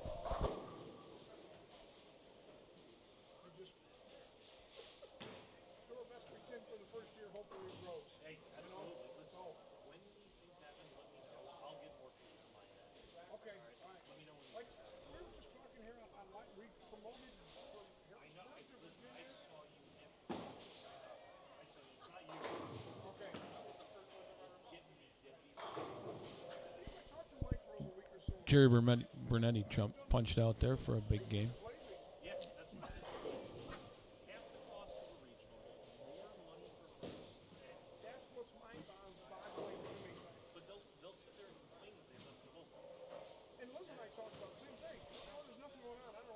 All right, right now we're into almost into a lane change. John Ferraro here, starting game 2 on lane 8. Looking at a spare ball, makes a 10 pin.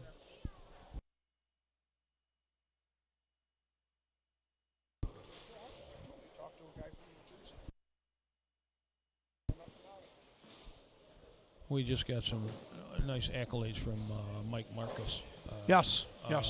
It's nice to Scranton hear. area. Yeah, and he said he'll be back. And he travels. I mean, yeah. I know he's went to the IB Open. He was just in Missouri. He was out to the U.S. Open. Great player, great guy. appease the people and see what happens. Well, I mean, if it all works out, which so far we've had no complaints on conditions, the people seem to be, receptive of what we're doing. So hopefully, we can only build on this, Ray. Right. We'll continue to promote it like you guys did, and with the help of all these bowlers, if they go forward, and Yep. if everybody, it's like a bring a friend program. If you get everybody to bring one team, we got 80 teams next year. There you go. So there you go. And that's all you can build on. And, when you're looking at a lot of money on top, a lot more than. Well, that was a most comment that Mike just made. I mean, it's half the entry fee of a regional, and for the average regional paying twice as much money. Exactly. Yep.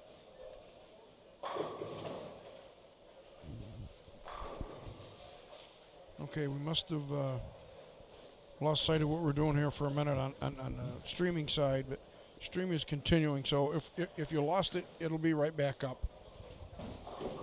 Yeah, they switched cameras now. We're with Mike Rose. Mike Rose. Yep.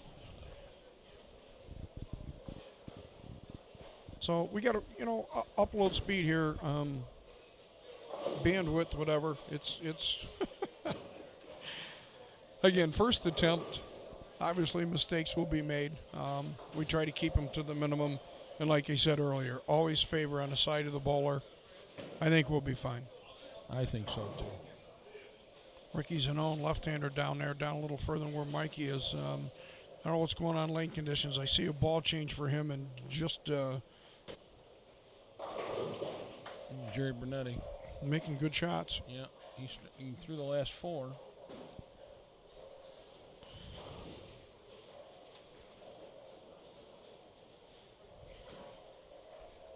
Well, it says we're live, but we're not seeing anything right now. So I don't know what. Buffering a little bit here, whatever's going on. Stream complete. So that must have shut down. Yeah, it's offline now. Here it comes. Coming Stream back resume. up. Have patience, folks. We don't know if you can hear. I'm assuming you hear us, but Yeah, we're down to 6 watching, so yeah, all 6 of you chime in. hang on. But every time that refreshes, that seems to go up. Yes. There's 9. So, and maybe some of them's right here in the bowling center.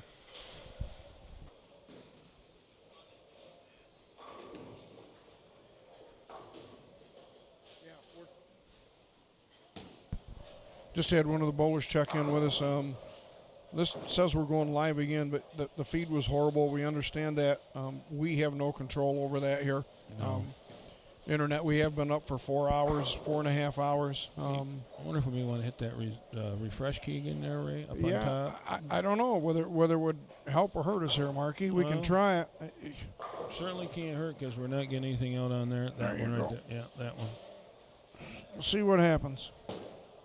YouTube is refreshing. Hey, welcome back. I don't know whether that's good or not. It might Live be. That's what streaming. happened the last time. Number is running. Don't see a screen, but Now we got the line. It's coming. there you go. Just takes a minute to catch up. Anyway, hope you have audio. Here we go. Screen coming up. And we got a bowler. And There we're we go. live. Hey, look at there. All right. So I have J.R. Fleming coming up here on lane 12. Yeah. And we're buffering yeah. again.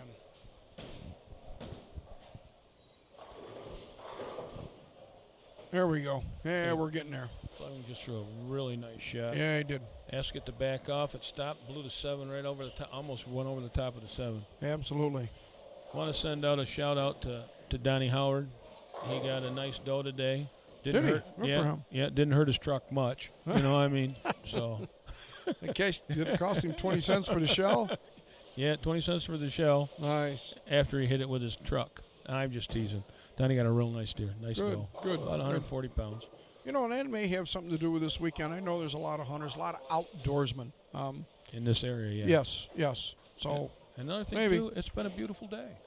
It's it been, has. You know, What's it, 60 degrees. 70 degrees 70 outdoors. degrees here in November in Yeah. upstate New York. Yeah, Come but- on here. My son travels in from Missouri, brings his golf clubs with him, and now it's going to go to 30 that the tournament's over with. So Yeah, we're going to play Tuesday, but, you know, ball skids pretty good on ice.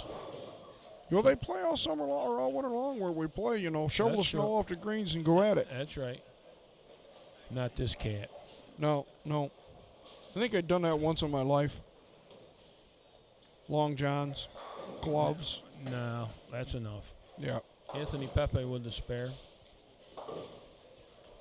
So, the way it looks, I mean, I would say the overall leader, which is Chuck Pitts and Kevin Donovan with a monster score in 1907. Yeah. The rest of the field has 4 games to try to get to them, and They do. It's doable. Yeah. And that was added one game. Yeah, we were going to go with 3, but after we talked to the 10 teams that were left, Yep. they'd wanted another shot, at least 4 games. So, again, leaning towards the bowler again. So that's why we went with 4. Right. Went with the majority. Nobody objected, and we greatly appreciate that. They understand that First year low tournament, turnout. First year. Yep. So that the bowler's been very supportive of this whole thing. As far as now, it's worked out great for us. So It is. again, they're sympathetic, and they also know that we're trying to do it and do it right. And it's a good thing overall. I mean, yeah, it's you take your pill this year, but if you keep the bowlers happy, I got to believe they'll be back. I definitely do, Ray. J.R. Fleming a little soft with that one through the face with a 4-6. No, not good. Brett Cunningham down there on lane 9. 5-pin. Brett's a good player. He travels all over as well. Mikey Rose, after a 10-pin, makes a spare. Got a lot of players, and you can see the lanes are really transitioning quite a bit here now. They are. They're all migrating in. Some of them are going to a weaker ball Yep. and keeping their hand in it. Other ones are going to a stronger ball, taking their hand out of it.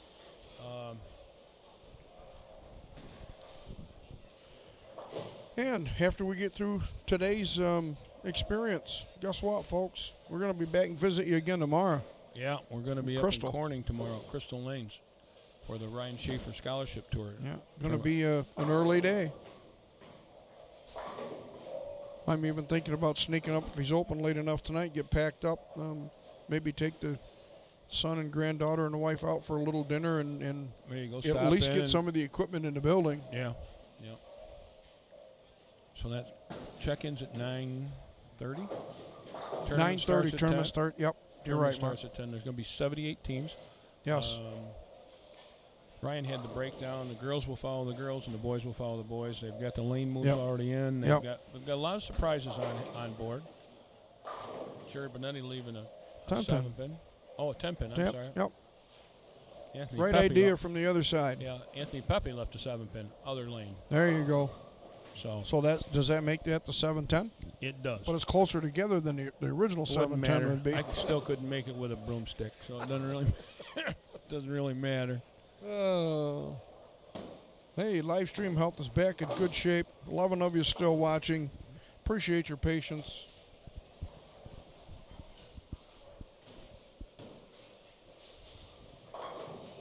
There's a spare by Jesse Jesse. on lane 9. Popcorn shirt down there, Mr. Kevin Donovan. I don't know how they're bowling. Him and Chucky Pitts had the big lead after last night. Yeah, we got to get him a little bit more in the camera range. Right now we got Yeah. Nick Maizano. They were through a big game this morning to leapfrog the field on the first squad, They did, yeah. and they were the one guaranteed off the first squad.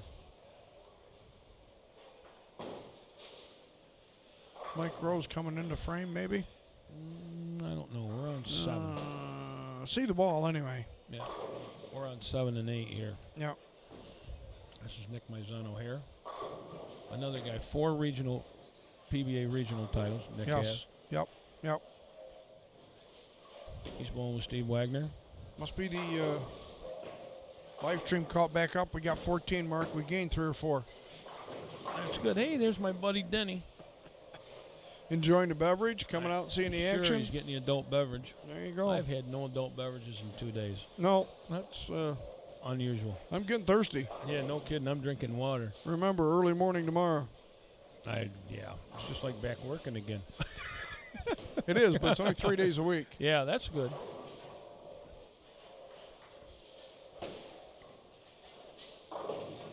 Mike Rose makes the spare down there on lane 11. Ricky Zanone looking at a 5-pin here. And he made it. Steve Meyer up on lane 8.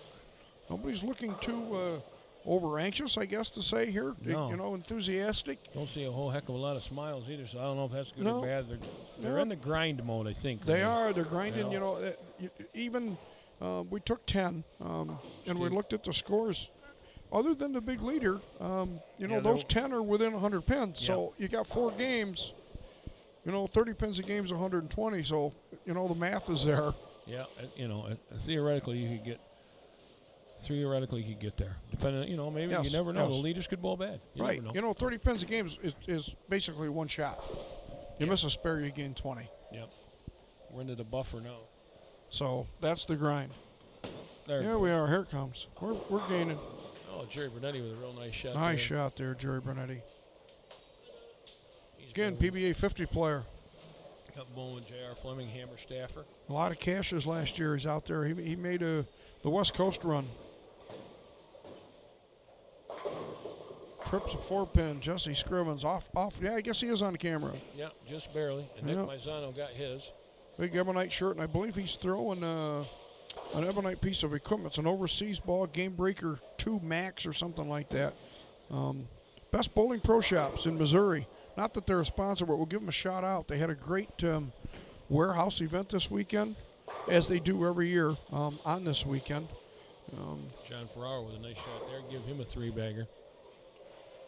Those folks do a nice job down there. Daniel, and I hope I pronounce this right, Pruto. 7 different bowling shops they have their own line of ball cleaner. Daniel does a great job running tournaments down there as well as running the pro shops. Now, here's Steve Meyer. He's way in from where he was today. Ricky Zanone has missed a head pin about 3 consecutive shots here. Maybe running out of gas a little bit. Young man shouldn't be. And it's not done yet. There's 2 more after this one. There you go. And if they make it, they're going to need, you know, Yeah, it could be 4 more. absolutely. J.R. Fleming with a 6'10", a little high. Oh, we chose 3 through 12. To be honest with you, leaving 13 and 14 for the finals. So that's right here within reach for us. I think we got a good camera angle on 13 and 14, and we'll see how it goes.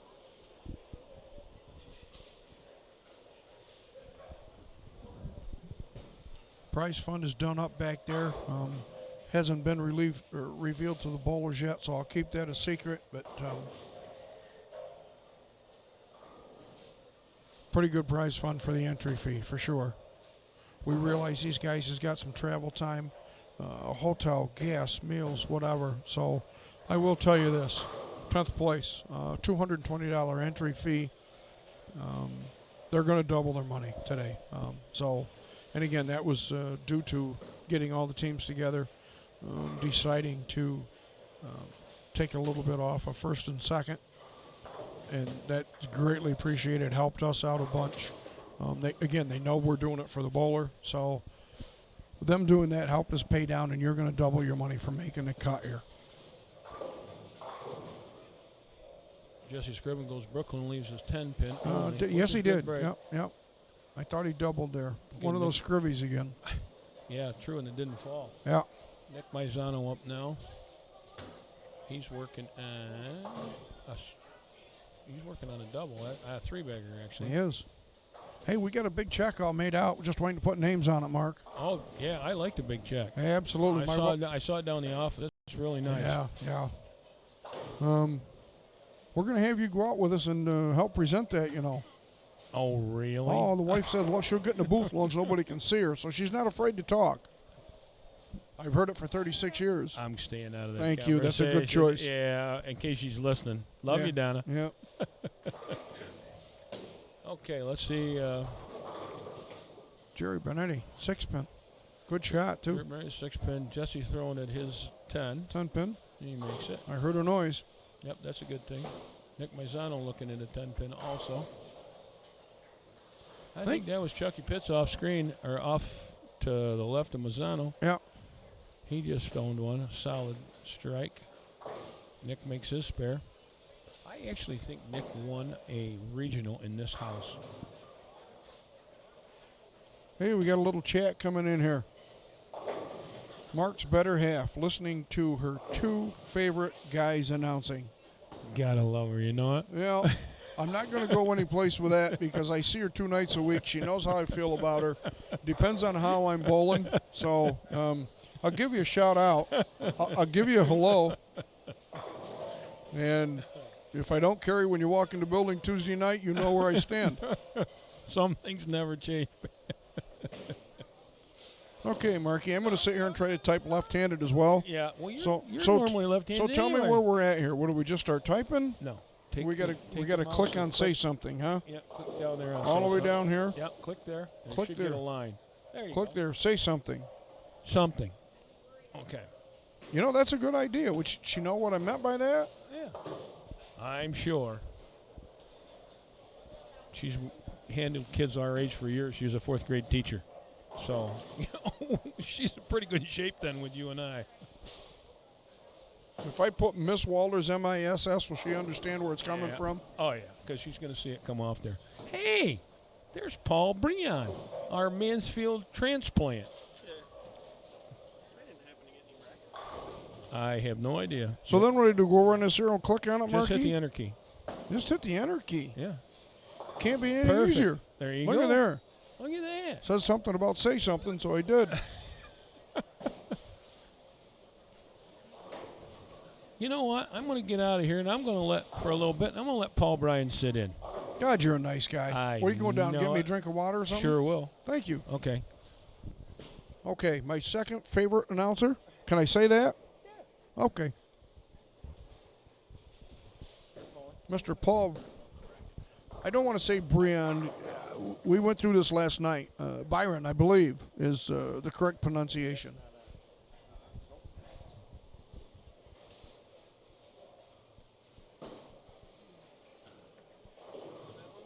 That's...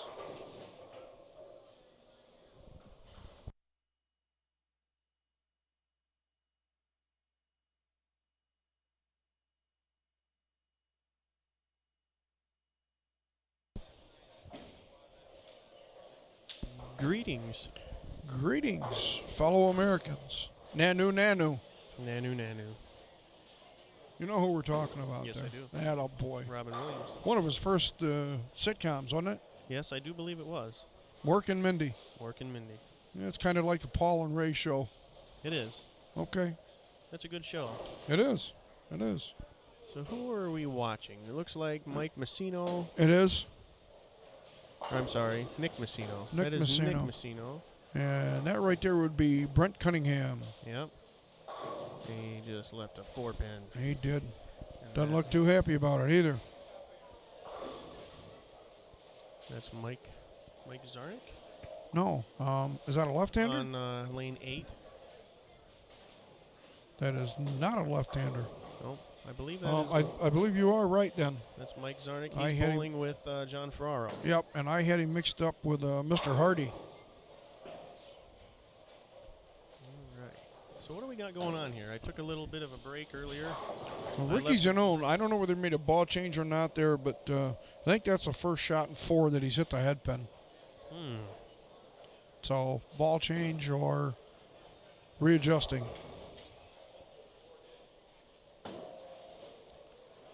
So getting caught up on the action here.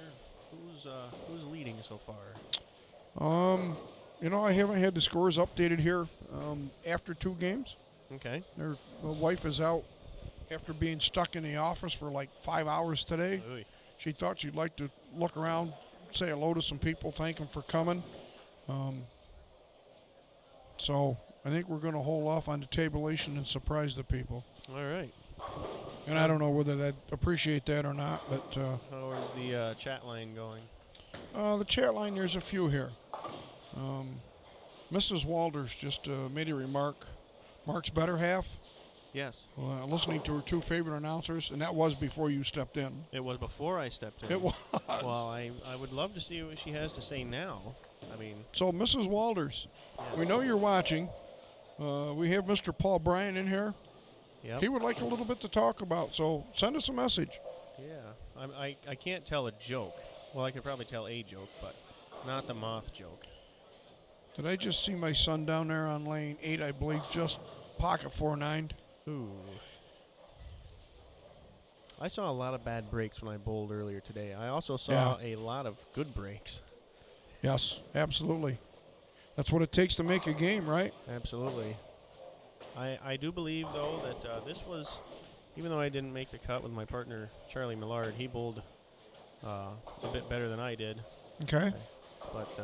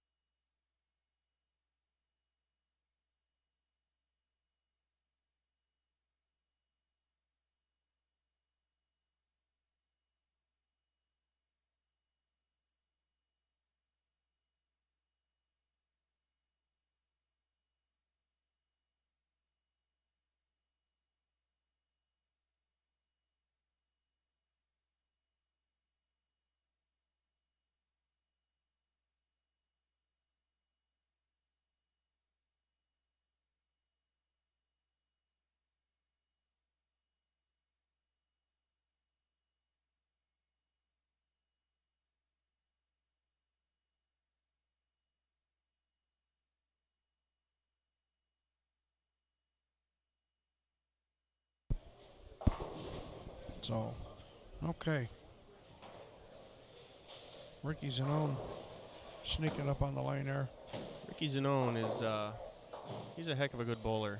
He is. He He won a major up in Buffalo, Rochester, I think Buffalo area. One of the Bud Light Challenges or Michelob Ultra Challenge, something like that a few years ago. He reminds me of what Santa Claus may have looked like in his younger days. Yeah. Before it went white. Before he turned gray and white. Yeah, absolutely. So who's the elf? The guys from New York's out hunting the reindeer right now. Yeah. So who would the elf be? I don't know. My son's too tall to be the elf. I'll have to think on that and Okay. Get back with you. Okay. Fair enough. It is getting windy outside. RJ Cook, little message. Let's go, Jesse and Ricky. They bowled junior program here in Waverly together. And nice to see RJ on, cheering on some old teammates. John Ferraro just threw a really Great nice catch. shot. No, I like the looks of that shirt. That's a pretty shirt. That is a very nice shirt. It's very colorful. I don't know whether it's a logo infusion or high five. I do believe that's a high five shirt. Okay. I'll have to look closer for clarification, but yesterday he was wearing a high five shirt. He was the orange motive shirt, wasn't he? Was he not? Yep. Okay. Danny Stefersky, fresh out of the woods. He was watching us today on his phone. Very good job this morning. Thank you, sir. He's scaring all the We've, deer away. We've had a lot of compliments, a few complications. Yeah. And it did here a few minutes ago, but now things seems to be straightened up and running good. So Thanks for all those good compliments today. Good for you, big prick. I was afraid we was going to scare the deer away for you. You must have had your headphones in. I had mine for This is Rick Zarnik on lane 8. and it was still just like a whisper to me. It was And perfect. it looks like a decent I had shot. my gun on it. And it was a decent shot. Okay. I had my glove behind it, and my phone was this way. It was great. Sitting in a tree, 2,900 feet, live streaming in the air. He's bowling and deer hunting at the same time. That's I'm sure that requires talent. it does. But are you good enough to be in two places at once? Although I think that Rayovac, a whole lot of Rayovac. We heard about- depends on who your company I heard is. about Rayovac last night. clean them up. was Mr. it this morning? Joseph. I can't He remember. is here. Was Rayo back this morning or last I night? have the Both. first game results, gentlemen. From All the right. So what I'm eliminator going to do for you, you've worked your rear end off here in the back office, round. What are you talking and about? if you would like 5 minutes to sit down here in the booth, Yeah, I kind of sometime. Maybe There you during- go. Maybe during the step ladder. how about right now? How about during the step ladder? How about right now? Why? Just This is your current. Yep. Why don't you talk about that? okay. We can do that. Danny's trying to get a picture. That's only after game 1, Dan. Okay. We've just been handed a There's current been a standing move. sheet. Spadini and Decker are now 99. An update. An update here. Mr. Joseph has brought us the updates. So after, is this after one game of the 4? Yes, it is. Not 9 o'clock. Going in, 170 pin lead. Somebody's made a move on him. Right now, totals 22.91 for Donovan and Pitts. Behind him, Spadini and Decker with 21.92. Game 2 soon. Ferraro and Zarnik, 21.85. Massino and Wagner, 20.66. Fleming and Bernetti, 20.51. Cunningham and Mentos, 20.29. Rose and Pepe, 20.26. Malone and Hardy, 20.11. Folks, if you notice, there's some scores there that's all within 30 pins, and that's getting, 1, 2, 3 is in pretty good shape, 100 pins, but that 4 and 5 spot's wide open. Scrivens and Zanone, 19.57. There's a little drop. And Elizondo and Bilar, 19.37. That's after game 1 of a 4-game block here to try to get to the top 5. And we've been told that Game 2 results will be here very shortly. Shortly, yes. So I mean that 1, 2, 3, it's not cement yet. It's not set in stone, but from 6th up, or actually from like 7th up, maybe 8th. 30 pins, one spare, Paul. One spare indeed. And earlier I got here this morning and there was some teams bowling, and I noticed the team of Vac and Vac had all spares. They did not miss one spare. It was amazing. It was, but again, suspect with that 2 on the first ball. I did that today. You did. Actually, I think it's easy to for, do. For you folks who don't know what a palindrome is a word or a series of numbers That would be that me. is spelled the same way forward and backwards. So like race car. Race car is actually a palindrome because it's spelled the same way forward and backwards. Now, Was fire truck in there someplace? I can't remember. Fire truck is definitely not because Correct. it starts with a, TRUCK. yeah, Yeah, K doesn't start it in many words. no. Okay, I'll let you go with your story. But I had a very poor second game when I bowled earlier today, and through 4 frames, my score was a palindrome. I had Really? a strike, and then 2, and then 5, and then 5, and then 2, and then strike.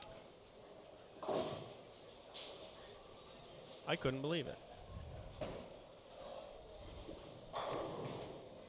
I was concentrating on typing with my opposite hand, Paul, Oh, and I hate to repeat to the people out there, but I know Oh. it was funny. I could tell by the look on your face. no, I was saying how my score was a palindrome Okay. through 4 frames because I had a strike, and then I had 2, and then 5, and then 5, and then 2, and then a strike. So it was the same way, forward and backwards, for 4 frames. And then I broke that streak, thank goodness. I'm But, thinking you might be one of the only guys that could accomplish that feat. I was probably... Legitimately. I guarantee I'm not the only one to accomplish that, but I'm probably the only one to pick it up, that it was actually a palindrome. Okay. Speaking of picking up, Ricky's and own Jesse Scrivens there in that first squad, or the second squad today, the noon squad. I bowled on their pair. Yeah. Ricky made the Greek church. Yes, he did. I've thrown it a lot. I don't know if I've ever made it. I made it one night during league. It was the last shot of the 10th frame in the last game, and I must have thrown that ball probably 22 miles an hour. And I'm- I had pins flying all over the place, and I ended up picking it up. I'm incapable of that. Well, I fear after that time I am now incapable of that. There you go. I guess the hardest split that I've ever made, and it wasn't the 7-10. I guess the next worst one or almost impossible is the 4-6. Yes. Sunday morning walk-in tournament years ago down at Shamrock Lanes. I needed a spare in a 10th frame to move to, I believe, the final match. And I 4-6'd in the 10th frame. So, me being me, young, do I dare say cocky on the Yeah. broadcast? Yep. I just grabbed the ball, just let it go, and I don't even know which one I threw at, the 4 or the 6. Yeah. Walked away, bent over to pick my shoe up, and everybody goes, "Why are you taking your shoes off?" I go, "I just opened in the 10th frame." "No, you actually made it, you just didn't see it." So and I wound up winning the next match to win the tournament. But Hi, Donna. Good. How are you? so that's the most difficult split I think I've made.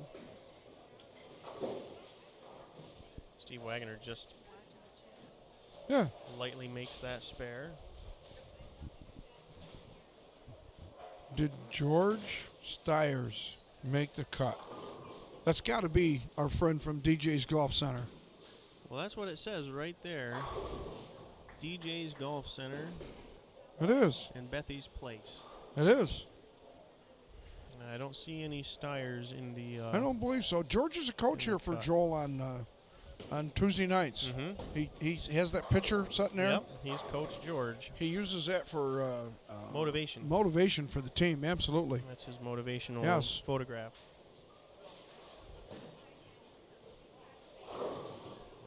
Oh, didn't quite make the corner. 10th frame. Yes. Well, it's nice to know Joel's tuning in and watching some of this anyway. So the feed must be going out. Some people's enjoying it a lot, I'm assuming. We've come a long ways here at 4 or 5 o'clock in the afternoon from morning breakfast, huh? We have. coffee. I don't think there's any pizza left down there on the table.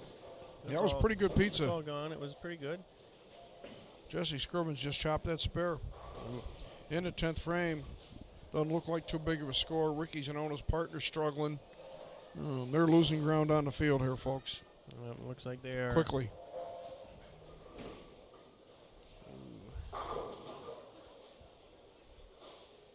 Jake Sullivan, word in. Ray, sorry couldn't bowl, but enjoyed watching and listening. That's great news, Jake. All right, I'm glad Jake. you're enjoying it. Sorry you couldn't be here. Definitely quality enough to be here. Absolutely. I totally agree. So I know you can hear me. I'm just thinking of what to put back on the chat line. What do you think? Well, Love you long time? love you long time. Okay. Again, left-handed. It's going to take a little while.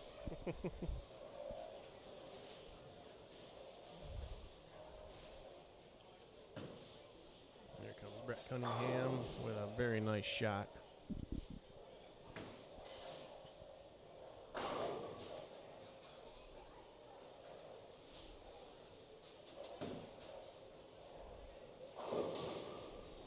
I don't think Jake is J-A-C-K.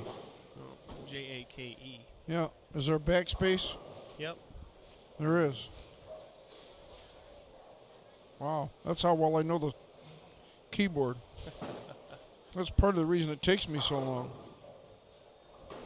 Hit the enter key. There you it goes. How'd I do, Paul? You did good. Yeah, Jake knows it's coming. He knows I love him.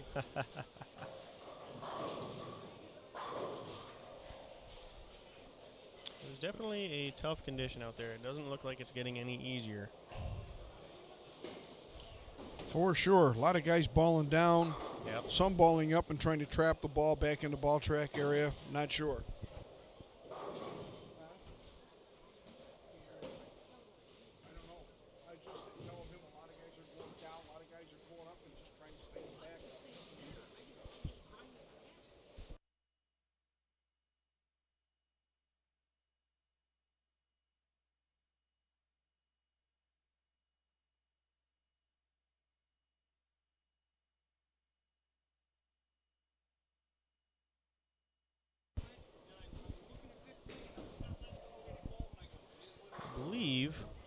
right here in the middle of your screen is the back of Kevin Donovan's head. And also known as the Blonde Bomber. Hashtag Blonde Bomber. In a couple months, he and I will be traveling to Las Vegas for the USBC Masters. So keep your eye out for hashtag Adventures of Paul and Kevo. Paul and Kevo. Are you going out, Paul? Yes, we're going to the Masters in Very nice. February. Good to hear. February. What's the date? We will be gone from the 19th through the 26th. He is wearing the popcorn jersey, folks. He is. This is going to be the day. If he's wearing the popcorn jersey, he's going to be hard to beat. Look out. So what was the inspiration behind the popcorn jersey? He loves popcorn. That makes sense, Paul. Yes, it does. I love popcorn myself. I thought about getting a Jameson-themed jersey made up for myself. Okay. I know a place you can get that. Yes. Logo Infusion, Logo Infusion? but you can't wear it out on tour. No, so I'd have to go with High Five. You would have to. I have a couple of High Five shirts. They're pretty nice. Nice, nice. Here comes Kevin Donovan on lane 8. And That's not good. no, leaves a Nice. 4, 6, 7. Yep.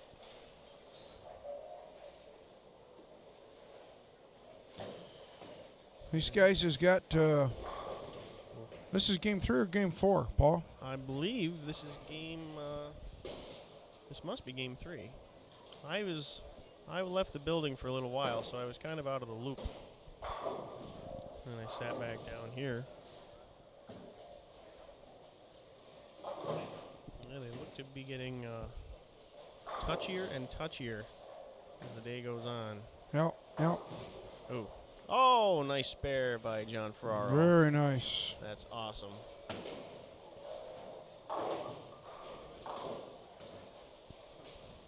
Well, we're getting a lot going on the chat line here. All right. Tanya, Gable, good job, Hoss. Wish the turnout was better for you. Hey, we're not worried about the turnout. As long as we do the right thing for the bowlers, it's our first year. I'm sure it'll come along. Yep. R.J. Cook, we love Big Dog Jake. Okay. Big Dog, back on the mic. Love it. Here comes Chuck Pitts. Ooh. Pocket 710 for Chuck Pitts. That's got to hurt. Jake Sullivan puts on here, really enjoyed listening to myself and Ryan. Ryan and I got into some of the finer points of bowling here this afternoon on the early squad. Very, very informative. Ryan has a lot of years on tour. A lot of information coming out of that man.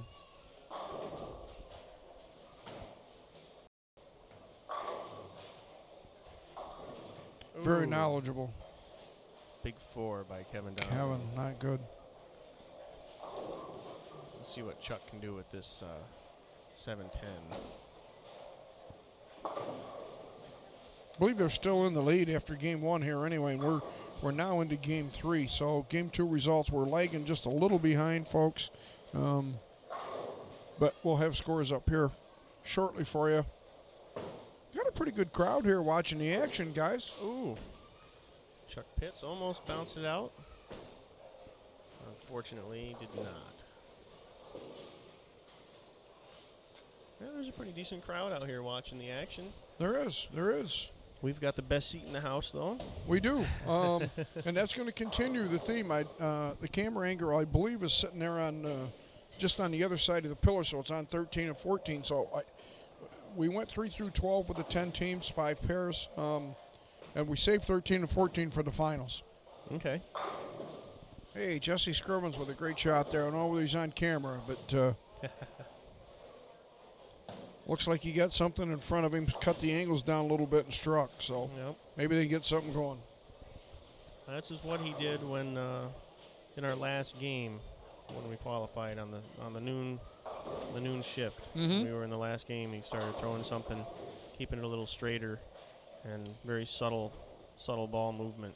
he likes that's an overseas Ebonite Game Breaker 2 Max. Picked them up last year at a warehouse sale.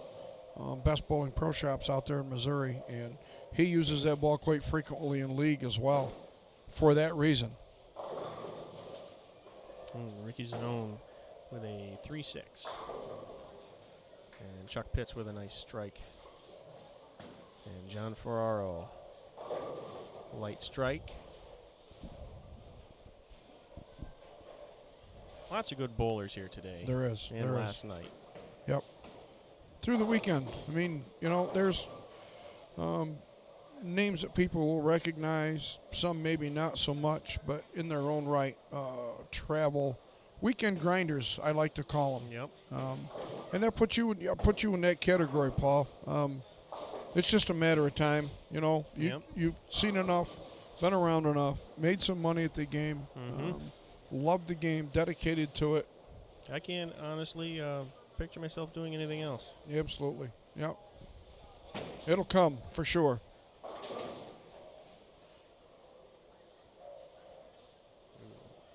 Split there. Yeah.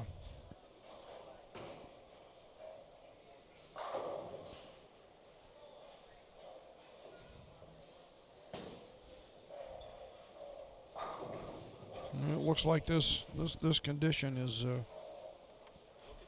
How many games? really breaking down. 3 games? 2 games? All right, we have our. Wow, we have our. Wow. We have our results after movement. 2 games. We have Donovan and Pitts still in the lead with 26.98. We have Ferraro and Zarnik in second place with 26.78. Ooh, We wow. have Spadine and Decker in third with 26.19. And that's not too bad. There's still enough time for a lot of movement to go along. Oh, yeah. Fourth place, Malone and Hardy with 24.44. And Messino and Wagner in fifth place with 24.43. So, after that we have Rose and Pepe with 24.33. Fleming and Bernetti with 24.10. Cunningham and Mentos with 24.05. Elizondo and Villar with 23.75. And Scrivens and Zanone with 23.22. So the top 5, there's the top 3 actually is fairly close, and then drops down about 150 pins to 4th and 5th. Still a lot of time left. Oh, They're in yeah. their third Yep. game right now. Yeah, we don't know what the standings are here, but for the third game, I think they're just finishing that coming into game 4, Paul. I think Or am I off I by a think game? right now they're in game 3. Okay. Right now. They Okay. finished game 2. That's what we just got the standings. Okay. Here comes John Ferraro on lane 9. Light hit, leaves a 2-pin. 2-pin. Yep. Lucky to only leave a 2-pin. I saw a lot of 2 4-10s, 2 8-10s earlier today. Yeah. I was no exception. I left a couple of those myself. Easy to do. Don't mind me, folks. I'm getting a little wound down here. Just trying to let Paul take over most of the conversation. I'm catching a cat nap. I got a lot of tearing down and setting up to do later tonight. Yeah, you're going to be going to the Michelle Schaefer Scholarship Tournament Yes, tomorrow. up to Crystal. I hope that goes well. I know Ryan appreciates this coming up. We're going to try to live stream it. We don't know for sure the upload up there. And Paul, you know more about this than I do. I think it's 15 down, 2 up. Yep. And I think we're needing somewheres around 5 for an upload. Yeah. We're going to give it a shot, see if it works.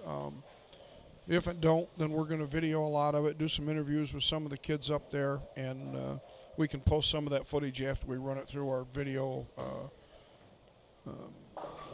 Let's see, I'm losing train of thought. After we do a little organizing with the video. Yep. What's the word I'm looking for, Paul? Well, we're going to be editing the video. That's it. Video editing. Video editing. See, that's a simple word. It is a simple word. It's not a palindrome, but it is a word. It nonetheless. is. Oh, Paul. I'm going to give you one of your old ones back. And I'm sure some of these people's going to snicker and think how stupid I am. Paul run this by me a week or two ago. What's blue and not heavy, Paul? Light blue. See, there you go. That's what I got to put up with in the booth, folks. But we love it. Paul's always welcome here. He knows We that. have a special guest on the outside We do. of the booth, Mr. Tim Woodcock. Woodcock, it is. Hello, Tim. His mother won a bowling ball today. I wonder who's going to get it. Who won a bowling ball? His mother won a bowling ball today.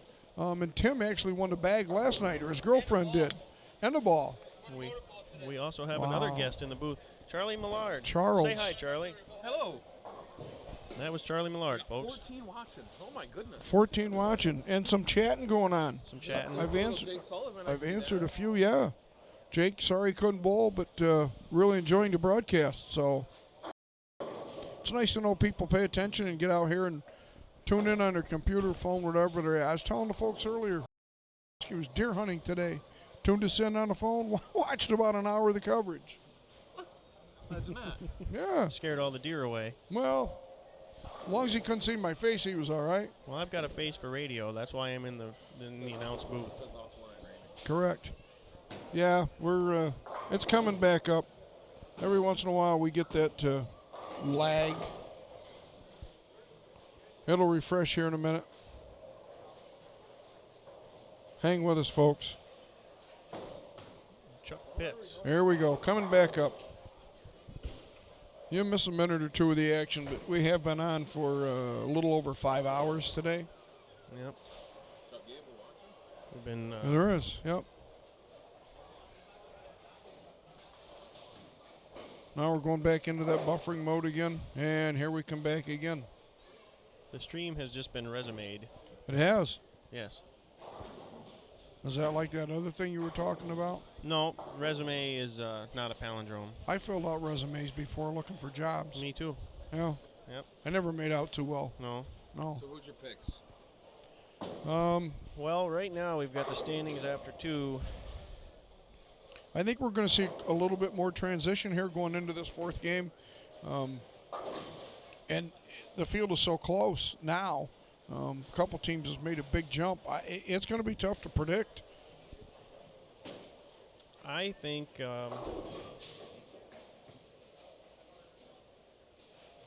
Ferraro and Zarnik are going to get pretty hot here in the next game or so. Yeah, yeah. Yeah. I like that pick. It just Donovan and Pitts are still doing well, They are. Yep. but the numbers are getting really close. Kyle Spadine down there. Where's him and his partner at right now?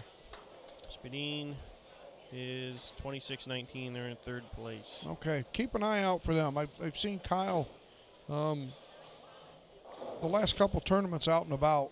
Tougher it gets, he seems to adjust and make some pretty good shots. There's Mike Zarnik with a strike. Compliments him is his ball speed and he doesn't change a lot of direction with his balls. Correct, correct. Again, keeping the angles in front of you. Yeah, his angles don't change left. He doesn't go too much left to right. He kind of keeps it pretty square to the lane, pretty square to the foul line. And, Yep, you yep. know, kind of like that guy Kevin Donovan. I mean, Well, there you go. Yep, Kevin Donovan's usually a very square player. I wasn't a very good attempt there by Kevin, but Kevin keeps himself pretty square all the time to the foul line, nice on up the back of the ball. Oh, yeah. Doesn't give away the pocket too awful much. And he wears good-looking shirts. Yeah. There's John Ferraro with another strike. He likes popcorn. I understand you like a big sandwich.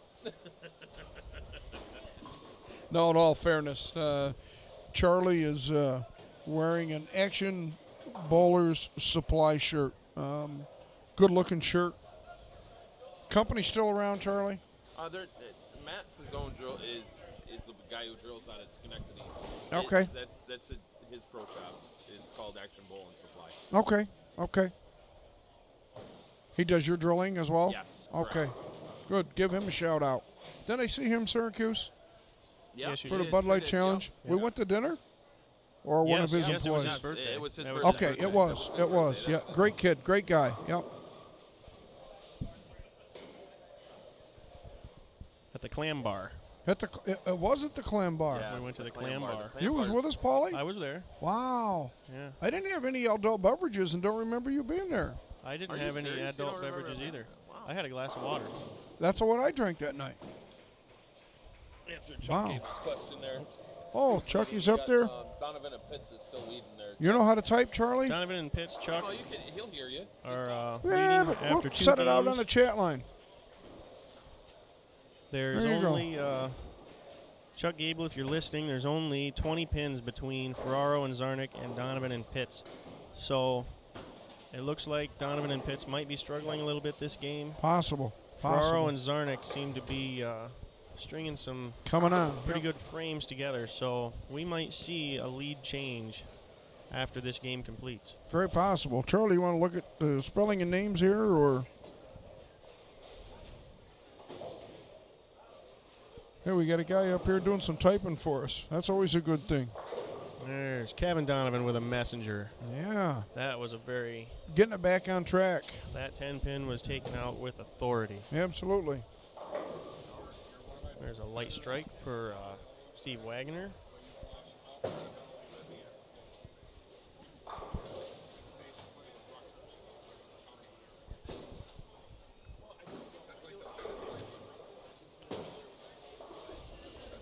Oh, another good shot down there on lane 8. We got that dude on camera. Who was that guy? I do believe that is, that must be Tim Decker. Tim Decker, I believe it is. Yes, sir. He's throwing a well right now. Yep. And there is Nick Messino. He Yep. goes a little bit high, a lot high, almost. Yep, yep. We also just had another visitor in the booth. Jeff Francisco was We in did. the booth for a moment. Yeah, doing a little bit of buffering again, folks. Hang in there. It'll come up. Okay. John Ferraro, light hit, strikes. Here we go. Chuck Pitts. Green arrows. Ooh, 4 pin for Pitts. 4 pin. It is. Another good looking shirt. Yeah. The best matching pair today. Mr. Mike Rose Jr. and Yep. Yes. Pepe. Mike Rose and Yeah, Anthony absolutely. Pepe had matching shirts Yep. on today. Yeah, when they bowled this morning, I noticed that. We call them. That's what? the who? Best looking couple. Best looking couple. I'm sure they'd appreciate that. BLC, is that like TLC? Bud Light Challenge. Yeah. TLC? TLC. Yeah. Yeah. The BLC. Best looking couple. I like acronyms too. Acronyms are good too. Acronyms, Acronyms? yeah. analogies, and palindromes. Yeah. How about TCB? Anybody know what that is? Taking care of business. Hey, I got an Elvis fan in the booth with me. We were actually out there a few years ago. Look at the plane. You know, today, you look at planes and travel and whatever today and back, 50s when Elvis was touring. Probably state-of-the-art stuff, and amazing what's Yep. in those planes. Yep. Kevin Donovan with a cover of Double Wood. Just on the Elvis thing, real quick, and I'm a huge Elvis fan. The Jungle Room, always talked about with Elvis. The Jungle Room. There's a one wall that's stone with a waterfall coming down it, and I don't think the room is 12 by 12 with shag carpeting. You would think, at least from my viewpoint, the Jungle Room was always talked about, rocking in there, cutting music in there, big parties in there. Today's standards, everybody's got one in their home. Yep. Here's Chuck Pitts. Chuck Pitts with a shot. strike. Absolutely, great shot there. Here comes John Ferraro up on lane 9. Ricky's and own Jesse Scrivens. I think they're just, if you can call it having fun, bowling bad. John Ferraro, light strike. I know they're not on camera, but they're John Farrow and they're pretty much done. Zarnik, man. Yeah, they're coming. Zarnik, man. They're making a move. I have a feeling that we might see them in the lead after this game. They are making a move. They both moved inside a little bit, and They their last game. They gave themselves a big jump with the last game too. Yeah, they did. They did. Hey, on this chat line over, I don't know whether either of you two noticed it. I need a catchphrase. We got to come up with a catchphrase What kind for of me. catchphrase for what? You know, I just soon release it, but I don't know what a phrase is. No, I mean right. Well, catch and release phrase. Well, there you go. We need a catchphrase with a good hook. I'm going to have to come up with something. That was another fishing pun, by the way. It was. Like Rayovac.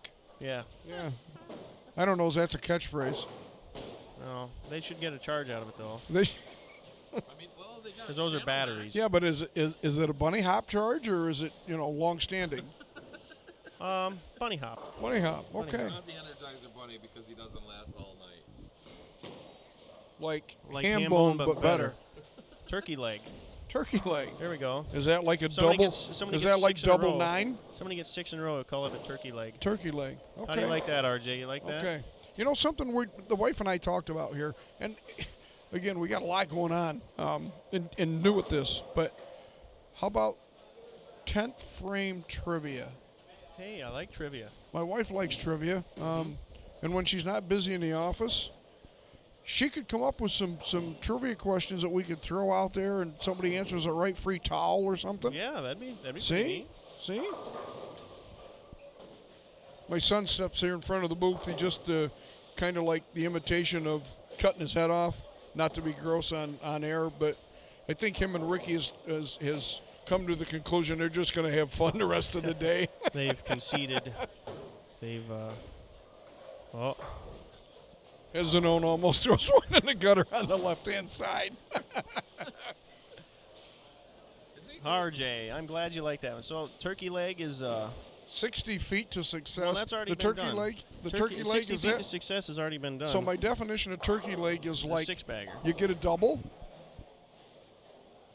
but you don't quite get the turkey, so you get like double 5. Double 9 and a wiggle. Double 5 would be 10. That's a strike. That makes it a turkey. It does. You can tell we've been in the booth a while, folks. Dropping the nickel, RJ says. Dropping the nickel. Okay. Heads up or tails up? If I do it twice, that's 10. That's true. I call it the double nickel for all time. Oh. I do like the idea of 10th frame trivia. That's pretty neat. It We'll is. have to work It's a on good the idea. catchphrases. What did they do with But, the extra frame? Was like the 10 or the deadwood cleanup or The something? Deadwood clear. They Deadwood clearing. Yeah, I think that's it. they how do they word it? They bring you Deadwood clear with A nice cold something beer. accuracy. Something accuracy. Yeah, yeah, I couldn't remember it was. But they I remember I was watching a tournament on extra frame and Randy Peterson was talking about how he just wants to see during a tournament somebody just lose their marbles. He just wants to see somebody, just go absolutely nuts. Is that allowed on a live stream? Well, no, but I mean, that doesn't stop him from wanting to see it happen. Well, Okay. I'll have to figure out what tournament it was, and then next time I'm in the booth, I'll have to. just if he happens to be, and I know he's not. We only have 10 viewers at this point. I was in South Florida, Fort Lauderdale area. I managed bowling centers there for a couple of years. We had a guy by the first name of Phil, and I hope he excuses me for anybody out there that may know him. He worked at the bowling center. He knew Randy Peterson personally. It's like 1 o'clock in the morning. Phil says, I got a special guest coming in the bowling center. I go, yeah, okay, it's 1 o'clock in the morning. Who's coming in the bowling center? Lord and behold, 20 minutes later, in through the door comes none other than Randy Peterson. He was still on tour. He had a big cigar in his mouth and like 10 in each hand. They had just had a baby, unbeknownst to me, and I didn't know Randy at the time, but Phil had told me the guy's coming in. First time I ever met Randy, and I'm sure he wouldn't know who I am because I don't know if I've ever talked to him again, but what a great man there seemed to be. Stories, fun-loving. I mean, he's in a good mood. He just had a baby, but incredible experience. I met Randy Peterson years ago at a Pro-Am. Real nice guy. One of the guys out there, again, going back a few years when I was in South Florida, was one of the Don Carter Sawgrass houses. Mike Albee, just come off probably the worst block in the tournament, at least the worst 2 or 3 games that he'd had in the block. My son was 10, 11 years old. Mike Albee is underneath the bleachers, back by the back wall, and there's a restroom back there in the stadium. And we were setting up on the bleachers like 4 rows up. And my son looks at me and goes, Daddy, can I go get his autograph? And I go, Jesse, now is probably not a pretty good time because he's back there by himself for a reason. Evidently overheard us, and I felt somebody tugging on my pant leg from underneath the bleachers. I turned around and looked down underneath the bleachers. He goes, do me a favor. I go, yes, sir. He goes, send your kid down here. And he took the time, even in a bad mood, and autographed a towel or a bowling pin or something for my son. That's, That's awesome. those guys out there, they put up with a lot. They get hounded for autographs, whatever. A lot goes with that. A lot is to be said for those guys.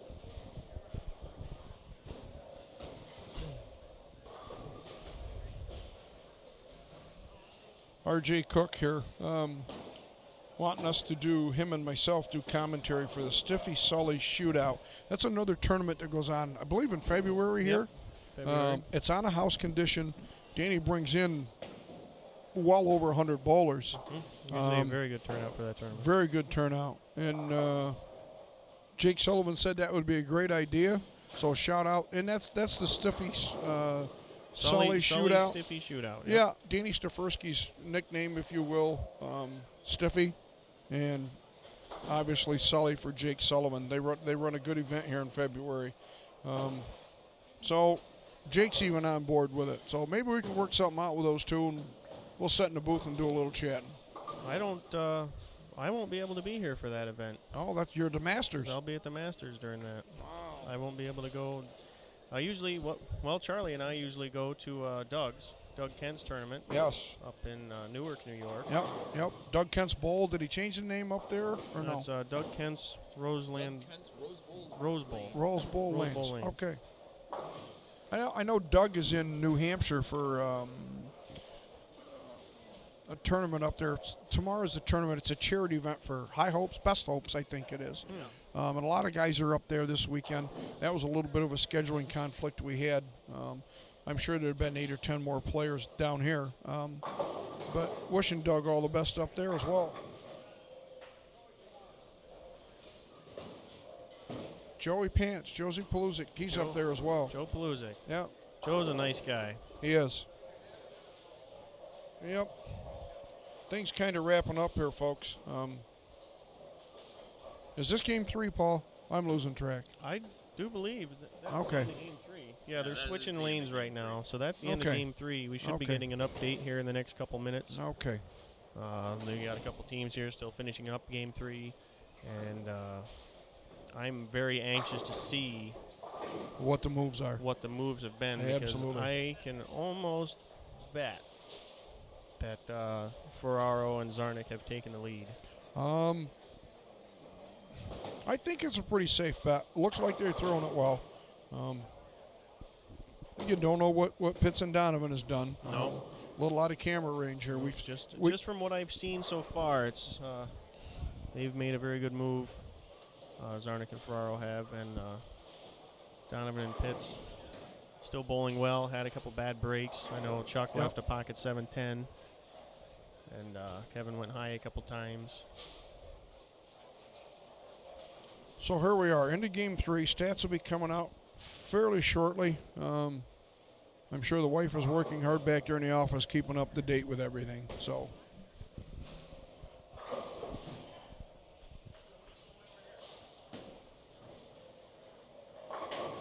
And there's a good pitch there. Brent Cunningham. Has he got a few regional titles? I know he does a lot of bowling. I know he does a lot of regional bowling. I'm not positive if he has any titles. Who's this? Brent Cunningham. Yeah, he's a PBA member. Yeah, he is. He is. A lot of bowling. He did real good in Reno this year. He did. He cashed in a lot of different things out there. Yep. He made a whole buckload.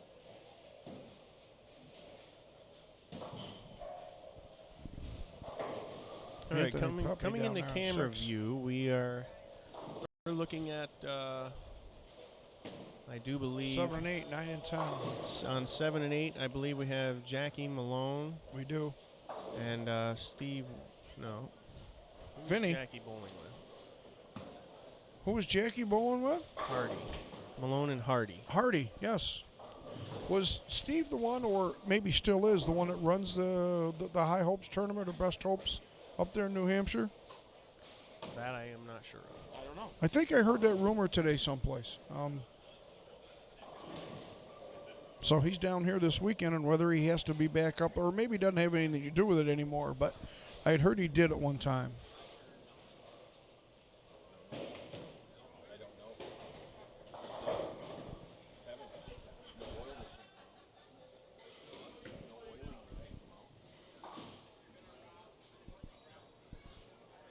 What was the question? Could be the pair. Could be the pair. John Ferraro on lane 10. Ooh, 2-8-10. 2-8-10. Terrible start for that game. Oh, that was the ending of that game. I It was. apologize. It was. 211 for John. John just shot You're looking for 211. s- update after 2? That would be it, sir.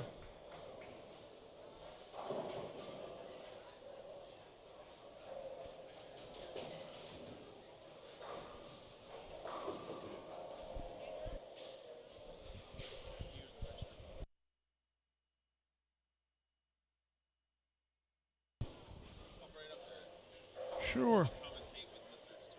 Sure, we'll welcome Charlie Millard to the booth here in a minute. We get Paul up out of the chair. We're working with a limited space up here on our put together stage, but things are working pretty good. Get Mr. Charles Millard here. As soon as he figures out how to turn the microphone Mike's on. on. He's on. I'm on. Live with the Big Show. First time invited to the booth. No, I think you were sitting here a little while ago, wasn't Yeah, it? I Or was. was it last night? Last night. Yeah. My days run together here on these long 3-day weekends. Well, it's only 2 in. How'd you make it 3 already? Tomorrow's 3. Oh, all right. I know I got a lot in front of me. I'm just looking forward to it. You got to tear down tomorrow. We got to tear down and set back up. First, I got to convince the wife to ride to Corning tonight. At least get the equipment inside the building. Oh, you're doing the thing for Ryan. Ryan tomorrow. Schaefer. Oh, Yes, we are. scholarship tournament. Yes. I hope that goes well. I know Ryan's excited for us to be up there. What a great thing, too. It is. It is. Ryan and I talked a little bit today about that. High school kids looking for scholarship money to get through school, to help out with school, whatever the case may be. What a great way to do it. Nothing better. He definitely likes to give back to the kids. He does. He does. That's double 211 for John and Mike. Yes. Gives them another plus 22. Plus 22, and it's with what we're seeing out there, that's got to help. Oh, it can't hurt them. For sure. Most numbers are, anything on the plus side right now on this condition, got to help. Guys are running out of room. I'm They actually are. surprised I haven't seen anybody go over the lane as like we've been seeing lately at other telecasts. And Yeah. I did see my son here try to make an attempt on 11 and 12 or 13 and 14 to actually jump right. Maybe with the right ball in your hand, I don't know. But if you run out of room, that's you either loft the left gutter cap or make that move. oh, absolutely. At 38 feet, I don't know what's burned up. There hasn't been a lot of guys out there, but we'll see. Everybody's looking for traction too, and oh, there's one. I called it right off the gate. R.J. Cook, look at the chat line. Well, it's the Big Show. Hey, buddy, how you doing, RJ?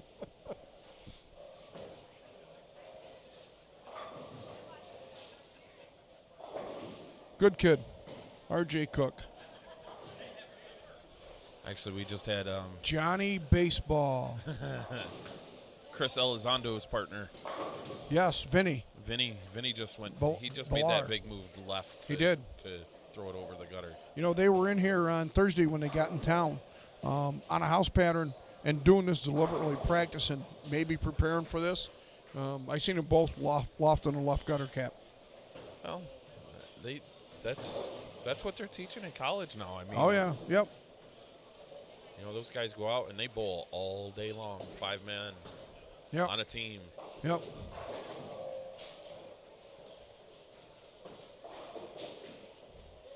John Farrar with a big smile to the booth up here. Oh yeah, yeah.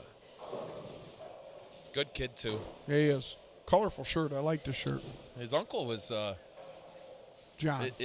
No, that's his dad, I think. That's his dad. Okay. Well, no, sorry. John's uncle is Steve Ferraro. Steve Farrar. That's the name I was looking for. Yes. Yep. A name. That's a blast from the past. Oh, absolutely. And he's still one of the best. He still puts his numbers out there.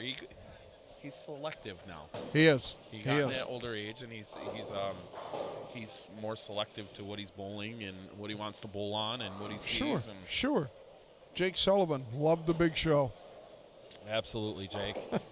One of my best friends. I can't say nothing more about that guy. He's helped me out a ton in the last 10 years. Yeah, absolutely. Jake is one of the good guys in this game.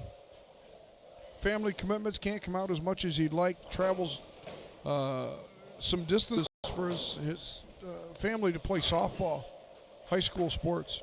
Oh, absolutely. His daughter's becoming one of her own. Like she's loving the sport and loving the game. And Yep. She coming off an injury from what, 2 years ago? and broke it out. Like just Yeah, she's one solid ball player. absolutely. I know we're talking ball in the middle of the start of bowling season, but Well, those they do. Start of bowling season. We're like next week Thanksgiving, Charlie. yeah. Wow. Yeah. It seems like the start of bowling season. We're like 4 months in now. There's only been a few. True. And my season starts in January. I've had a few guys, one in particular, one of our sponsors, he wants to remain anonymous, but Ulster Realty, he really doesn't touch a bowling ball until January.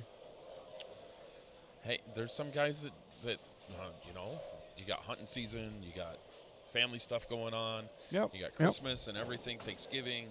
It kind of ties up the first couple months. It does, So, for sure. I mean, the commitment after January when everything slows down isn't necessarily a bad thing. Right. And, the weather's cool as long as you don't get a lot of snow and ice problems. And it's not a lot to do outside, so the travel isn't too bad as long as the weather cooperates. Our first storm coming this weekend. Yeah, it's funny. 60, 70 degrees. My son coming up, I think I mentioned this before, decided to throw the golf clubs in because he drove from Missouri. He asked me how the weather was. I go, well, they're playing golf, every day up here. Okay, so we spend Friday, Saturday, Sunday in the bowling center. Guess what? Snow on Monday. There goes the golf. Oh, it looks like Kevin Donovan made a big move left. It is. And a ball change, I believe. Yeah.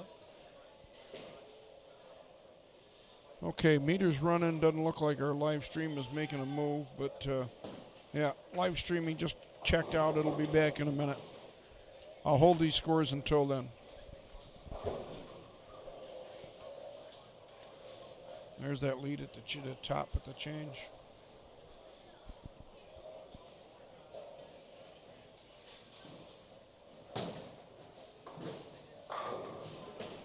We do have a lead change. We do. Meter's running, so at least we'll have audio. Ferraro and Zarnik made the big jump to the lead. They did. 480 the first game, 493 the second game, and 432 the third game. They're plus all three games. Yeah. Outstanding.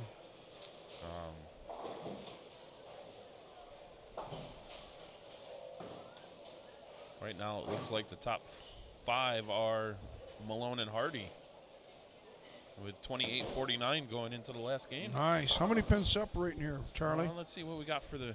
See what the separation is there between 1 and 5 and 2, and then from 7th on up. Between 1 and 5, we've got about 250 pins difference. Okay. I mean, it's not terrible as long as once you get in the top 5, it doesn't really matter. Correct? Right. All you have to do is get there, and then it's match play from there. So. But that cut line is got Messino and Wagner. Okay. They're only 30 pins out. I mean, There you go. 33 pins out from making it. 1 game to go. Yeah, 1 game to go. And again, we talked, 33 pins. 1 spare, 1 bad shot, 1 good shot, 1 Absolutely. lucky shot, however you want to look You at know? it.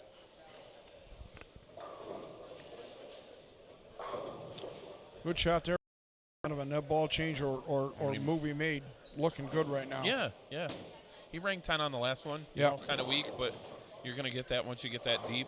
Yeah, absolutely. This building itself, I mean, I don't know how many people are watching that have bowled here before, but the deeper you get, sometimes the right-handers get more flat. It gets a little flatter for us, and we flat 10 a lot more. It does. It does. Coming along with keeping the angles in front of you again. Oh, yeah. Yes. And you get too aggressive, then you can't keep the angles in front of you. Right, And you don't dare give the pocket away. So you got to kind of ball down or stay with something less aggressive. Wagner making the 310. Nice spare. We got on the featured pair here. Featured pair. Chucky Pitts just made a shot on lane 10. 2 pinned. All right. It's safe. Again, they're in second place. So they stay even here. They're not going to drop out of the top 5. Well, if I was in the position that they were in right now, I would just be mindset to grind out and make the top 5 and do the best we can once we get the step ladder. Yep, absolutely. You'll have, if they stay in the top 2 or 3, they'll have a game rest or 2-game rest where they can, challenge something, get a little extra shot making in, practice time or whatever. So Sure. Yep. Which brings up a question. And I need to go speak to tournament staff. Practice pair. Finals is going to be on 13 and 14. Got to give them someplace. I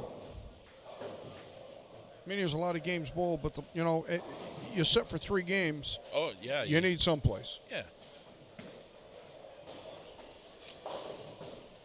I think the practice pair, lower end, 5 and 6, or even to the right of you. I mean, Right. You used all the way to where 21 and 2 today. Yeah, we're all the way down to 21 and 22. So we could go 19, 20. It's got some open play down on the other end. So maybe down to 3 and 4.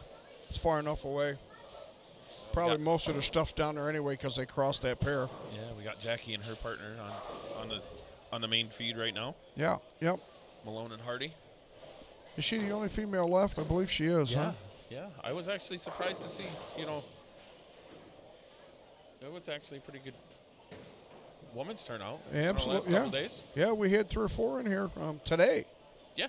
I don't remember Friday night so much, but Pam. yeah, Pamela Burns. Absolutely. Her and her husband Gary played Friday night.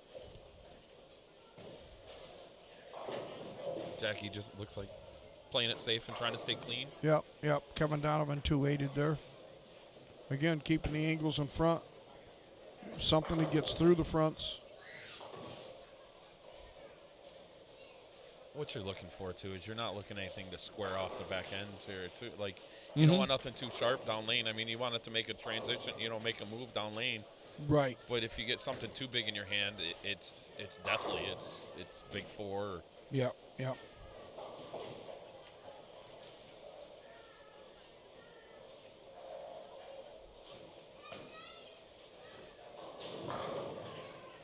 Hardy up. Little 3-5. 3-5 action. Yep. Left-handed. Common leave. Kevin Donovan going after the 2-8 here. Actually, you've seen some of the, Good spare. like Anthony Pepe and Hardy. Yep. Use him as an example. Really keeping their angles tight, not trying to give away too much more than the 2 pin or. Yep. Sometimes it looks like those guys, especially Pepe, being as good as he is and the caliber that he is. Right. It looks like they're just trying to pick a 2-pin clean all the time. Yep. I was really excited to see what this done as time goes on. All the qualifying rounds was done on fresh. We had time to do it. So I guess the tournament staff felt best doing that. It plays different every time you put it down, and it gets some of the memory. but I was really interested to see how this pattern was going to break down. Well, I mean, for some of the guys, that like to start on the fresh, Mm-hmm. I mean, can't get left enough Right. after they bowl. You get into this. Now you're talking. We're in game 8 on this right now. Yes. And that's going to happen. I mean, it's going to get to the point where you've got no other choice but to go over it. Absolutely. I mean, look how far Jackie Malone is left. I mean, Yep. I know Liz was that deep. Liz was deep. Yes. And it's Ryan had touched on that. Thought maybe 38 foot you could play the edge, but I think the it's ball there. track played better. But I think it was there in the beginning. I think you could play that 6, 7, 8 in the beginning. Yeah. Yep. But you couldn't stay there long. But you had to have the right ball in your hand at that Absolutely. point. Always I have agree. to execute, but you had to have the right ball to play I agree. that part of the lane. Oh. 2-8 again? No, Is that no. 10 with it? That might be out of range. Okay, it is. It is. Tell them they got an outer range. What happened? Tell them they got an outer range on 10. Yeah. So, lane 10's got a minute or two here to lift the gate, the rack. We do. Standings after 3. Mr. Paul Bryant stepped back in here. We do have the lead changes you spoke of, Paul. Good call with that one. Yes. I watched this kid. I bowl a lot of scratch tournaments Yep. all over New York State, some over Pennsylvania. That's fine. Yep. And I've run into John and his uncle a couple times up in Schenectady area, the Capital District. Uh-huh.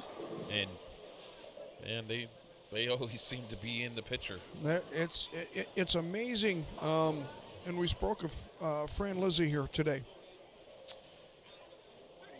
Standard, fundamental game. Oh, and it's very one of the simple. guys that if you're in the field and looking up and down to see who I have to beat, who can I beat, where the number's at, he sometimes gets overlooked. Oh, yeah. But when you're all done, it's like, Fran Lizzie 100 over. Where'd he come from? Yeah. He grinds. He catches 2-0, 2-10, 190, and then pops that big one, and you're in. Fundamentals. I mean, speaking of, I'm a fan of, believe it or not, Nick Messino. Yes. That guy, he's like Brian LeClaire. Never goes away. Never goes away. Never falls off a shot. Right. Yep. Always good balance and timing. Yes. Works hard to get there. A lot of time and effort. Hand-eye coordination. If you're an athlete of any kind, it's what it comes down to. Actually, it looks like Mike Rose went in real deep, too. It does. Are they in it? Are they up there? Oh, they're... I didn't even look. Where are they at? Oh, other sheet over there by the computer. He just put it over Oh, there. did I? I did. See, Charlie's keeping me awake. And Pepe, they Number are in 4. cut number. Let's see what... 50 pins, not quite. 50 pins there, but to get them out of the top 5, it looks like they need, 70 pins or 80 pins. Yeah. Somebody to shoot to go by them. That's our live stream's. Yeah, it's a little low, and I think a lot of people tuning in on their phones, what have you, here in the building, and then around this time at night, everybody home, computers, and eating up that space. Oh yeah. Oh. Yeah. Good shot, Nick. Jackie with one after her string of spares there in a row. Chucky Pitts after the 2-8. Oh. I think that was a big key on this too, was leaving something makeable. Yes. I mean, for my instance, spareable. It was Even split or wash out or 7 count or 6 count. Bad shot necessarily. No. It's a break here and there. Correct. All of a sudden, maybe a bad angle, you hit the pocket, 8 those falls out, there's 20 pins on your score. Yeah. In the format of the tournament. Yeah, well, yeah, exactly. It didn't matter what you left. You had to make it. Like, Yeah. Wagner, always the Wagner. quiet dog. Hey, again, Fran Lizzie type player. Oh yeah. Just never goes away. Well, if you really know Steve Wagner the way that I've bowled with Steve Wagner in several tournaments or around the area, you know, he's in all the big ones. Oh yeah. He's always. Yep. He's a grinder for sure. Oh, absolutely. And the guy, he's one of those guys that, you know, you don't ever think he has a look, and then, boom. There he is. Well, where'd Steve come from? I Yep. mean, Yep. I've seen him do it in Oswego at Blood Bowl. No. Yep. Yep. I've seen, you know, those. We all hang out together when, you know, when we're done. We talk about it. Yep. Yep. Well, the four of you that's watching, I think that's the lowest number we've had today, and I know we're experiencing some lag time here. Thank you. On the internet. Thank you for watching. But after this game, get the word out. Our stepladder finals are coming up here in the next half hour, maybe 20 minutes. Jackie doubling up to keep their hopes alive going into the finals. See how that works, Charlie? Ask him one time, and all of a sudden we double the amount of viewers. We like to see that. And I know we're new at this. A lot of people, you know, the word's not out, but look at that move Chris Aldazano made. Oh yeah. Watch. Oh, that one got away with him. From that, brings up a question from that move. He makes a big move. He's not quite loft in the gutter cap, but makes a big move in. It still looks like too much ball in his hand. Maybe not necessarily the ball, but maybe he's got to change. When you get that deep, for me per se, it's almost changing my look, like where I'm looking. I've got to get the ball to. Yes. And even your setup, you have to project the ball to the right there. Correct. I mean, you get in front of the ball return, it changes your timing, it changes your setup. Yep. You know, That's part of the game today, how much has changed. I mean, you go back when oil was oil, and you're throwing rubber, even up to the urethane era. Actually, there was a conversation, speaking, not to cut you off no, or that's interrupt fine. you, but one of the legends, Joe Hutchinson, was here today. He bowled in the tournament. He was telling stories. You should have been down there. I mean, they were. Oh, I'm sure. Of the hard rubber days when the 3 dots on the balls and some of the guys with the rev rates back then were making it look like I can white remember dots going around in a circle. It got to be in the 70s. Oh, yeah. When I started, I didn't pick this game up till I was 17, 18 years old. Dick Weber 5-star. And I told a girlfriend at the time what I wanted for Christmas, and they come out with the Dick Weber, the step above the 5-star. Same ball, same label, but it was in gold. Powerball, maybe. Probably one of the best balls on a planet at the time in the 70s. And a lot of guys are going back to that retro thing, picking up the urethanes, picking up the older equipment. But it's amazing where this game has come in, 30 years.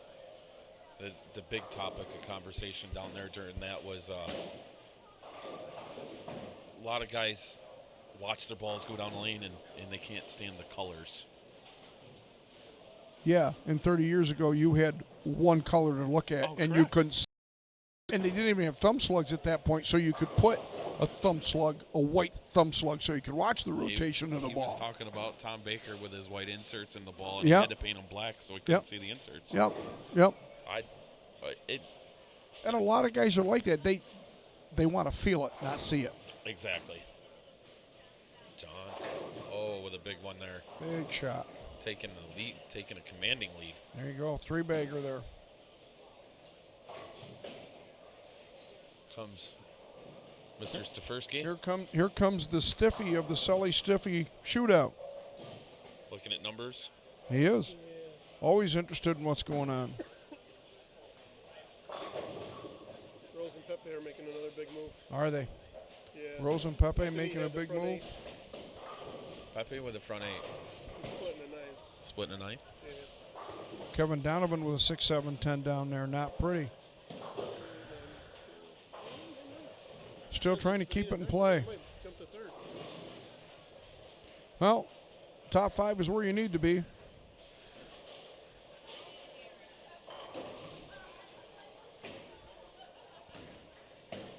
Chris Elizondo with another shot. There, he got a high flush. Oh, yeah. Was it the same ball? It looked a different color to me. Speaking of colors of bowling balls, but Anymore, that's the way to tell that, the guys made yeah, a ball change. Yep.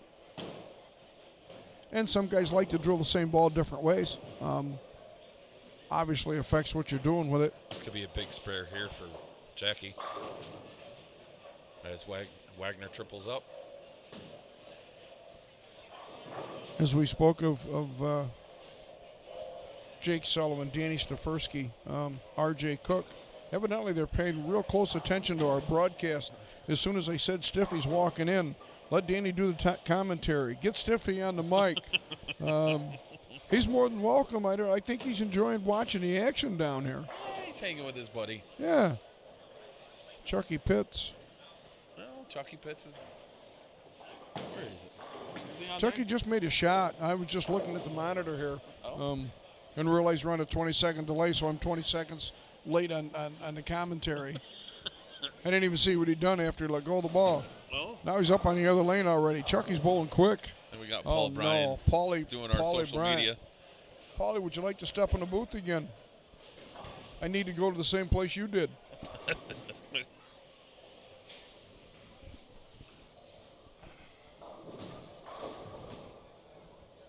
R.J. Cook has been glued to the telecast. He loves it. That's good to hear, R.J.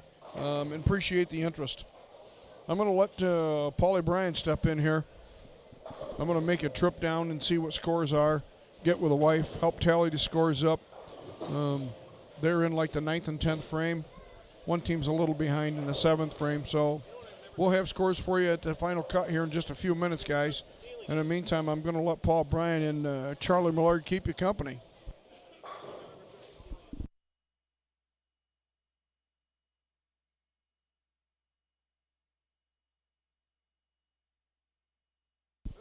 What we got making a move, mister? 469 for Pepe and Rose.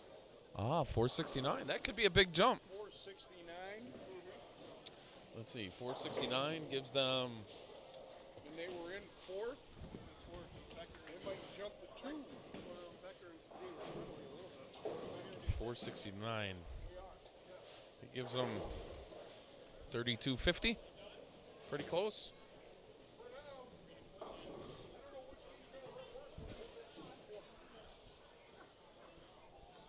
Wish we could zoom with the cameras.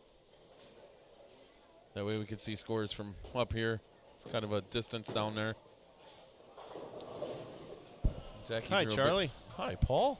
Thanks for coming back. Yeah. Got Danny standing behind us with the standings in his hands. He's keeping the sunlight out of my eyes with the shade of the standing sheets. Watching totals, watching numbers. Here comes. Ooh, Chuck Pitts just left a terrible split. Yeah. I think they're just in kind of in cruise mode, hoping that, hoping they don't lose the top 5. And Yep.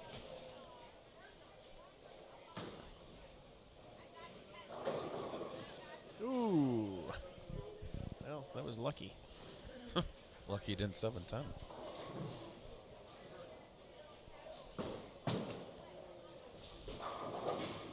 How is John and Mike doing? Well, they're in the lead. They got They strike out, they can have plus. John's got 172 in the 9th Yep. on a split, so he's got the 10th frame to do. Big spare, big 5-count spare for Yep. Mike. He can strike out for 223. Mike That'll- can. That'll give them another 20 pins plus.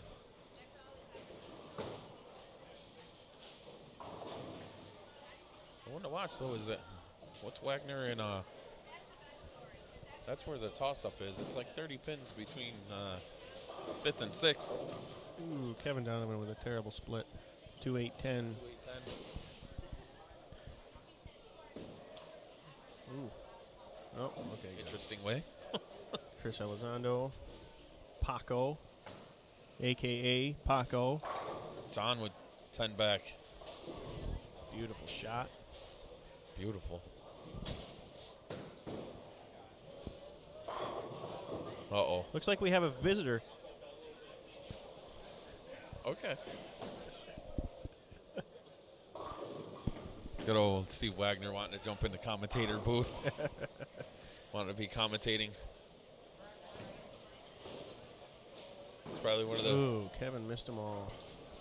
Oh, that's not. That doesn't help matters.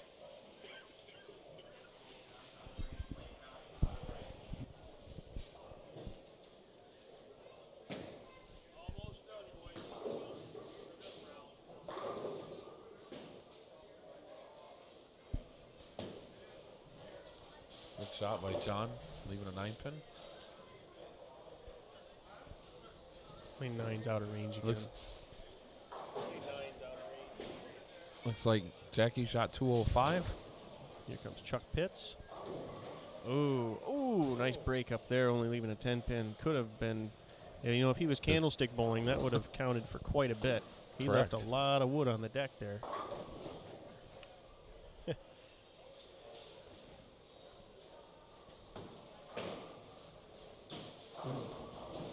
John Ferraro with a whiff. Steve Hardy. Spare. 4. Looks like 198, I think. Far left. Far left? Yeah, over here. Yeah, it looks like they shot +4 that game. +3? Maybe +3. I can't tell.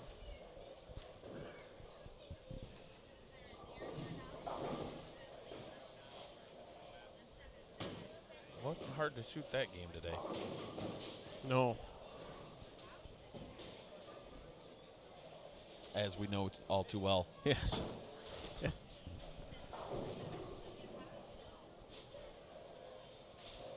Here comes Mike Zarnik, who is a very smooth player. I like his game. Very even keeled, very even paced.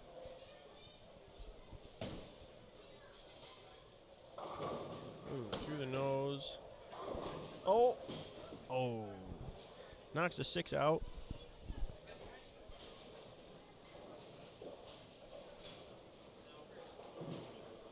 Hit camera 6.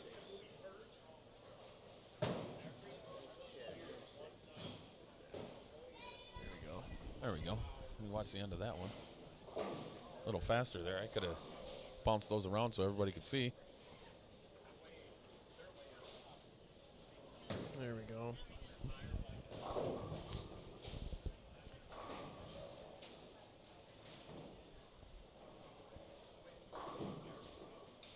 A nice shot of Steve Wagner checking his cell phone.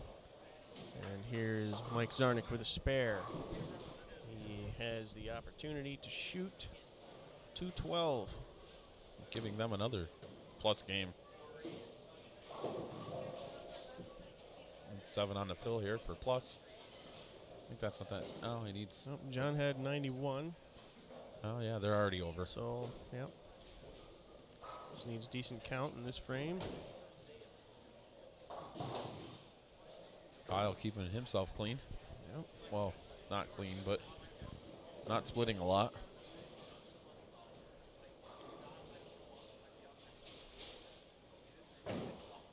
Mike Zarnik with his final shot. Nice. Nice strike. Solid in the pocket. Here's going to be Kevin Donovan on the left side of your screen with a strike.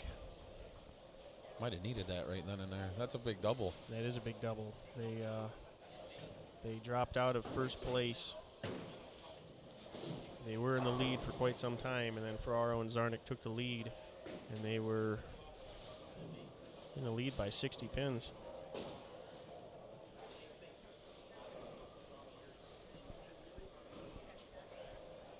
Finishing up here, I'm sure the tournament staff will get us numbers here as soon as they can. As soon as the bowling finishes up, folks, we're not going to go anywhere.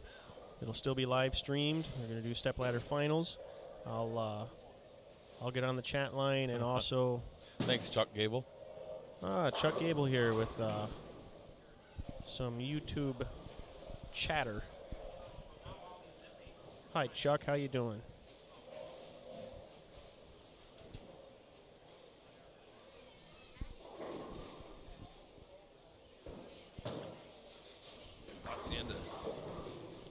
is Chuck Pitts. Oh, with a 10 shaker. pin. Shaker, Oh, 10 no pin. good.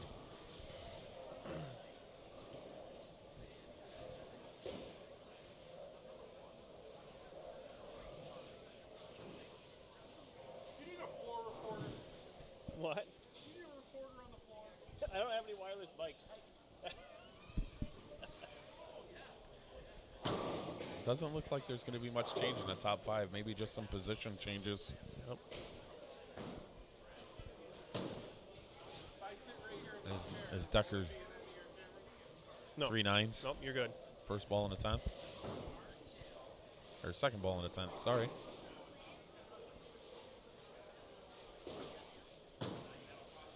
Looks like Kyle shot 202. Spared for 180, so they lose 20 pins on the deal.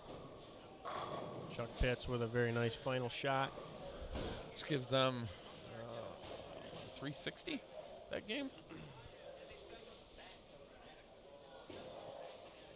Can't really tell. Yeah. We'll have those momentarily.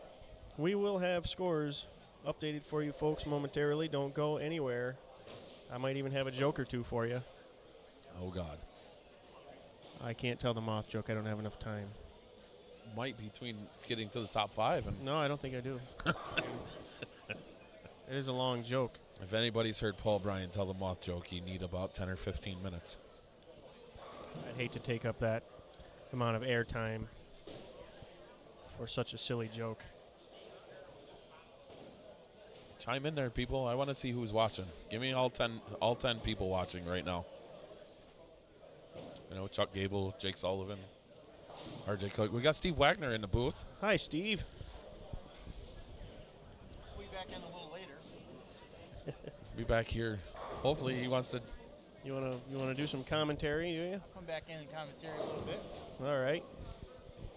How was your final 4 games there, sir? The final 4 games were good. My partner struggled a little bit. It's part of the game. Well, we'll get the top 5 here to see where you finished. Got pretty difficult there towards the end. Yeah, they got tricky towards the end. Everybody playing all over the place. Well, That's not everybody's game's the same, and not everybody does the same thing. That's correct. All right, I'm going to exit the booth and I'm going to wander around and look at some scores, and I'll be back here in a little bit.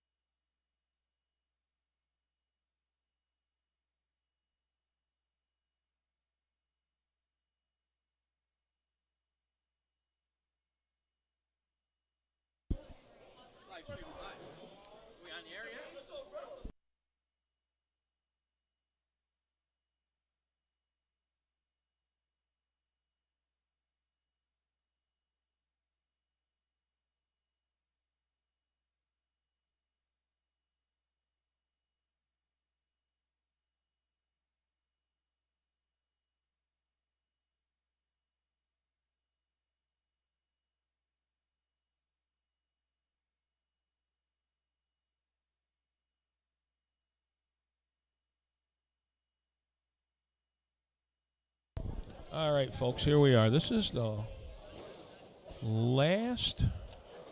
This is the top 5 that's going to be moving on for the step ladders.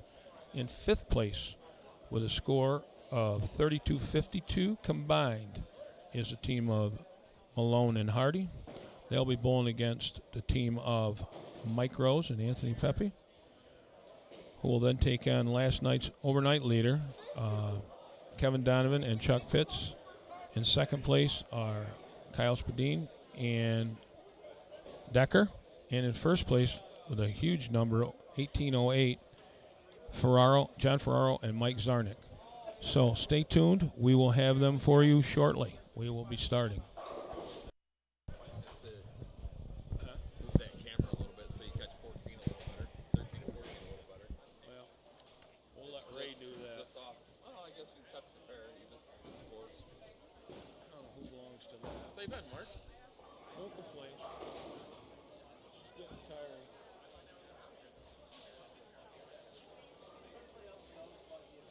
Long day. Yeah, it has been.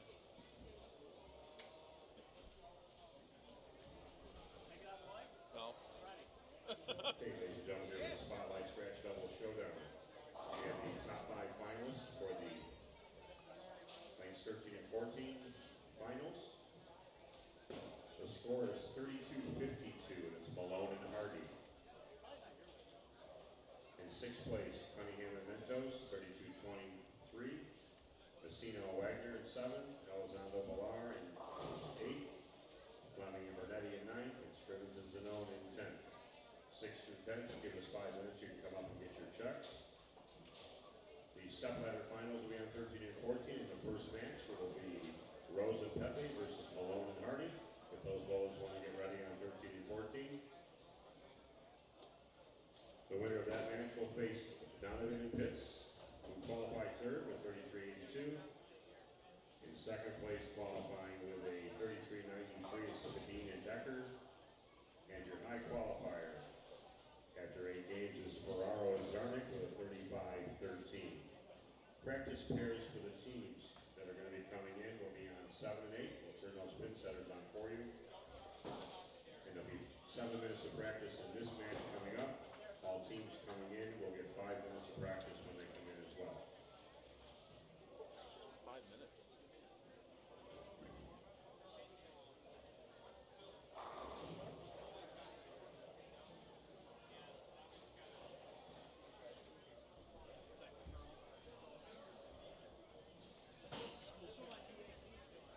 Right? That's what I thought.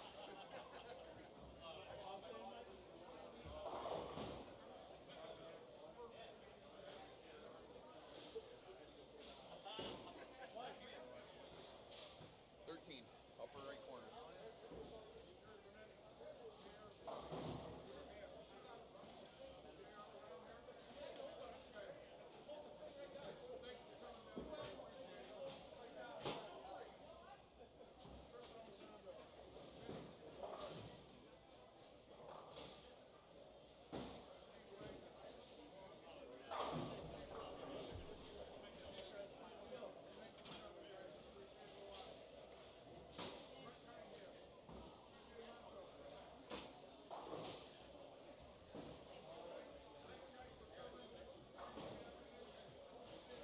Perfect choice of pattern too, Mark. What? I think it was a good choice of pattern too. Not heard one word about pattern. Not one. That's a big freaking deal. Yeah. It's fair. You could strike. It was even. What do you think of the pattern, Steve? Think it was fair? Fair, it's tricky. Get everybody playing all over the place. Well, that's the thing. There's no defined, they don't really suit to one person.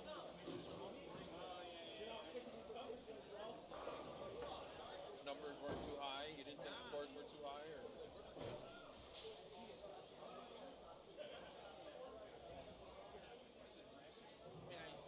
Run it again. I wouldn't run the same pattern again. But. Did you like your seat, Mark? I would. Or Ray? Thanks, Big Sandwich. Look, I don't know who's worse than being old.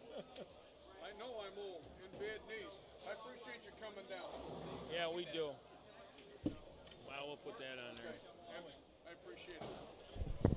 Like I said, on the webpage, whatever. We would like to thank Charlie Millard for coming in and helping us out on the Everything will be posted. microphone, along with Paul Bryan. We've had some great help here today. We really appreciate the fact. I guess Ray and I are going to step into the booth here and see what we can do to get us through these the step ladder. Right now, it will be Anthony Pepe and Mike Rose bowling against Jen Malone and Harvey.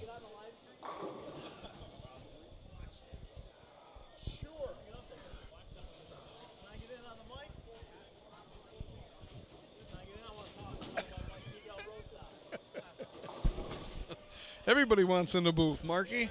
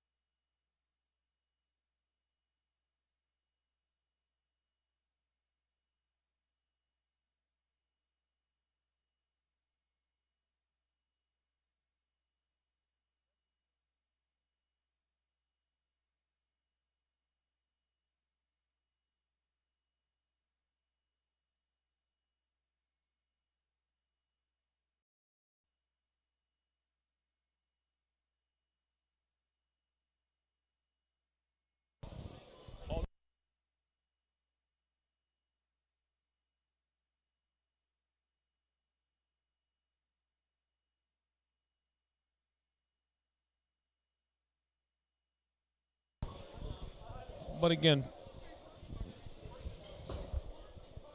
before we go live here, actually we're still live. We're just not ready to begin the match. I want to give a shout out to our sponsors. Yeah, great idea. Which we wouldn't do, we can't thank these sponsors enough. First of all, we'd like to start out with Howie's Pizza and Subs. We also have Huckle's Auto Body, Kinsley Chiropractic, James Floral and Gifts, NC Industry Antique Auto Parts LLC, that's Bob Petroshak, Comfort Inns and Suites, Tomaso's Golf Course, Fulmer's Tire Service, Ken Mayo Construction, The Grill, Shepherd Hills Country Club, Inspire Fit, Applebee's, Webster's Construction, Jeff Paul, Plumbing and Heating, Jim's RV, Animal World Vending, Legacy Motors, Microtel Inn and Suites, our own Saw Valley USBC Association, Waverly Wine and Liquor. Also like to shout out to Ryan Schaefer and Motive for donating 2 balls, Paul Volker from The Right Approach for donating a ball, Mike Rose, Ace Mitchell donating a ball, and Joe Hutchison from Global 900 with 2 3-ball rollers and a Global 900 ball. No.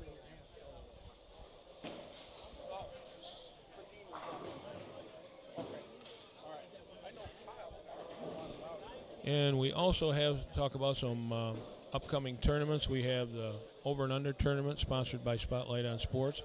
That's in December. The morning time starts the 3rd weekend in January 2017. Valley Scratch Action will be the last week in March. And we also have the Alibi tournament. Tomorrow up to Crystal Lanes in Corning. Yes, Michelle Schaefer. Michelle Schaefer Scholarship Tournament on Sunday, Yep. November 20th. And we're going to be there tomorrow. So if you haven't heard enough of our melodious voices, you get to hear it again tomorrow. Come join us. Yeah, come up and watch. I mean, you're going to see some really good players, young kids. I shouldn't say young, but there's some really good youth players. Yep. Okay, what we got here is We're underway here, Mark. Yeah, we're underway. We've got Anthony Pepe bowling right now on the right lane 14. Just absolutely crushed that, leave a stone 10. And Steve Hardy from Manchester, New Hampshire. Now, we do know that everything has been reset. This is a 1-game match, head-to-head. The winner moves on. Correct. Anthony Pepe's up here. He's been bowling 21 years from Astoria, New York. He won the PBA Cheetah Championship a few years ago. He's won 4 PBA regionals, and he also has 6 NEBA titles. He shot a 300 at the USBC Nationals in 2009. He was 3rd at Nationals with Alex Cavagnaro, and he has an 858 high series. And he is bowling Mike Rose Jr. He is. And Ray's going to give you the lowdown on Mike. Yeah, let me put my second set of eyes on here, guys. Mike Rose Jr. out of Rochester, New York. I know he works for Ace Mitchell. First bowling center he ever bowled in, Bongo Bowl. Okay. How'd you get started in bowling? Asked to bowl by the kids in school. Jackie Malone just left us week 7. 5-7 there, 5 fell out. Loses just a 7. I think Mike's pulling our leg. He said, did you bowl in high school? No. He throws it awful good for taking this game up late, but it's possible. He bowled for Erie Community College, West Texas State, 2 USBC Eagles, 2007 all events champion, 2015 they won the team event. Yeah, with Team NABR. NABR, I think they finished 5th or 6th this year. Yep. Rochester Bowling Hall of Fame, runner-up Rookie of the Year on the PBA 1993. Kind of a unique question here. What's the best advice you would give a bowler who wants to start bowling competitively? Practice and be patient. Good things come to those who wait. Jackie Malone just threw that 7-pin in the gutter, just a titch in front of it. And Anthony Pepe starts with a spare and a strike. Steve Hardy up on the right lane on 14. Big Okay. double there. Yeah. Now we'll talk about Jackie Malone. Only female to make the finals. She is out of 4 or 5 that competed here this week. Yeah, she's out of Scotia, New York. Burnt Hill Lanes is her first center she ever bowled in. Her mom got her started in bowling. She was a junior league director. She's at the same house as Liz. She bowls at Town Bowling Academy. Town, there you go. And that's where the new world record was set. Oh, she's throwing it good there, And she's Mark. throwing it really good. She bowled collegiately for Wichita State and St. Peter's. Yeah, it's a big school, big bowling school. She made the New York State women's team and Green Mountain Open women's doubles.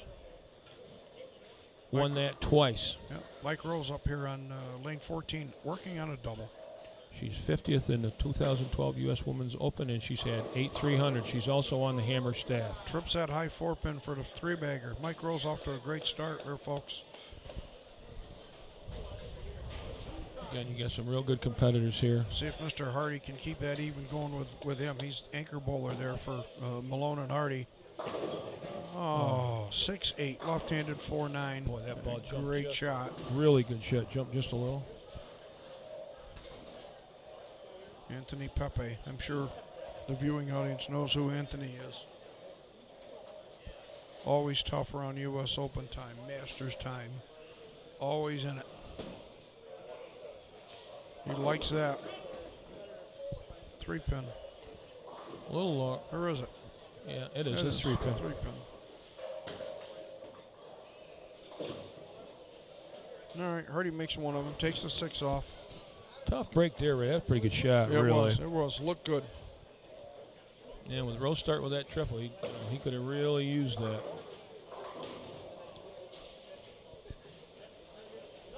Is Chuck Pitts still in? Chuck Pitts is still in. Yes, Anthony Pitts wants to know. Chuck Pitts will be in the next match. I think they're in the 3rd position. Let me take a peek. Yes, they are in the 3rd position. You got my buddy here in the booth typing left-handed again. Mike Rose up on lane 13 here. Started with a 3-bagger. He likes the look of that shot as well. Boy, he's really deep on 13. Yeah, half 10 there. So again, the winner moves on. This is step ladder. It is. Bowling for a lot of money here today, Mark. Yeah, and Jackie Malone. All right. 4-pin, Just little a high 4-pin, flush. a little touch, a little high. She's thrown the ball good the whole weekend, to be honest with you. She has. She has. To get this far with this field, the talented field here, I mean, these guys are all weekend warriors or better, as I like to put them, weekend warriors. If there's a tournament someplace with some money involved, these boys are around, and girls. And Mike Rose just made that spare on a 3-bagger, so they're up a little bit here. Not much, 27 at this point. Yeah, yeah. But they're all hard fought. You're going to have to grind again. This is all grinding. Pace of play, you're going to see, even though it's only, it's match play, everybody's taking just a deep breath, one extra deep breath before they make before the they shot. pull the trigger. You're exactly right, Ray. So They all know what's on the line here. playing for a lot of money, so they really want to pay attention. Absolutely. One errant shot could cost you a lot of money tonight. Those 14 viewers that's out there that's watching really, really appreciate it. Puppy gets away with a touch high there, carries the 6-8 late, but they both go down. Jump on, invite your friends, tell them Spotlight on Sports.net. Go to live streaming. We got And that's 3. on the YouTube channel. It is on the YouTube channel. We got 3 really exciting matches coming up here, folks. Really do. Steve Hardy. Oh, man. There's a hit right there. Wow. Take a bow. Take a bow, Steve. It was Absolutely. 6-8 on one high flush and end up throwing that, having the 3-4 fall or 3-6 fall down. Yeah, with a 10-pin or whatever come off the wall between them and took them both out.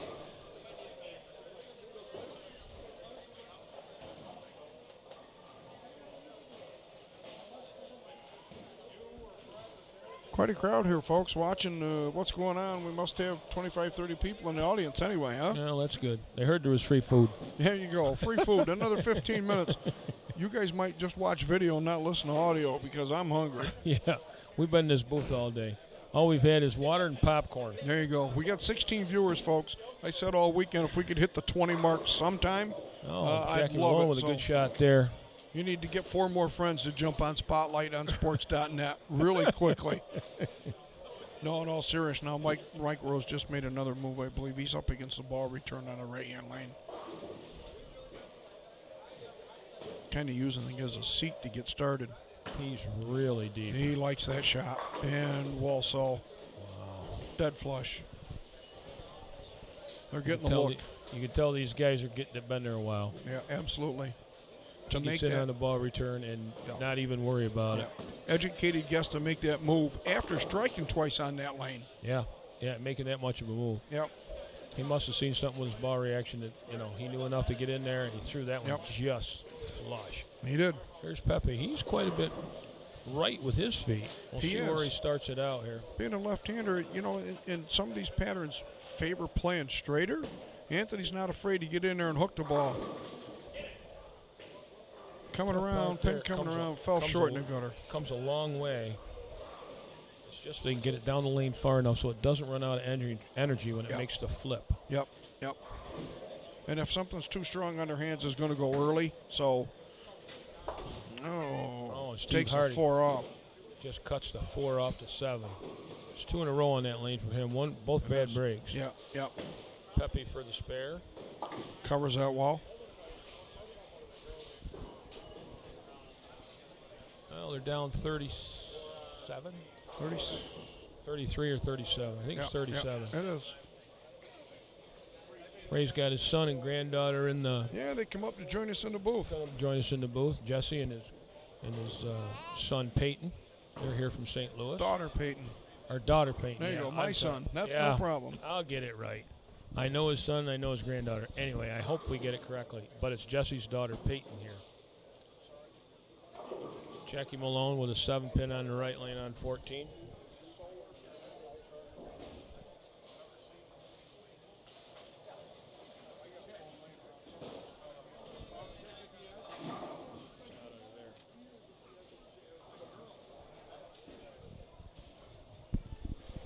Mike Rose on lane 13 after moving way in on the last shot. He did. Started with a 3-bagger, 9 spare, and makes a big move in. I think he tugged that a little. He leaving did. 3-6-10. Kind of tapped his chest like it was on him. So, absolutely.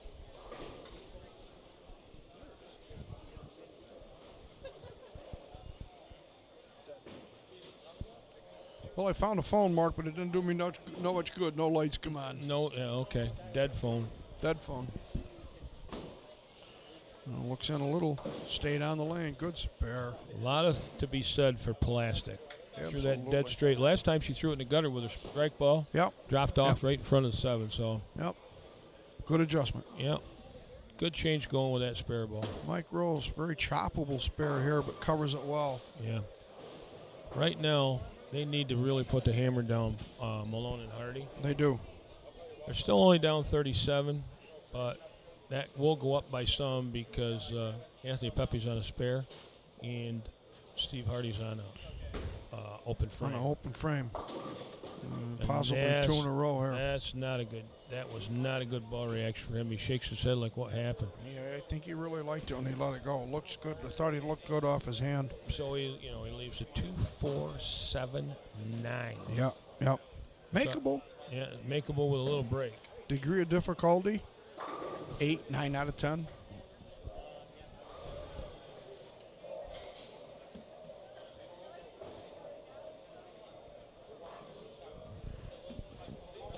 I'm getting abused on the chat line, by the way. Hey, that's always a good thing. Don't do it in person. He's probably bigger than you are. Trust me, he is. It's Chuck Gable. There you go. Great try there by Steve Hardy. Pepe with a 7-pin. And again. Covers that up. I believe he's throwing urethane at that 7-pin, Mark. He looks like so a pitch blue, pitch black. Yeah. Yep. long as it stays on the lane, you make the spare. Best dressed couple in the tournament right here. Yeah. Team shirts. Jesse's son, Peyton. Thanks, Chuck. I appreciate at least you're listening. There you go. Most everybody else, like my wife, just zones me out. So I'm glad somebody was paying attention. But Peyton is Jesse's daughter. There you Chuck, go. I'm trying to redeem myself. You're doing well. Get off me. Right. Leave him alone. He's got a job to do. Yeah, I'm kind of busy here. That looks good off Mike's hand. Oh, and he gets There away you with go. kind of a flower pot, but it doesn't matter. Flower pot. That might be a catch line right That's there. an old one. A flower pot. Yep. Have daisies in it? Tulips. Doesn't have two lips. It only had one, so we're going to Okay. say daisies. All right. Jackie Malone with a little bit of a yank there. 3-6-10 again. It's easy to do on this stuff. Thanks, Chuck. I appreciate the good job comment. There you go. Chucky's on it. He knows when to redeem himself as well. Yeah. Well, Marky, overall this weekend, We'd have liked a few more entries, obviously. but you know the way the tournament run, the bowlers seem to be more than gracious, appreciated what we've done here or attempting to do, and I think the tournament run fairly smooth. Again, Greg Joseph and his staff here at the Valley Bowling Center, big hand goes out to them. I'm going to name a few people here, right here. Phil, and his wife, Pam Beard. helped out a lot. Sheila Baker's here. Susan Baker. Susan. Yeah, close. Susan Baxter. There you go. I'll Mark tell you Walters what, yourself. I'm having trouble with my tongue. It's still in my mouth. I don't know what the heck I'm saying. There you go. And Pepe leaves the 3, 6, 7. 3-6-7. You know, without you guys helping out, Aaron, coming on, the wife and I, Spotlight on Sports and Events, we'd be lost without you.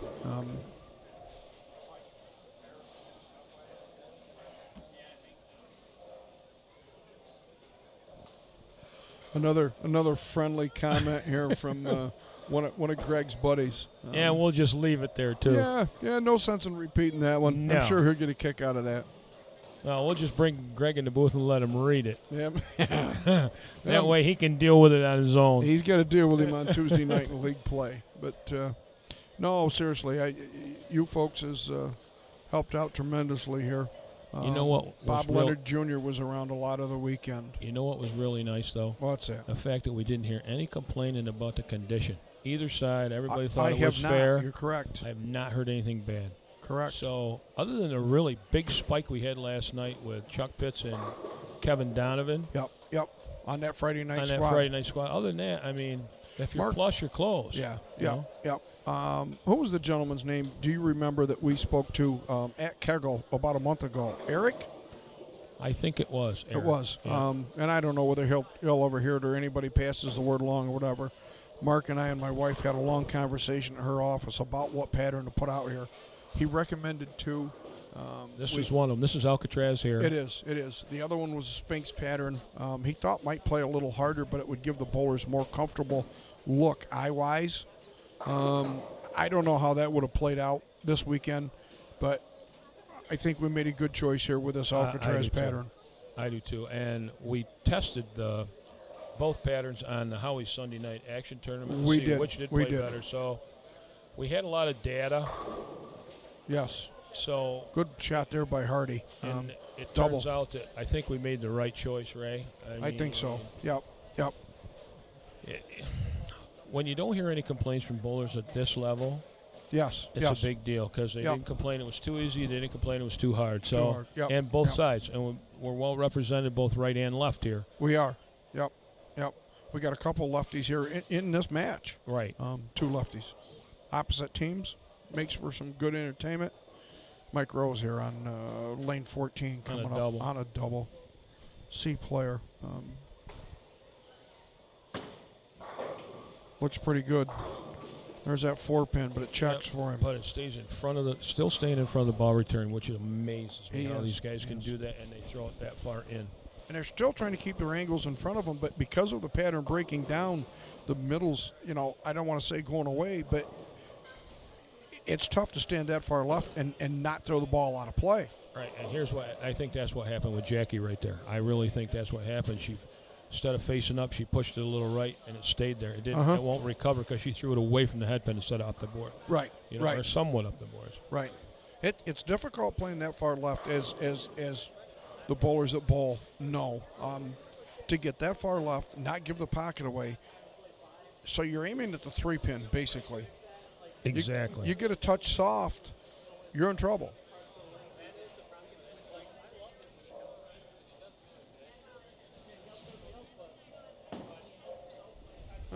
Chucky Downs. Chucky Downs, Chuck Gable.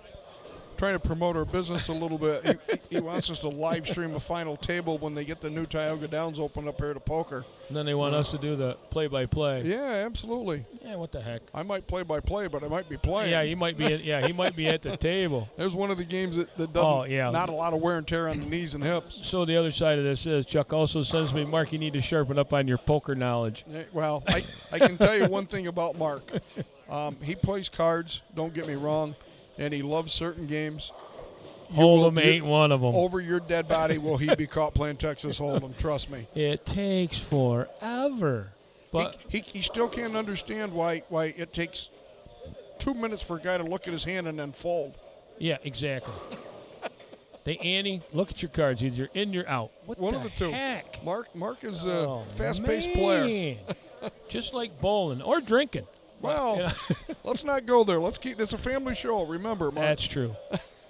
Right now we have a pretty good lead going into the. Steve Hardy just misses by that. a 6-pin. Just by that 3-pin, and it's pretty much over here. Yeah. It's a 9th frame with Mike Pepe on it. Pepe on a double. 3-bagger.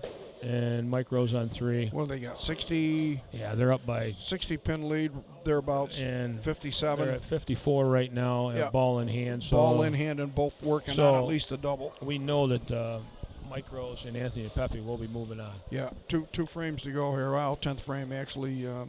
And they will be bowling Miss against. Malone has already bowled the 10th frame. The overnight leaders.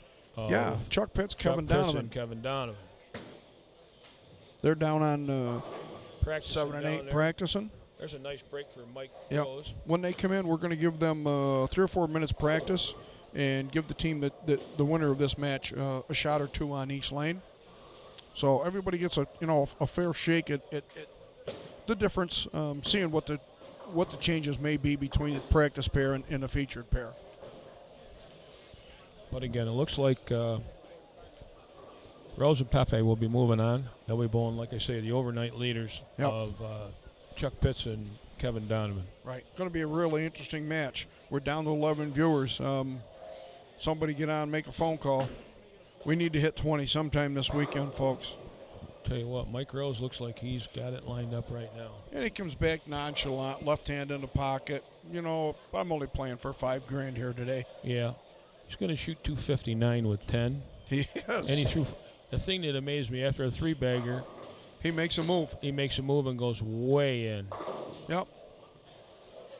He sets up against the ball return after doubling on that lane and then sets up on the ball return. Jessica has nothing to be shy about. She threw the ball really good. Yeah, absolutely. Well represented here. Jackie Malone, Jackie Malone. She played with some really good players this week. She threw it really well, too. Yep, for sure. Rose goes out the sheet, shoots 259. 259. That's a great game on this pair. Yeah, Steve, it always goes that way. He throws double 3-pin, misses it. Yeah. And then he'll probably, if I was to bet, I'd bet he's going to strike out. Yeah, I think so. But they're down 100, so it's over. I don't want to say it helps, but it certainly loosens the arm swing up. Yeah. When you're down 100 going into the 10th frame. Yeah. Yeah, and that's not to say he's not trying. Believe me, these guys grind to the end. And that's why they're here, because without grinding, none of them would be this far away, or absolutely. far along, because they made every pin count. Because Mike Rose and Anthony Pepe were one above the cut. Yes. 1626. Yep. Or 1628. They were the cut. Right. They were the cut for today. Yes, they was. And maybe there's a thought process here between Jackie Malone and Mr. Steve Hardy. The food will be coming out of the kitchen here in a minute or two, and if they're still bowling, knowing the way we eat around this bowling center, there's nothing left for them if they bowl another match. Oh, no. Mike Rose and those guys will get plates. Nothing on it, but they'll get plates. Oh, yeah. Yep. And keep in mind, if you're listening and you don't have anything to do tonight, we're having Willard Mania here at the Bowling Center. It starts at 9 o'clock, I would imagine. Yeah. Little yep, doing yep. his sing thing out of Rochester, a little Sing karaoke. thing. Absolutely.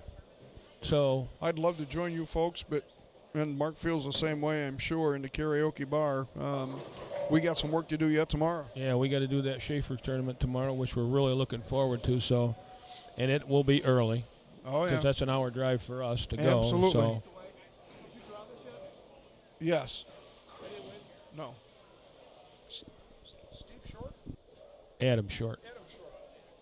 Adam Short falls on Sunday morning. Good.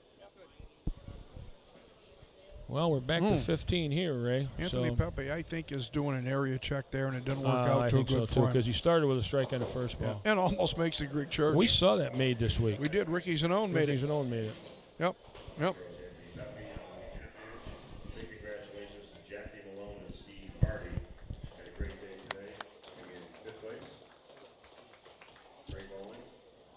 You want a drink? And in the next match, it'll be Is that yours? I don't know. I'm going to throw it out. I know it's not I don't know who's Chuck Pitts. No, I'm good. We can get through these 3 matches. Get that match going momentarily. Okay, folks. Miss Malone and Mr. Hardy here. Jackie, I believe. What a great showing for this weekend. They finish in 5th place. Pick up a check, a nice check. So they represented themselves here this weekend in a tough field. Really well. Really well done. Job done. Coming in, the overnight leaders. Overall leaders for the tournament, Chuck Pitts and Kevin Donovan. If my eyes will let me go, I might find a bio sheet on them, folks. So give me a second. Watch. They'll be back in a minute.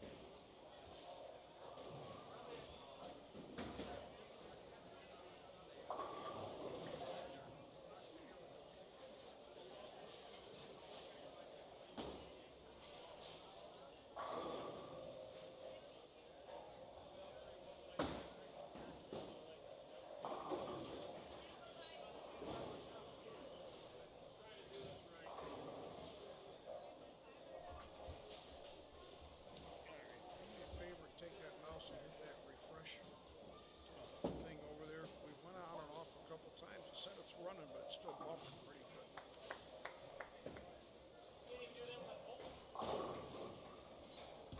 Should come back. There we go. We're good. Very nice. Jimmy Shablam told me that. He said, Mark was freezing on enough. I said, yeah, we know that. I said, a lot's got to do with the upload speed here. So we're going to have that. But, I mean, we got through it. We lost it again here. Losing ground.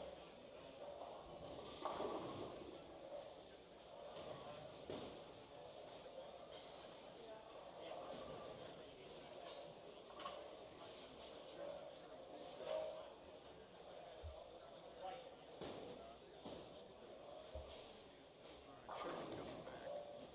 I think we're just getting it around. Says the health is good. Walking back. There we go.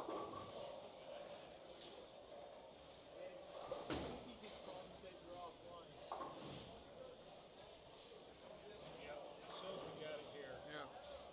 but we don't. It says we got. Here's my wife busy. Have her come up. Yeah, if you would, please. Yeah, I'll get out of the way so Donnie can.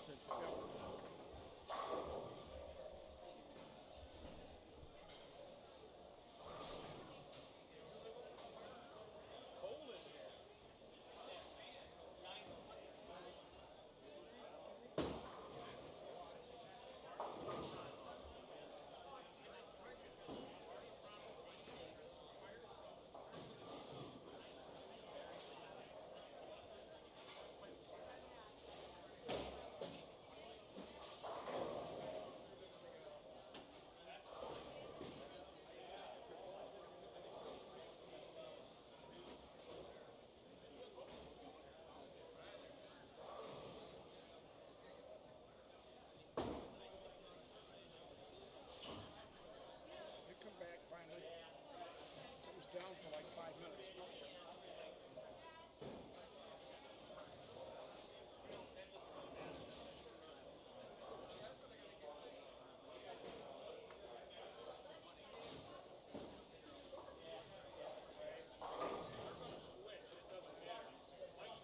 As long as they are under, they know what letters they're under, we're fine.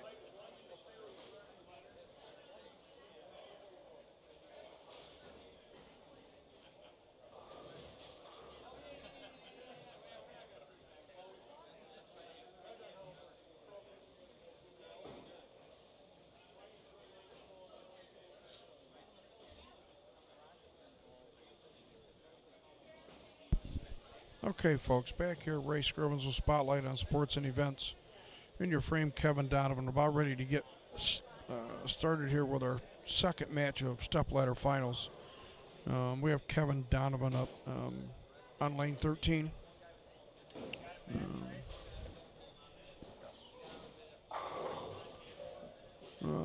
Kevin starts out with a 9-pin here on a really good shot, I might add.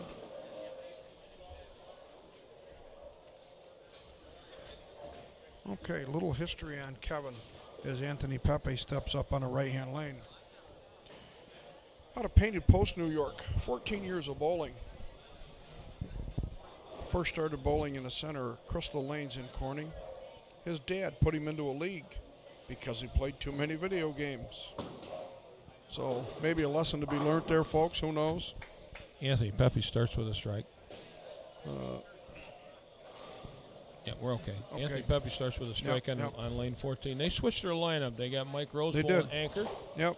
And Kevin Donovan makes his spare. Anybody that's watched or friends with Kevin Donovan on Facebook or whatever, Storm Staffer represents the company really, really well. But he has a dog at home named Opie. Anytime Storm comes out with a new release, Opie's the first one to throw it. He rolls it around the kitchen, the living room, all over the place. So before he puts it in his hand, he's got a good idea what the ball's going to do. Mike Rose again in front of the ball return, throwing a strike. Kevin went to school for in Corning West, bowled for Notre Dame. Accomplishments: 2014 Mount Morris Open champion. Chuck Pitts with a half 10 on the left lane on lane 13 in his first offering. Yep. Kevin also won the 2016 Brockmeyer Open, 2016 Energy Saver champion. Best looking bowler award. I guess that's a bowling accomplishment. I think he made that up. He might have. 2010 high school All-American.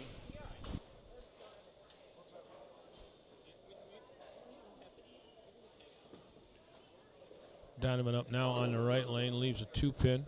Chuck Fisk just flagged that 10-pin, and that's really odd for that to happen. That's for sure. These guys get here by making spares. Chuck's one of the best in the business at that. Yeah, Chuck's been doing this a long time. I have Chuck's in front of me here. There you go. Chuck has been bowling 52 years. Yep. From Paramount Lanes, this was opening center. He was introduced it to us by his grandmother. His most influential person here was his coach, Gene Whitney.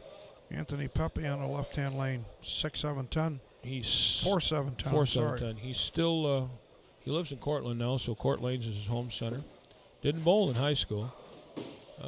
Kevin Donovan flagging a 2-pin. He won Simmons Rockwell in 2011 and the Milk Ultra. He's had 53 300s and 22 800s. His advice to the up-and-coming bowlers is practice, practice, practice, and that goes for about everything. Every bio sheet we have read, practice, practice, practice, or patience, patience, patience. Exactly. I agree.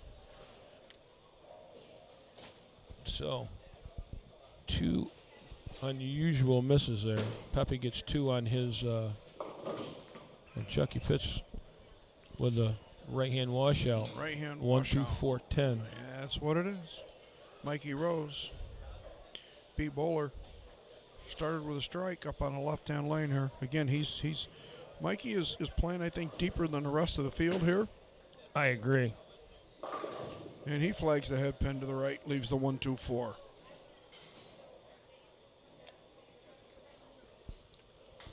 He gets the 10 out of that shot where Fitz got the unlucky break to leave it and doesn't convert.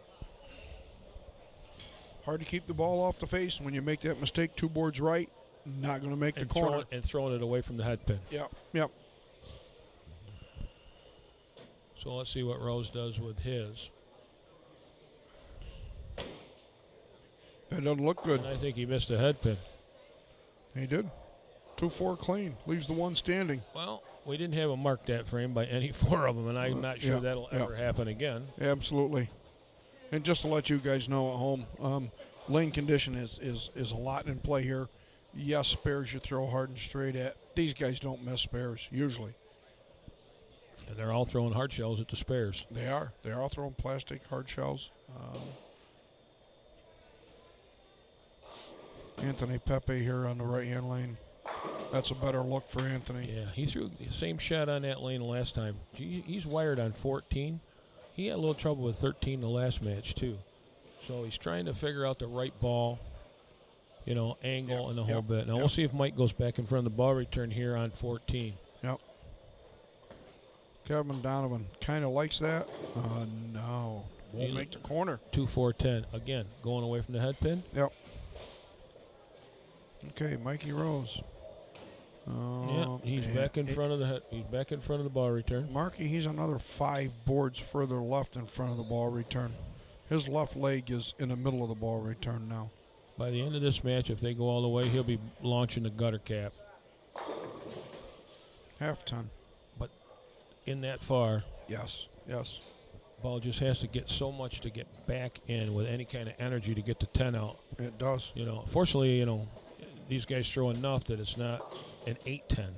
Yes, with an average absolutely. guy like me, anyway. If I'm in that deep, first of all, my nose is bleeding. Oh yeah. And second of all, if I throw it like that, I'm gonna leave the 8-10. Maybe the 5-8-10. I don't know. Well, that's because you. I don't want to call it a voodoo roll or an ashtray roll, but. Yeah, and we can't use the knuckle word, so we're just gonna go with. That's a shout out to Donnie Howard for that. He taught us how to do that. Yeah. Let's see if Chucky Pitts can get lined up here.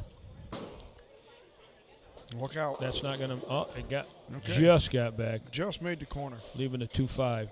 No bargain there either. A lot of ways to chop this. For sure. On this condition. And here's one of these spares. Do you hook at it? Do you throw it hard and straight?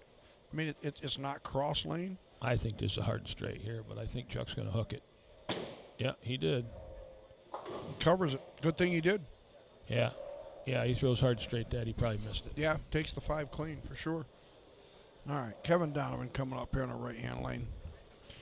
Trying to get a decent look. Yeah, that 2-pin, I don't know if that rattled him or not, but I don't know. the next shot, again, he's going away from the head pin, and I'm not, Yep. as good as these guys are. He's not as deep No, feet-wise as the rest of the players. no. That That's looks going to pretty be close. good. He might get the roller 4 after all. Oh, he got a tickle. He got a wiggle. 9.5. That was You a lot. watch that But 7-pin come across the deck behind a 4-pin and missed it, and then rolls all the way back across the deck and doesn't have enough energy to take it out. take it out, yeah. But that was a much better shot than the shot ahead of that on this lane when he Yeah, left the absolutely. 2-pin. Yep. Anthony Pepe on a Pepe strike. almost got it back. Yeah, his didn't flip over either. And Last that's shot in that lane, That's a pretty aggressive shell of a bowling ball anyway. I think so. I think we have 2 Storm staffers here. I believe Anthony Pepe is on Storm staff as well as Kevin Donovan. And so is Mike Rose. And Mike Rose. Mike Rose There you go. is a Storm staffer. Yep. Now, I don't know if Chuck Pitts is an Ebonite staffer or not, to be perfectly honest with you. I don't believe so, but I'm not 100% sure of that.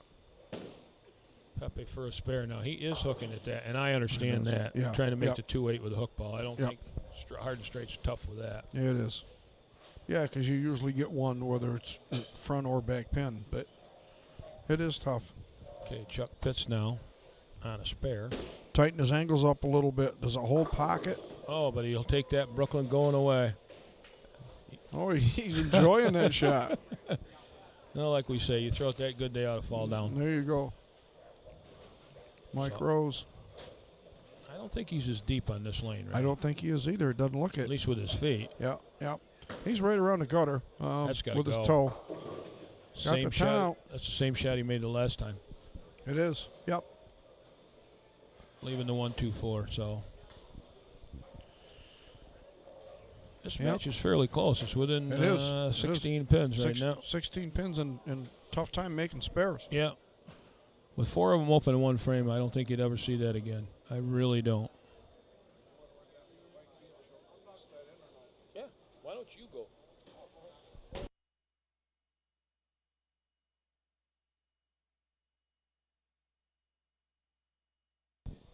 Okay, Mike Rose with the spare. Wow, we're gonna, now we're really gonna have some a treat here. We got the real tournament director and the boss of this whole outfit, Donna Scrivens, coming in, and she's gonna sit in and help us here in the booth. That's if Ray can get out and not fall down the step. So, Anthony Pepe with another strike on that lane 14. Finally got someone as good looking in the booth as me, Donna. So, all them other guys I wasn't so sure about. So we got Kevin Donovan with a strike on lane 13. This is really a close match. They're within 19 actually. Chuck Pitts working on a strike. So Donna, say hello. Hi everyone. Hope you're enjoying our first live stream official broadcast.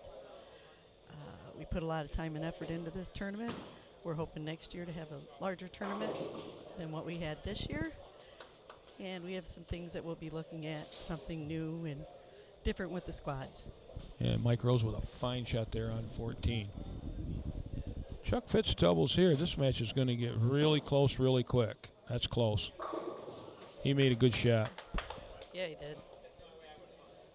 Like I said, I don't know if you heard this. My wife said that I've got a great face for radio. So that's a good thing.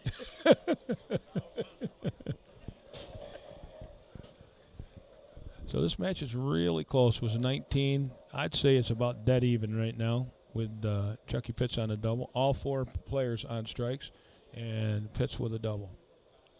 So Kevin Diamond up here on the right lane.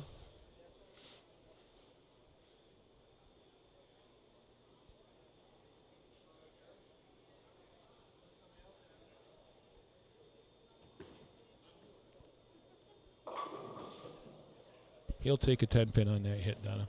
Yeah. I think, yeah. Kind of threw it through the nose, got away with it. Everything kind of collapsed, leaves just a 10. That's actually a good break for Kevin. Yes, it could have went the other way and been a split. Yep, could have had a lot of split involved here. Pepe has not had much success on the left lane on 13.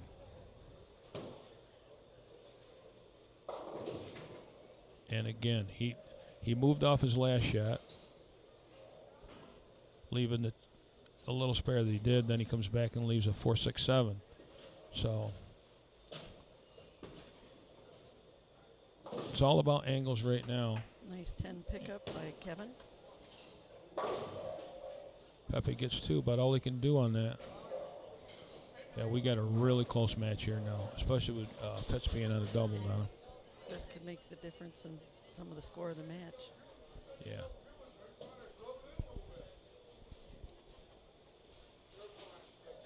These guys are grinders, so they'll keep going.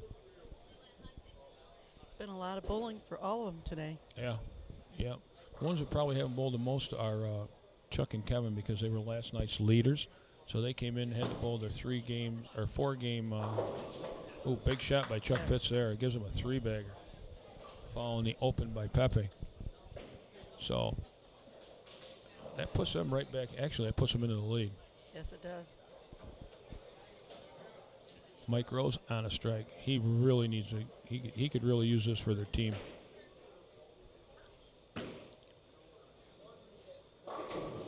Oh, and he leaves a 5-7. Not what he was hoping for. No, I think we talked about that earlier. Anybody in that deep, that's the problem.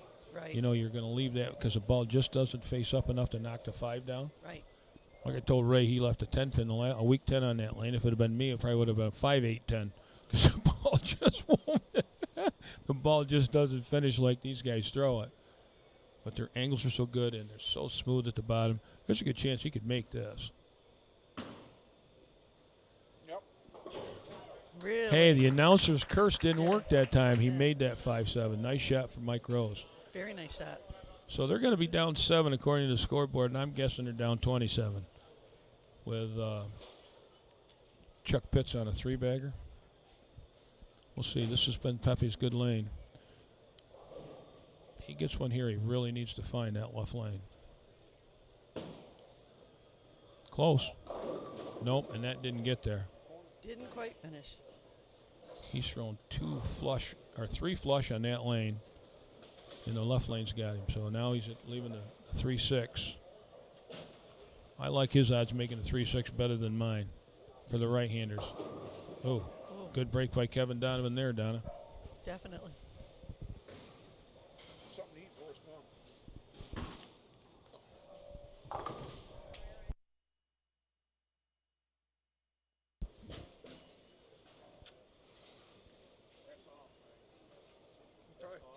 Okay.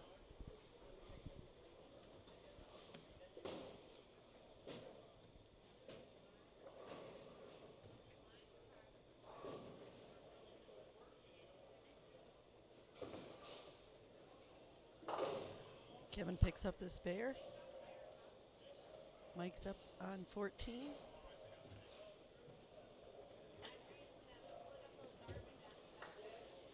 Mike's probably one of the smoothest bowlers I've ever watched bowl.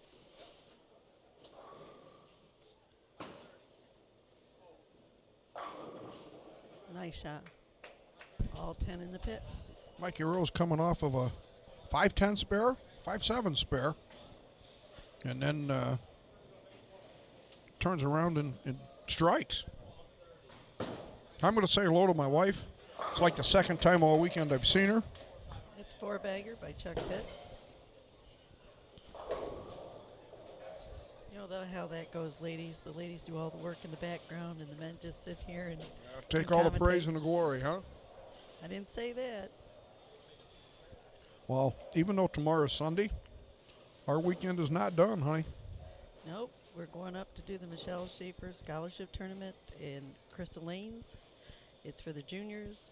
$2,000 to win for a girl, $2,000 to win for a boy. I think Ryan Schaefer still has spots available. Is there anybody out there listening? No, he is full. Is he full? He is full. Wow, he just got to that point. He was at 72 the other day. He did.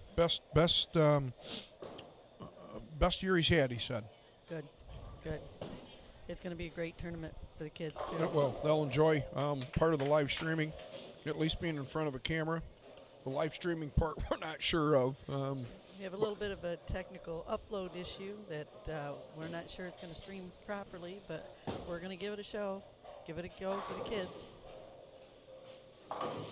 Nice spare by Kevin. Yeah, 6'10", cross lane, hard plastic.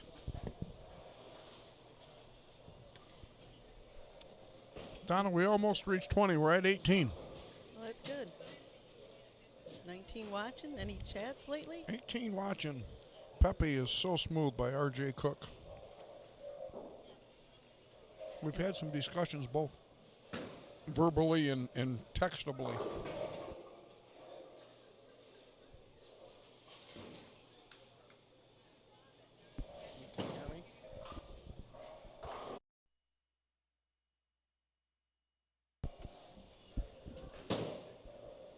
Chucky Pitts for a 5-bagger. Wow. Good Absolutely. shot by They're making a Chuck. big move right here. Yes, they are. Yes, they are. Pepe did finally find his lane that he was having trouble with, so might be able to tighten up the match right here when he gets to be up, because he could double.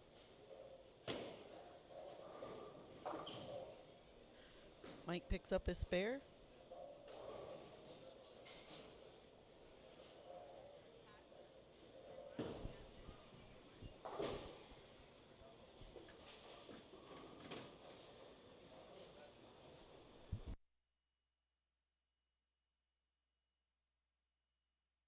We've got about a 20-pin match here. That 5-bagger, ball in hand for Kevin Donovan and Chuck Pitts. So, and they are up to 20. So look, maybe a 35-40 pin lead here, folks, into the 9th frame.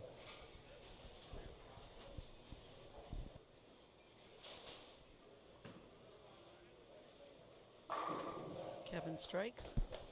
We knew he'd figure it out. Yep. That widens the lead. These two play off each other really well. Pepe with the spare.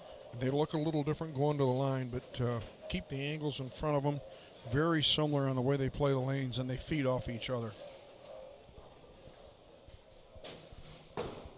Ray, did you mention the over and under December 17th? We have a few times this weekend, but more than happy to do it again. For you young fellas out there, find somebody over 50 like myself.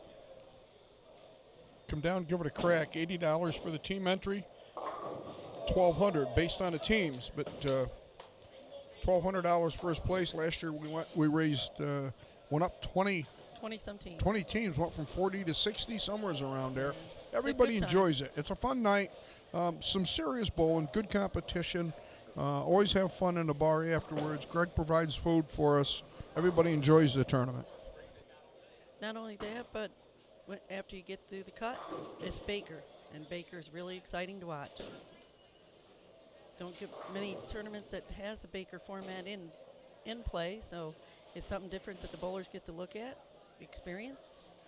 Crowd likes to watch.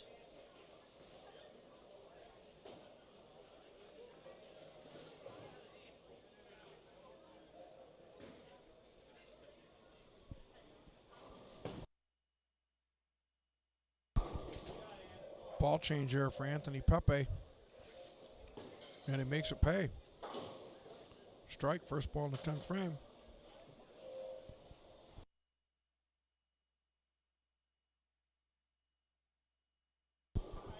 Kevin Donovan with just a 2-pin.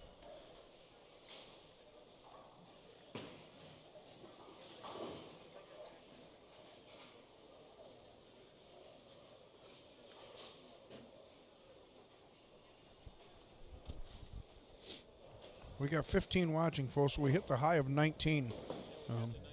We did. Anthony Pepe couldn't double. Leaves a shaker 10. Pretty good shot. Kevin Donovan covers the 2-pin. Missed it earlier in the match, folks, but made a good spare there. Anthony Pepe finishes 176. So the leadoff bowler is 176.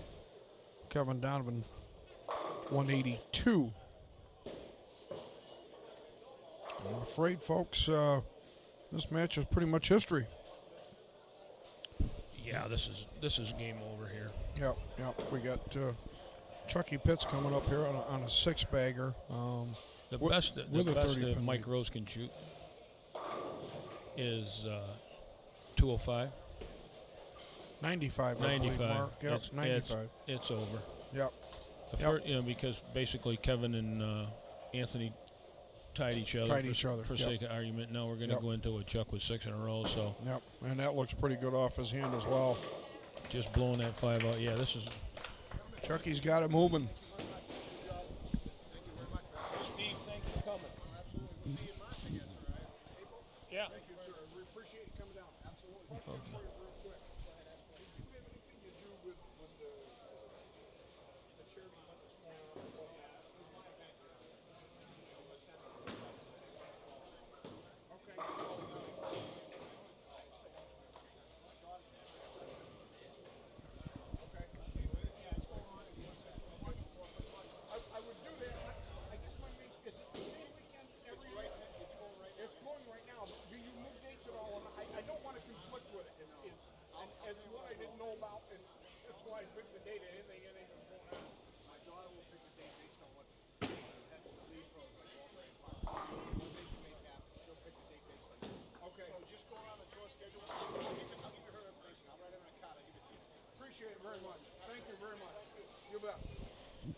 Now, that charitable event that the pros are at, is that Steve's Center, right?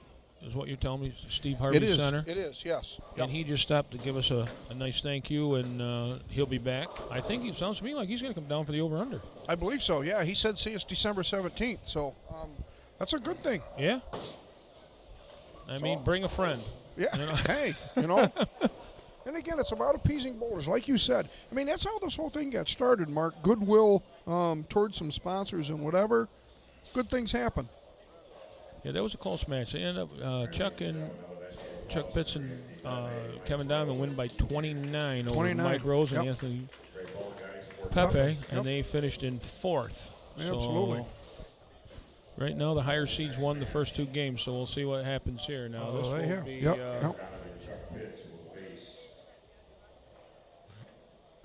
I'm waiting for Greg to. He's got it. We will be putting in 5 minutes of practice, and Kevin Chuck at 1 on each lane. Thanks so much. I appreciate it. Okay. Thanks for coming down.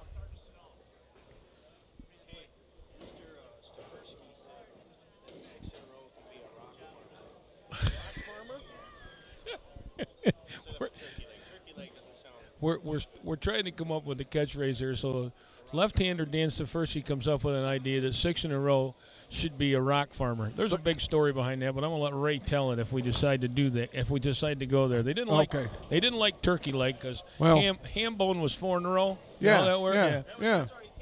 Yeah. So that was taken, and a 5 in a row. I don't know if turkey leg will work. Of course, it's close to Thanksgiving, so maybe. But rock farmer 6 in a row. I don't know. What are we gonna go for 70? Boulder farmer? I don't know. It gets bigger. Yeah. Well, yeah, we got to get some heads working on this. But right now we got them practicing. The team coming in has got 5 minutes to go. 5 minutes of practice. 5 of practice. And then, so in the 3 or 4 minutes of the practice that we have, do I that story of the rock farmer? It's up to you. You got time. All right. And we've talked about it. We've talked about everything to begin with the whole time. So we have. Look at that. We start talking about rock farmer, the numbers go down. Mark, what's up with that? There you go. I mean, I hope the thing doesn't. And the thing froze. Yeah. Imagine that. Video's offline. Well, it's 5 minutes of practice. Let's hope things get caught up. Now it's back on. Stream resumed, so hopefully it will. Yeah. So if I tell the story, nobody hears it, so I'm safe, right? Yeah. Well, that's what you want to do. I've heard it now. You said Kyle Spadine. Is it Kyle? Kyle Spadine, yes. He's the one that his dad owns a center? I'm not sure of that. Or the family owns the center? Maybe. I'm not sure. I know he bowled.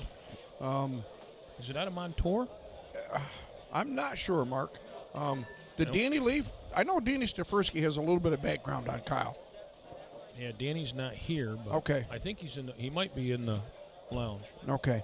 All right, so we get the live streams back up. Just a brief story on the Rock Farmer.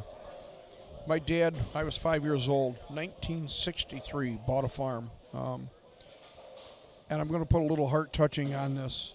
When he was in high school, he was born in 31, so you can figure it out, 45, 46, somewhere around there, had told his mother that one day he will own a farm. Well, him and my mother got married, and I can't tell you the date for sure. Dad was in the service, come home, got married. He worked at the IR, Casco feed mill for a while, the IR. Tore down houses, built houses. He built a new home on Clinton Street behind what was the old Valley Drive-In. Moved into that house, bought the lot next door, built a beautiful split level there. The day it was done, he looks at my mom and says, I'm going to buy a farm. I found a farm down in Shoshequin. I mean, we're talking, back in the 60s. Yeah. Brand new home. I'm brand new, spotless. And he sells it before they ever move in it, and we move down to a 100-year-old home in Shoshequin. My mother was furious. But he had kept his promise to his mother. He's going to own a farm. So we buy the farm. Shortly after we bought the farm, his mother come down, had a sugar attack, and actually that was the last building she was in. She died on the way to the hospital. Oh, my. So we've been there ever since. We still own the farm. Yep. Fast forward a few years. Fast forward a few years into 1990s ballpark. 2 or 3 people had approached Dad about the gravel that was on the farm. One guy sat down on the porch and told Dad he was buying the farm. Dad says, you don't understand, it's not for sale. The gentleman comes back with, no, you don't understand, I'm here to buy the farm.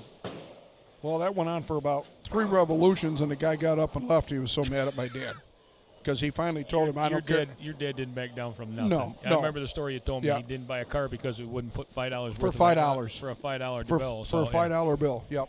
So anyway, he doesn't sell the farm. Another company came in that wanted to lease the farm, so we leased the farm. The farm is still there, still a workable farm. There's about 250 acres involved. No animals on it anymore. My dad passed 8 years ago. But somehow I come up with the nickname around here, once I sold the cows and whatever, of the Rock Farmer. So I tell the story to these guys, and I think this is why the Rock Farmer stuck as a nickname. My dad said before he died, with all the years of farming, and he had worked his butt-toozy off, worked 2 jobs for 13 years to get the farm started.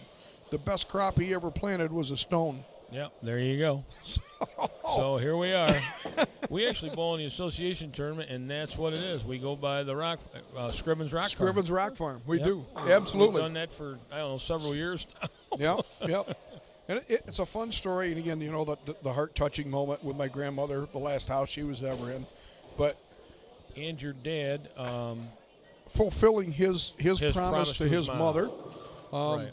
And just 2 seconds to finish it out, before my dad died, he asked me, I had 2 boys. One went away to school, stayed there. The other's still home around the farm. Asked me to promise him that his boys always had a place to call home. I'm going to choke up a little bit. So anyway, with the gravel pit that happened, the gas that was found in the area, whatever, that farm, as long as I'm alive, will never be sold. That's right. So the boys have a place to call home. And that's a great story. And, and it's all true. It is. That's the whole thing. And I didn't do the same thing with my boys. Jesse is home now. He come home for the tournament. He comes home as often as he can. Family man, a lot of work hours. The world has changed so much. I don't dare ask that of my boys. No. I mean,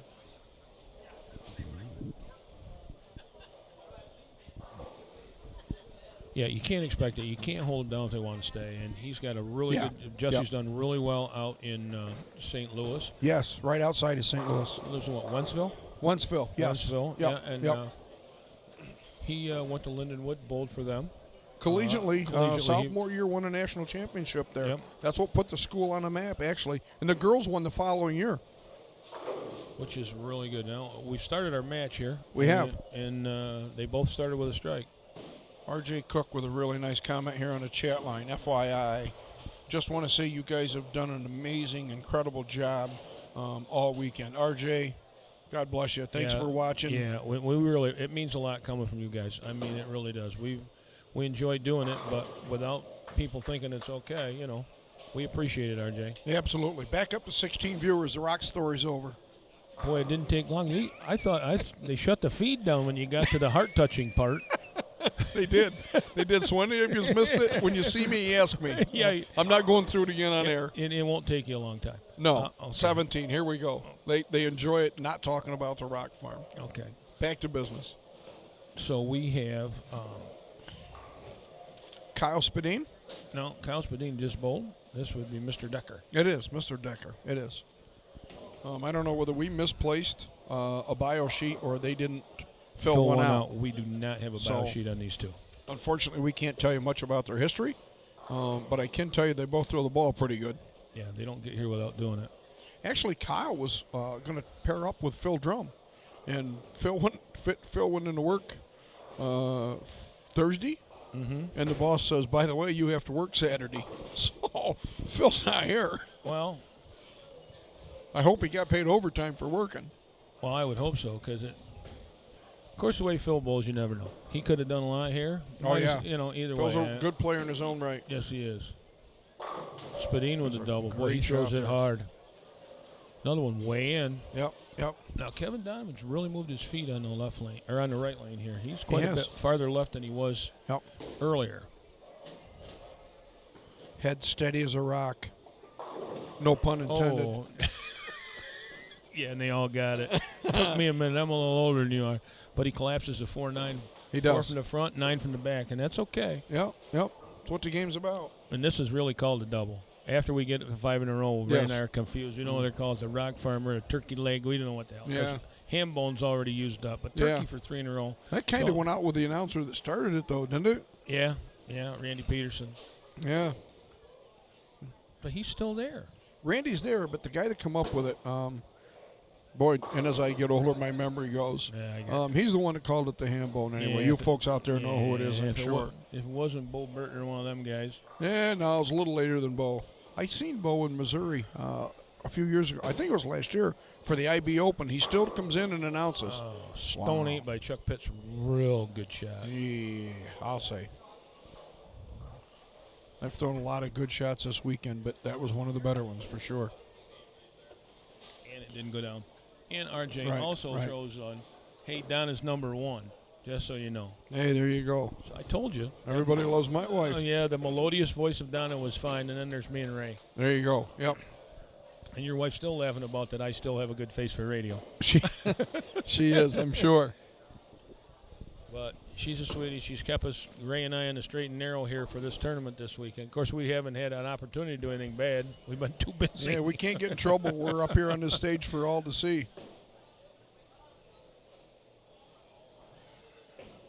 He's got a few here for open play. He does. Yeah, looks good. Probably 10, 12 down there anyway. Yep. 6, 8 lanes going. That's good. Again, That's good. you know, he runs a good business here. Donovan made a real good shot there and leaves a real tough shot on the 7-pin. Good pitch. Throws 6 pins to the left-hand side of the deck, and none of them touch the 7. Kyle Spadine on a double. Lets her go. The ball's dead flush. He's throwing it well. He's all the way in the 4th arrow. He is. He is right up the back of the ball. A lot of revs, a lot of speed. That registered 18.39 if I'm saying it correctly. Yep. That might even be 19.39. It's possible. 2 old guys looking this far away, we're screwed. Yeah, and it's only 20 feet from us. Yeah. Blair Drury. Oh, I like that. Pam Bernstrow's in there. Rob Stone. Yeah, there you go. That's the guy to come up with a ham bone, I believe. Thanks, Pam. Thanks, You're Pam. helping us out. See, us old guys, the memories have gone. Yeah, well. She is a little younger than we are. Yeah, well, everybody's younger than I am. Well, most everybody. You're yeah. not older than dirt yet, Mark. Yeah, no. 21 watching, Mark. 21. We got that, partner. Oh, man. We hit the magical number. They must have heard that rock story. It must Yeah. have called all their friends and said, listen for the rock story. 4 hours last night, 7 hours today. We made 20 viewers. 21. Don't show, we went down so, one. soon as I mention it. Yeah. Hey, but we got one more match coming, folks. Now, we're going to have to multiply them, for every 2 is 4, or, even if we got to lie. 21 we're the only watching, one- Ray. We got 20, RJ says. Well, maybe I looked at it wrong, and it's closer to me. Chucky Pitts with a spare. This match is pretty close right now. Yeah. We're within 3 pins. We are. But Spadina on a triple. So He is ball in hand with a lead. Yes, ball in hand with a 1-pin lead. I got to believe they're up 21 Yeah, that would make sense to me. with 2 working. Or with 3 working, I'm sorry. How close is that? Real close. Almost. Really Greek shouting, almost 7-9. 7-9. I don't even want those 2 things in the same sentence. Those 2 We numbers. told that story, didn't we? Yeah. Good. All right, we'll leave that one there, too. Yeah, and I'm still mad about it. I'm sure you are. Didn't cost me $1. I'm happy. Spadine with a 4-bag. 23, Marky. Yeah. We're getting there. Look at here. The numbers are climbing. It's just amazing. Wow. All right, folks, I'm going to stretch it. Can we get to 30 with 1 match to go? Match and a half? Well, if all 23 of you call your friends, We'll that double would- it. Yeah, that'd be great. We'll make spotlight on sports history here. If we get we made history already with 23. There you go. Chucky Pitts on a right-hand lane. 8. Oh, Lordy. There's what happens. When you get that angle, that deep, That you're right. deep. A ball just doesn't have time to recover. That's for sure. He's shaking his head going, really? Blair Drury sends a really nice comment. Back home watching. Great event, guys. Thanks for all the hard work. Drew, we appreciate it a lot, buddy. Yeah, thanks, And your Blair. support. Well, we hope to see you in the Did he- over-under tournament, too. We do. Coming up In December December 17th. 17th. Yep. I don't know if Chucky hit that 10-pin, but it did fall over. Yeah. Donna's back. All right, my wife's going to get on here and do a little bit of chatting with you folks. So you want to send a message in? Maybe that'll help get our number to 30. We did reach a magic number of 20 down, and we were Yeah. up to 23 at one We're time. at 23, right? So help us out a little bit. Get somebody on the chat line, get the viewers up.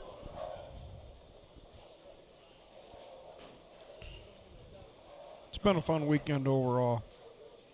Yeah, okay. Kevin Donovan on a strike. Up on the left lane on lane 13. Yeah, they're down by a few, huh, Marky? Yeah. 20? Yeah, keep in mind this is a semifinal match here. We got one more after this. That looks really good. Nice shot by really good Mr. shot. Donovan. Yeah, that 8-10 off. I'll bet you Chuck Pitts can't remember the last time he left an 8-10. I really can't believe. I think he can tell you. These guys throw so much ball. 24, we made history. It's going up. See, as soon as we tell them Donna's here, everything goes up. Yeah, absolutely. You know? Yeah, absolutely. She steps in the booth, the numbers go up. We made history again. All right, Okay. Kyle Spadine here. On a 4-bagger and Yeah. just wired right now. And he's throwing it really well. Look out. Oh, the ball held pocket. Look out, that's just 14 in the pick because I think he broke 4 of them. I think he did. Or a couple to make it 14. 25, we're only 5 away. Come on, folks. Help us out. RJ, call all your buddies. I don't care where they're from. That was 19 mile an hour. Chucky Pitts making up for that 8-10 throws of Brooklyn over there. That's karma. He's tickled to death to carry that, too. Big smile on his face. Yeah, it'll come back. It's been doing that on and off. Video output low, so it looks like we're still live, though. Was that a pocket hit there, Marky, No, for the going 5-10? Brooklyn going away? Going away, Okay. Brooklyn, yeah. That didn't have much hand in it. Okay.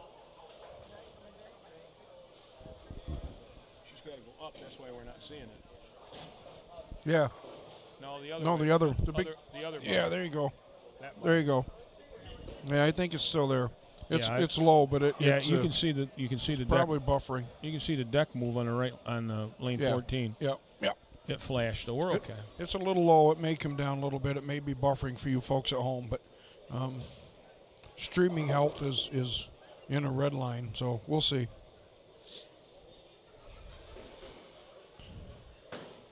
Going after the 510, through the 5 over there, didn't quite reach it. 26 watching. It's buffering a little bit, but it may straighten itself out. All right, Kevin Donovan here on a double, right-hand lane. I think we're back to about even again, even with Spadina on a 5-bagger. Yeah. Double for Kevin. And Chucky's on a strike. So he's down 21, and Chuck's up by 23. So I would say That's a little right. Oh, but he got enough. Took the in, 10 out. the Very 10 nice. out. See how loose the arm swing is? Yeah. It's amazing under that much pressure. Let's see what Chuck does here after that 8-10. See if there's a move. Kyle Spadina on a 5-bagger. Ryan Galley chimed in. Oh, no. I can't tell you what he says. Oh, Kyle Spadina through the face. Double pinochle. I think he was a little soft on that shot. And as hard as he's throwing. Let's see what it registers here when it comes up. Yep.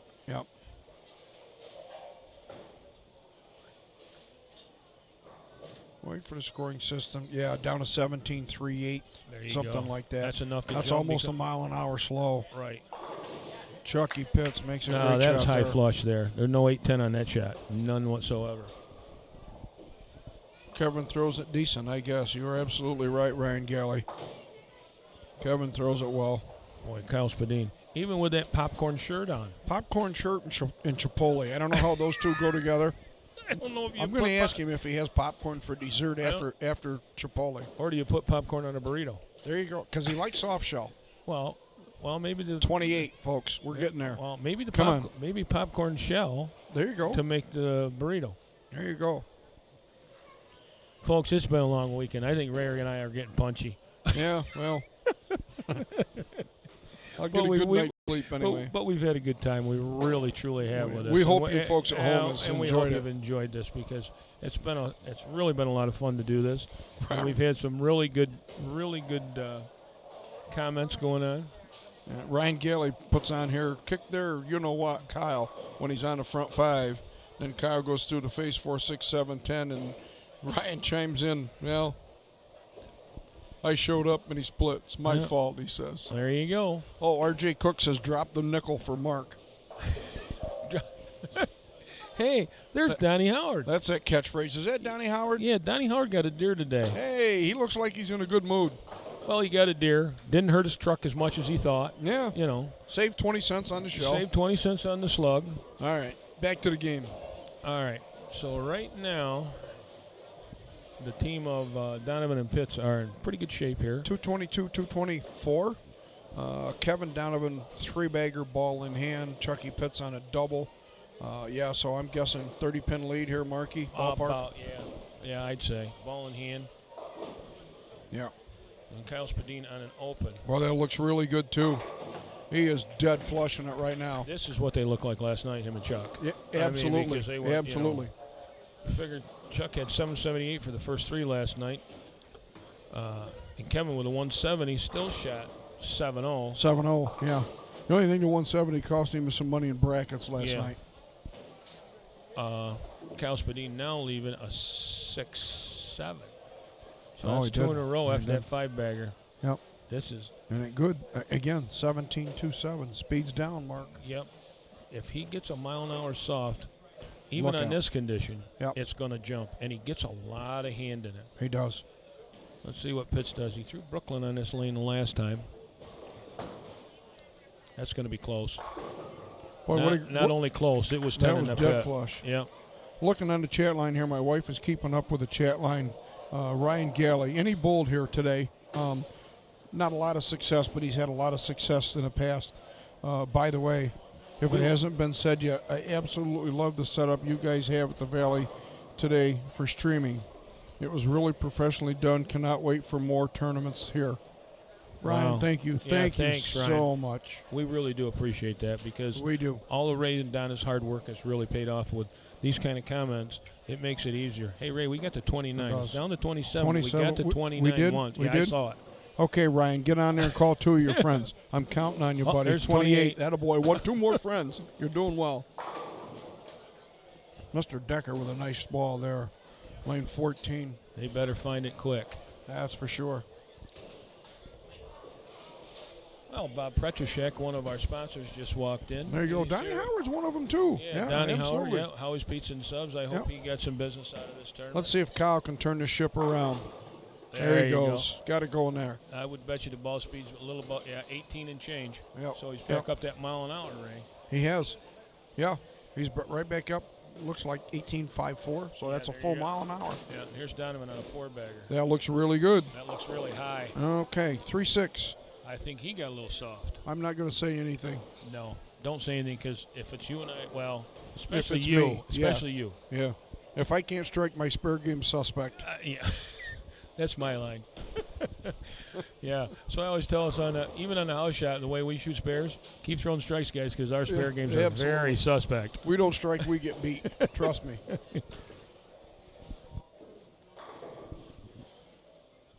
But it's all about fun here. Look at right that now. number, Marky.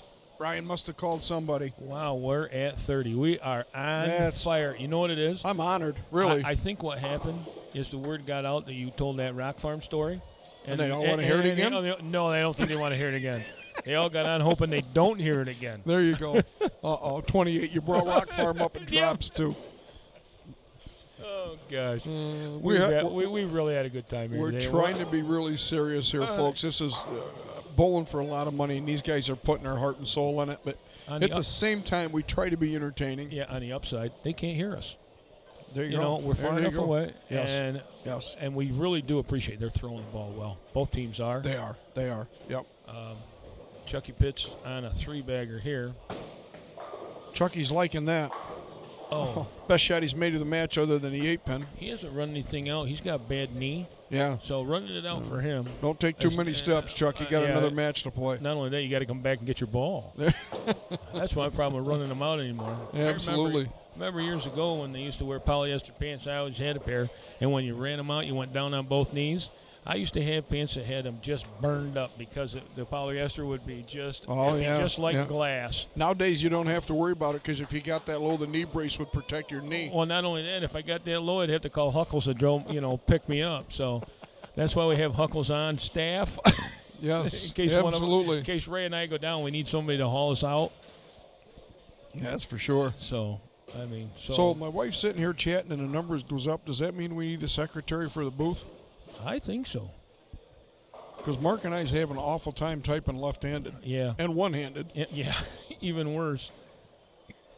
Donovan, That looked a he little flared right. that one. It leaves the 110. There's a typical leave. Yeah, I mean, that's a washout and the 2-4 falls down.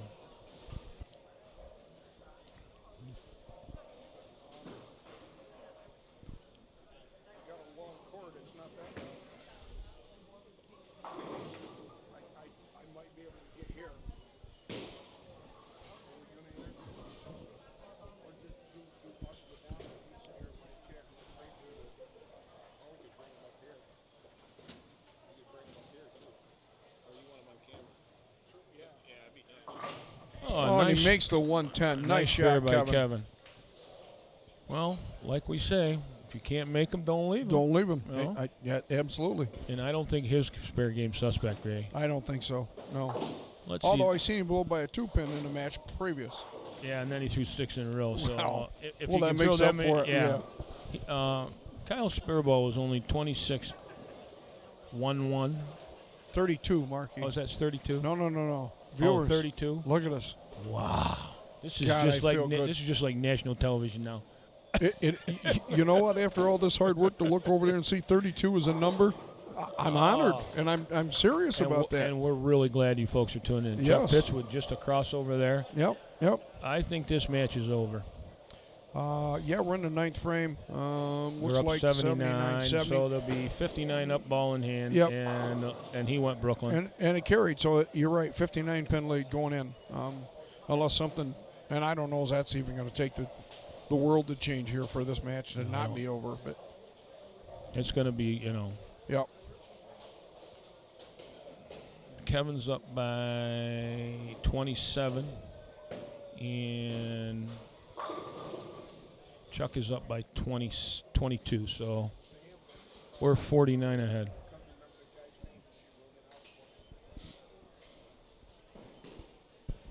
So we're getting down to the nitty-gritty. This is the semifinal match. That's it. Well, that's it. Good match over. Game over, and I'll tell you what. 36, Marky. Yeah. No, 36. no, 36, man. Okay. Am I man. pushing my luck looking for 40? No, but it'd be nice. Wouldn't it, though? Yeah, and we really appreciate everyone tuning in. We also need everybody to subscribe. We're at 38. There you go. Subscribe. There's a subscribe button someplace on there, on your dashboard, or someplace on our YouTube channel. Just click on that. Please hit that. We could use the subscribers. It's a big deal for us to have that. It is. So we'd love to have you subscribe. No charge. That gives us a shot at some sponsorships, different people looking at it, letting them know that we're doing a good job and you people appreciate what we're doing. Right, and when they see the hits, it's wonderful. So if you're watching, please hit the subscribe button. That'll definitely 40. help us. Oh, we got to 40. We doubled what we thought we would get. So this is great. Donovan leaves a 3.610. Kevin's going to shoot 235 here if he makes it. I think he was just checking his shot. That's an area check right there. 232 game over, so that's absolutely. It's over. We got a little bit of freeze here. Yeah, well, I'm glad it come now. Yeah. And it's, remarkably enough, at the end of every match, the other team comes in, gets 5 minutes practice, and that's when this thing freezes up. Yeah. Oh, that's not a bad thing. So they're not missing a lot. Not that we planned it that way. No, but we're pretty tickled. If it's going to freeze, that'd be the great thing. Yeah, absolutely. I think Chuck Fitz is going to area check here, too, because this match is over. Yeah. Of course, the last shot on that lane, he threw real well and stoned that 10-pin. So we'll see. Mark Walters, did you send a comment in? Yeah, I think it's my wife. There you go. It could be. Well, she likes the job we're doing. Well, see, it's under my email. That's the only reason. That's so what it is. What's my darling have to say? Awesome job, Donna and Ray. Donna you and put Ray. a lot of time and effort in here, and it shows. Class act. Well, Donna and Ray. What's Marky? Chopped liver? It's your better half. Yeah, I know. That's why I'm asking that. What the heck now? I'm going to give you credit for it, Mark. You have done a heck of a job. Oh, thanks, Ray. She won't say it. I will. Don't throw me under the bus. She will. My good luck, my bad luck. It's a charm of some kind. I don't know what it is. Yeah, snake charmer maybe. I don't know. She comes in here with a flute in her hand Tuesday night. I'm leaving. In a basket. All right, match over here, guys. 377, 426. Ball in hand. Now with the ball in hand, so you're looking at 436. 436 with 10. I think Chuck's going to make a little experimental shot here, too. I think so, too. Looks like he might have moved a little bit. I don't know. It looks pretty much the same. That ball's Brooklyn. He carries the old scurvy right there. And he comes back talking to himself. So that was an area check, folks. Okay, so we're going to hit. Now, just to let everyone know, we're coming up on the finals here. Your better half sent another message in. She doesn't want your head to swell up. It's going to have a heck of a time getting in that car now anyway. Isn't it though? Love you. Is she coming up to pick you up? No. Okay. No need to. Is she driving you to Corning in the morning? We haven't discussed that. I doubt it. Okay. Well, maybe we can get an answer. I'd offer you a ride, but I got like 2 carloads of equipment to get there. Oh, I know. I plan on going anyway. I plan on driving anyway. But Ray, it's really been a lot of fun and a lot of. I've really enjoyed myself, and when you ask me to help out with this, you have no idea what a big deal it is for me to be on this end of a microphone. I mean, you remember years ago when we did it, and we had the teams from Ulster and Elmira, and we had singles and the whole bit, and I did it back then, and my gosh, I was only probably 27, 28 years old. Yep. With Terry Day, and here it is, 35 years later. Right. Or 30 years later, and we're doing it again, so. It means a lot to have you in the booth with me, Marky. We've been around a long time. had some history in this game for a long time. Yeah. And it's I'm sure I'm speaking for Mark here, not to put words in his mouth, but it means a lot to be around the game, stay around the game, see the guys. We don't compete like we used to, but every now and then we make them think. Well, there's a T-shirt out that says "Beware of an old guy with a bowling ball in his hand." It doesn't happen a lot, but it does happen. Well, the other thing is too, beware of the older guys. They didn't live this long being stupid. There you go. So that's a lot like our New York State deer hunters. They come back and go, "God, did you? I seen him, but I couldn't get a shot." Well, if he's that big, he's not stupid. Exactly. That's like with Donnie Howard, that nice doe he got today. Like I said, that doe had to be stupid for Donnie Howard to shoot for a deer. the sake of 20 cents hitting him with his truck, I just don't get it. But God love him. God love him is right. Kevin Donovan. I got him right here in front of the booth, folks. Well, maybe he's in a conversation. Uh-oh. He's trying to get in the zone, but he's got time to get loose. I think it's that popcorn shirt and Chipotle. Maybe that's it, Ray. That's the question I'm going to ask him. And I'm sure you hear, how does popcorn and Chipotle go together? Well, there really is no correlation between my love for popcorn and my love for Chipotle. However, one of my best friends knew I was a popcorn addict and suggested that I make it into a jersey. And obviously, I took his advice, and I get this, this gem that I get to wear every time I make the finals. So, I'm not gonna lie, I think I'm the best-looking one here. Yeah, we're both going to agree with you, Kevin. Absolutely. Yep. And good luck on the last match, Kevin. Yes, good luck. So we have the overnight leaders, which was Kevin Donovan and Chuck Pitts, taking on the current leaders that took over the night first today. Mike Zarnick and John Ferraro. Yes. And Ray's got the bios for I John do, someplace. and Zarnick. That's Chuck Pitts. Okay, let's see what's over here. After I get him through my spaghetti sauce, Marky. Oh, that's all right. You want one and I take one? What do you want to do here? Whatever one you get, go ahead. We got 2 minutes left in practice. We got plenty of time Mike to go Zarnick from Fishkill, New York. Been bowling for 50 years. He don't look 50 years old. Oh, man. Landon Lanes. What did he start when he was an infant? Must be. What got him in bowling? His father. That's nice to hear a lot. Yeah. Coach. Here's a name we all know and love. Mike Jasnow. There's another one in here, John Edwards. Just 2 of the best coaches you can have, really. That's Jerry Edwards. It is Jerry. I'm so sorry. Okay. It is. Fishkill Bowl. Did he bowl high school? No, interestingly enough. Collegiately, yes. For Penn State. Nice. New York State All Events champion in 2000. I don't have my glasses on, Marky, but numerous junior and senior tournaments in Long Island and New Jersey. In New Jersey. Very nice. Read the bottom. And here we go. All the bio sheets we ask at the bottom. What would you give any young bowler coming up? Here's another example. Practice, patience. Exactly. All these guys out here has had the same exact answer. Right, and I've got John Ferraro here, who is Mike's partner.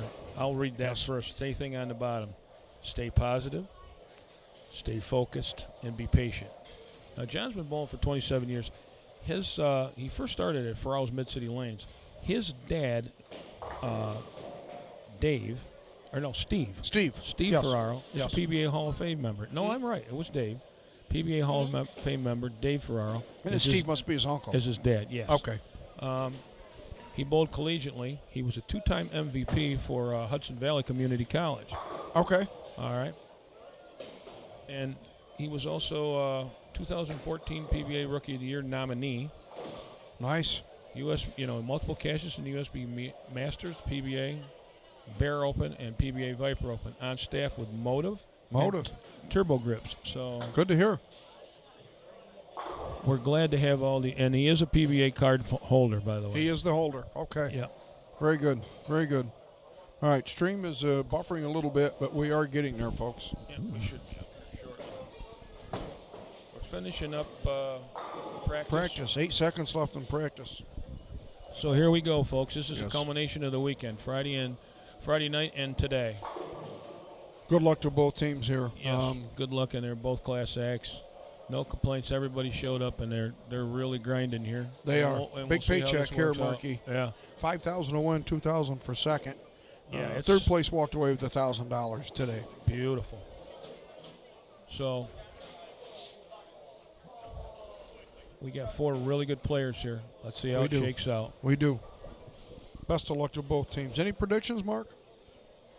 Well, based on what I've seen, I'm going to go with Chuck and Kevin, only because they've got 2 games under their belt on this pair. Okay. It's just how quick can Ferraro and Zarnik get lined up. If they get lined up, John Ferraro can throw strikes for a long time. Yes. So if he got it figured out in practice, which more than likely is these caliber bowlers that these guys are, he probably did. It may come down to who carries the best. There you go. Because I think they're all going to hit the pocket, and I don't believe you'll see any mistakes as far as missed spares. And Kevin just wires that one stone 10. There we go. Speaking of the carry, so first frame, but again, that inside angle, that's really hard. Even as hard as they hit, it's still an issue a little bit for the corners. It is. So Mike Zarnik up on lane 14 for his first Very shot of the match. classical game here. Very smooth. Great shot. I can't believe he's been bowling that long. He don't look that old. That's what yeah. I mean, amazing. When he said he's been bowling for 50 years, he don't look a day over 49 to me as it is. Oh, my. And Kevin Donovan just flags a 10 pin. Slid by that 10. Well, I'm not going to say any more about missing the spares or anything else because the announcer's curse has worked again. Okay, we'll leave it alone. We're just going to call the match now. There you go. So John Ferraro up on the right lane. He's like Mike Rose. He's out in front of the ball return. He is. Almost 4 nines. But there's so much hand in that ball. He's really getting a lot of hand. Hey, we got a comment from your wife again. She's got a prediction. Okay, what's the prediction, Ray? Team with the most pins is going to win. That's why she was a school teacher for 33 or and a higher half years. Score, but whoever has the most pins wins. Yeah. Thank you, darling. Good for you, Vicky. Okay, Chuck Pitts started with a strike, a hair high. Ferraro with a spare. Yep, these guys are all professionals here. As far as being professional to each other on the approaches and so on. Yes. They've all been around a little bit. Even Kevin, as young as he is, he has bowled in the PBA, and he told me yesterday that he's leaving for the World Series of Bowling next Sunday. So we wish Kevin the best of luck out there. R.J. Cook with a comment here, and this goes back a few years with R.J. and I. Best advice as a junior bowler I got that I tell everyone, don't think, just bowl. Got that from the guy calling the show. Thanks, R.J. Yeah, and he had a 300 this year already, so good for you, R.J. Yeah, absolutely. On a Sunday, right? Sunday morning, I believe. Yep. Well, that's great. And that's my biggest problem, as we've talked about a couple nights a week. When you're bowling bad, disengage the head. Oh, exactly. Yeah, you and I have a tendency not to look where the ball goes. Is there a spot that it's supposed to hit? Yeah, well, we used to think that, but not anymore. Yeah. So Zarnik there with a 8-pin spare, 9-pin spare. Sorry, I left the 8-pin. Kevin Donovan here looking at the 2-4. Plastic, hard and straight, covers the spare up well. He's got similar to your old spare ball. It is actually. He does. It's that pink. Pink Storm. Pink Storm. Yep. For Susan G. Coleman. Yes. So I think what he needs to do now, he got the shirt for the popcorn. I think he needs either a yellow ball for a spare ball to pretend it's butter, or a popcorn ball for a spare ball. Yeah, there's a lot of possibilities here. Or like I said, maybe he has a Chipotle burrito made of there you go, a popcorn shell, which would be a soft shell. John Ferraro with a shot on the left-hand lane there. Beautiful shot for a strike. Chuck Pitts on a strike. He's going to go Brooklyn. And he carries that away hit. with it. The guy with bad knees ought to carry a hit on that side. I say that only from experience. Yeah. And he's got the double early. He does. Well, helps the team out. With his partner open, that makes it about even. It does. So Kevin Diamond, let's see if he can get dialed in here. There goes that 10 pin. Look at him kicking that 10 pin out. He got that 10 out that time. He threw the same shot the last time, and the 10 never even Yep. wiggled. Yeah, absolutely. We're at 41, new record.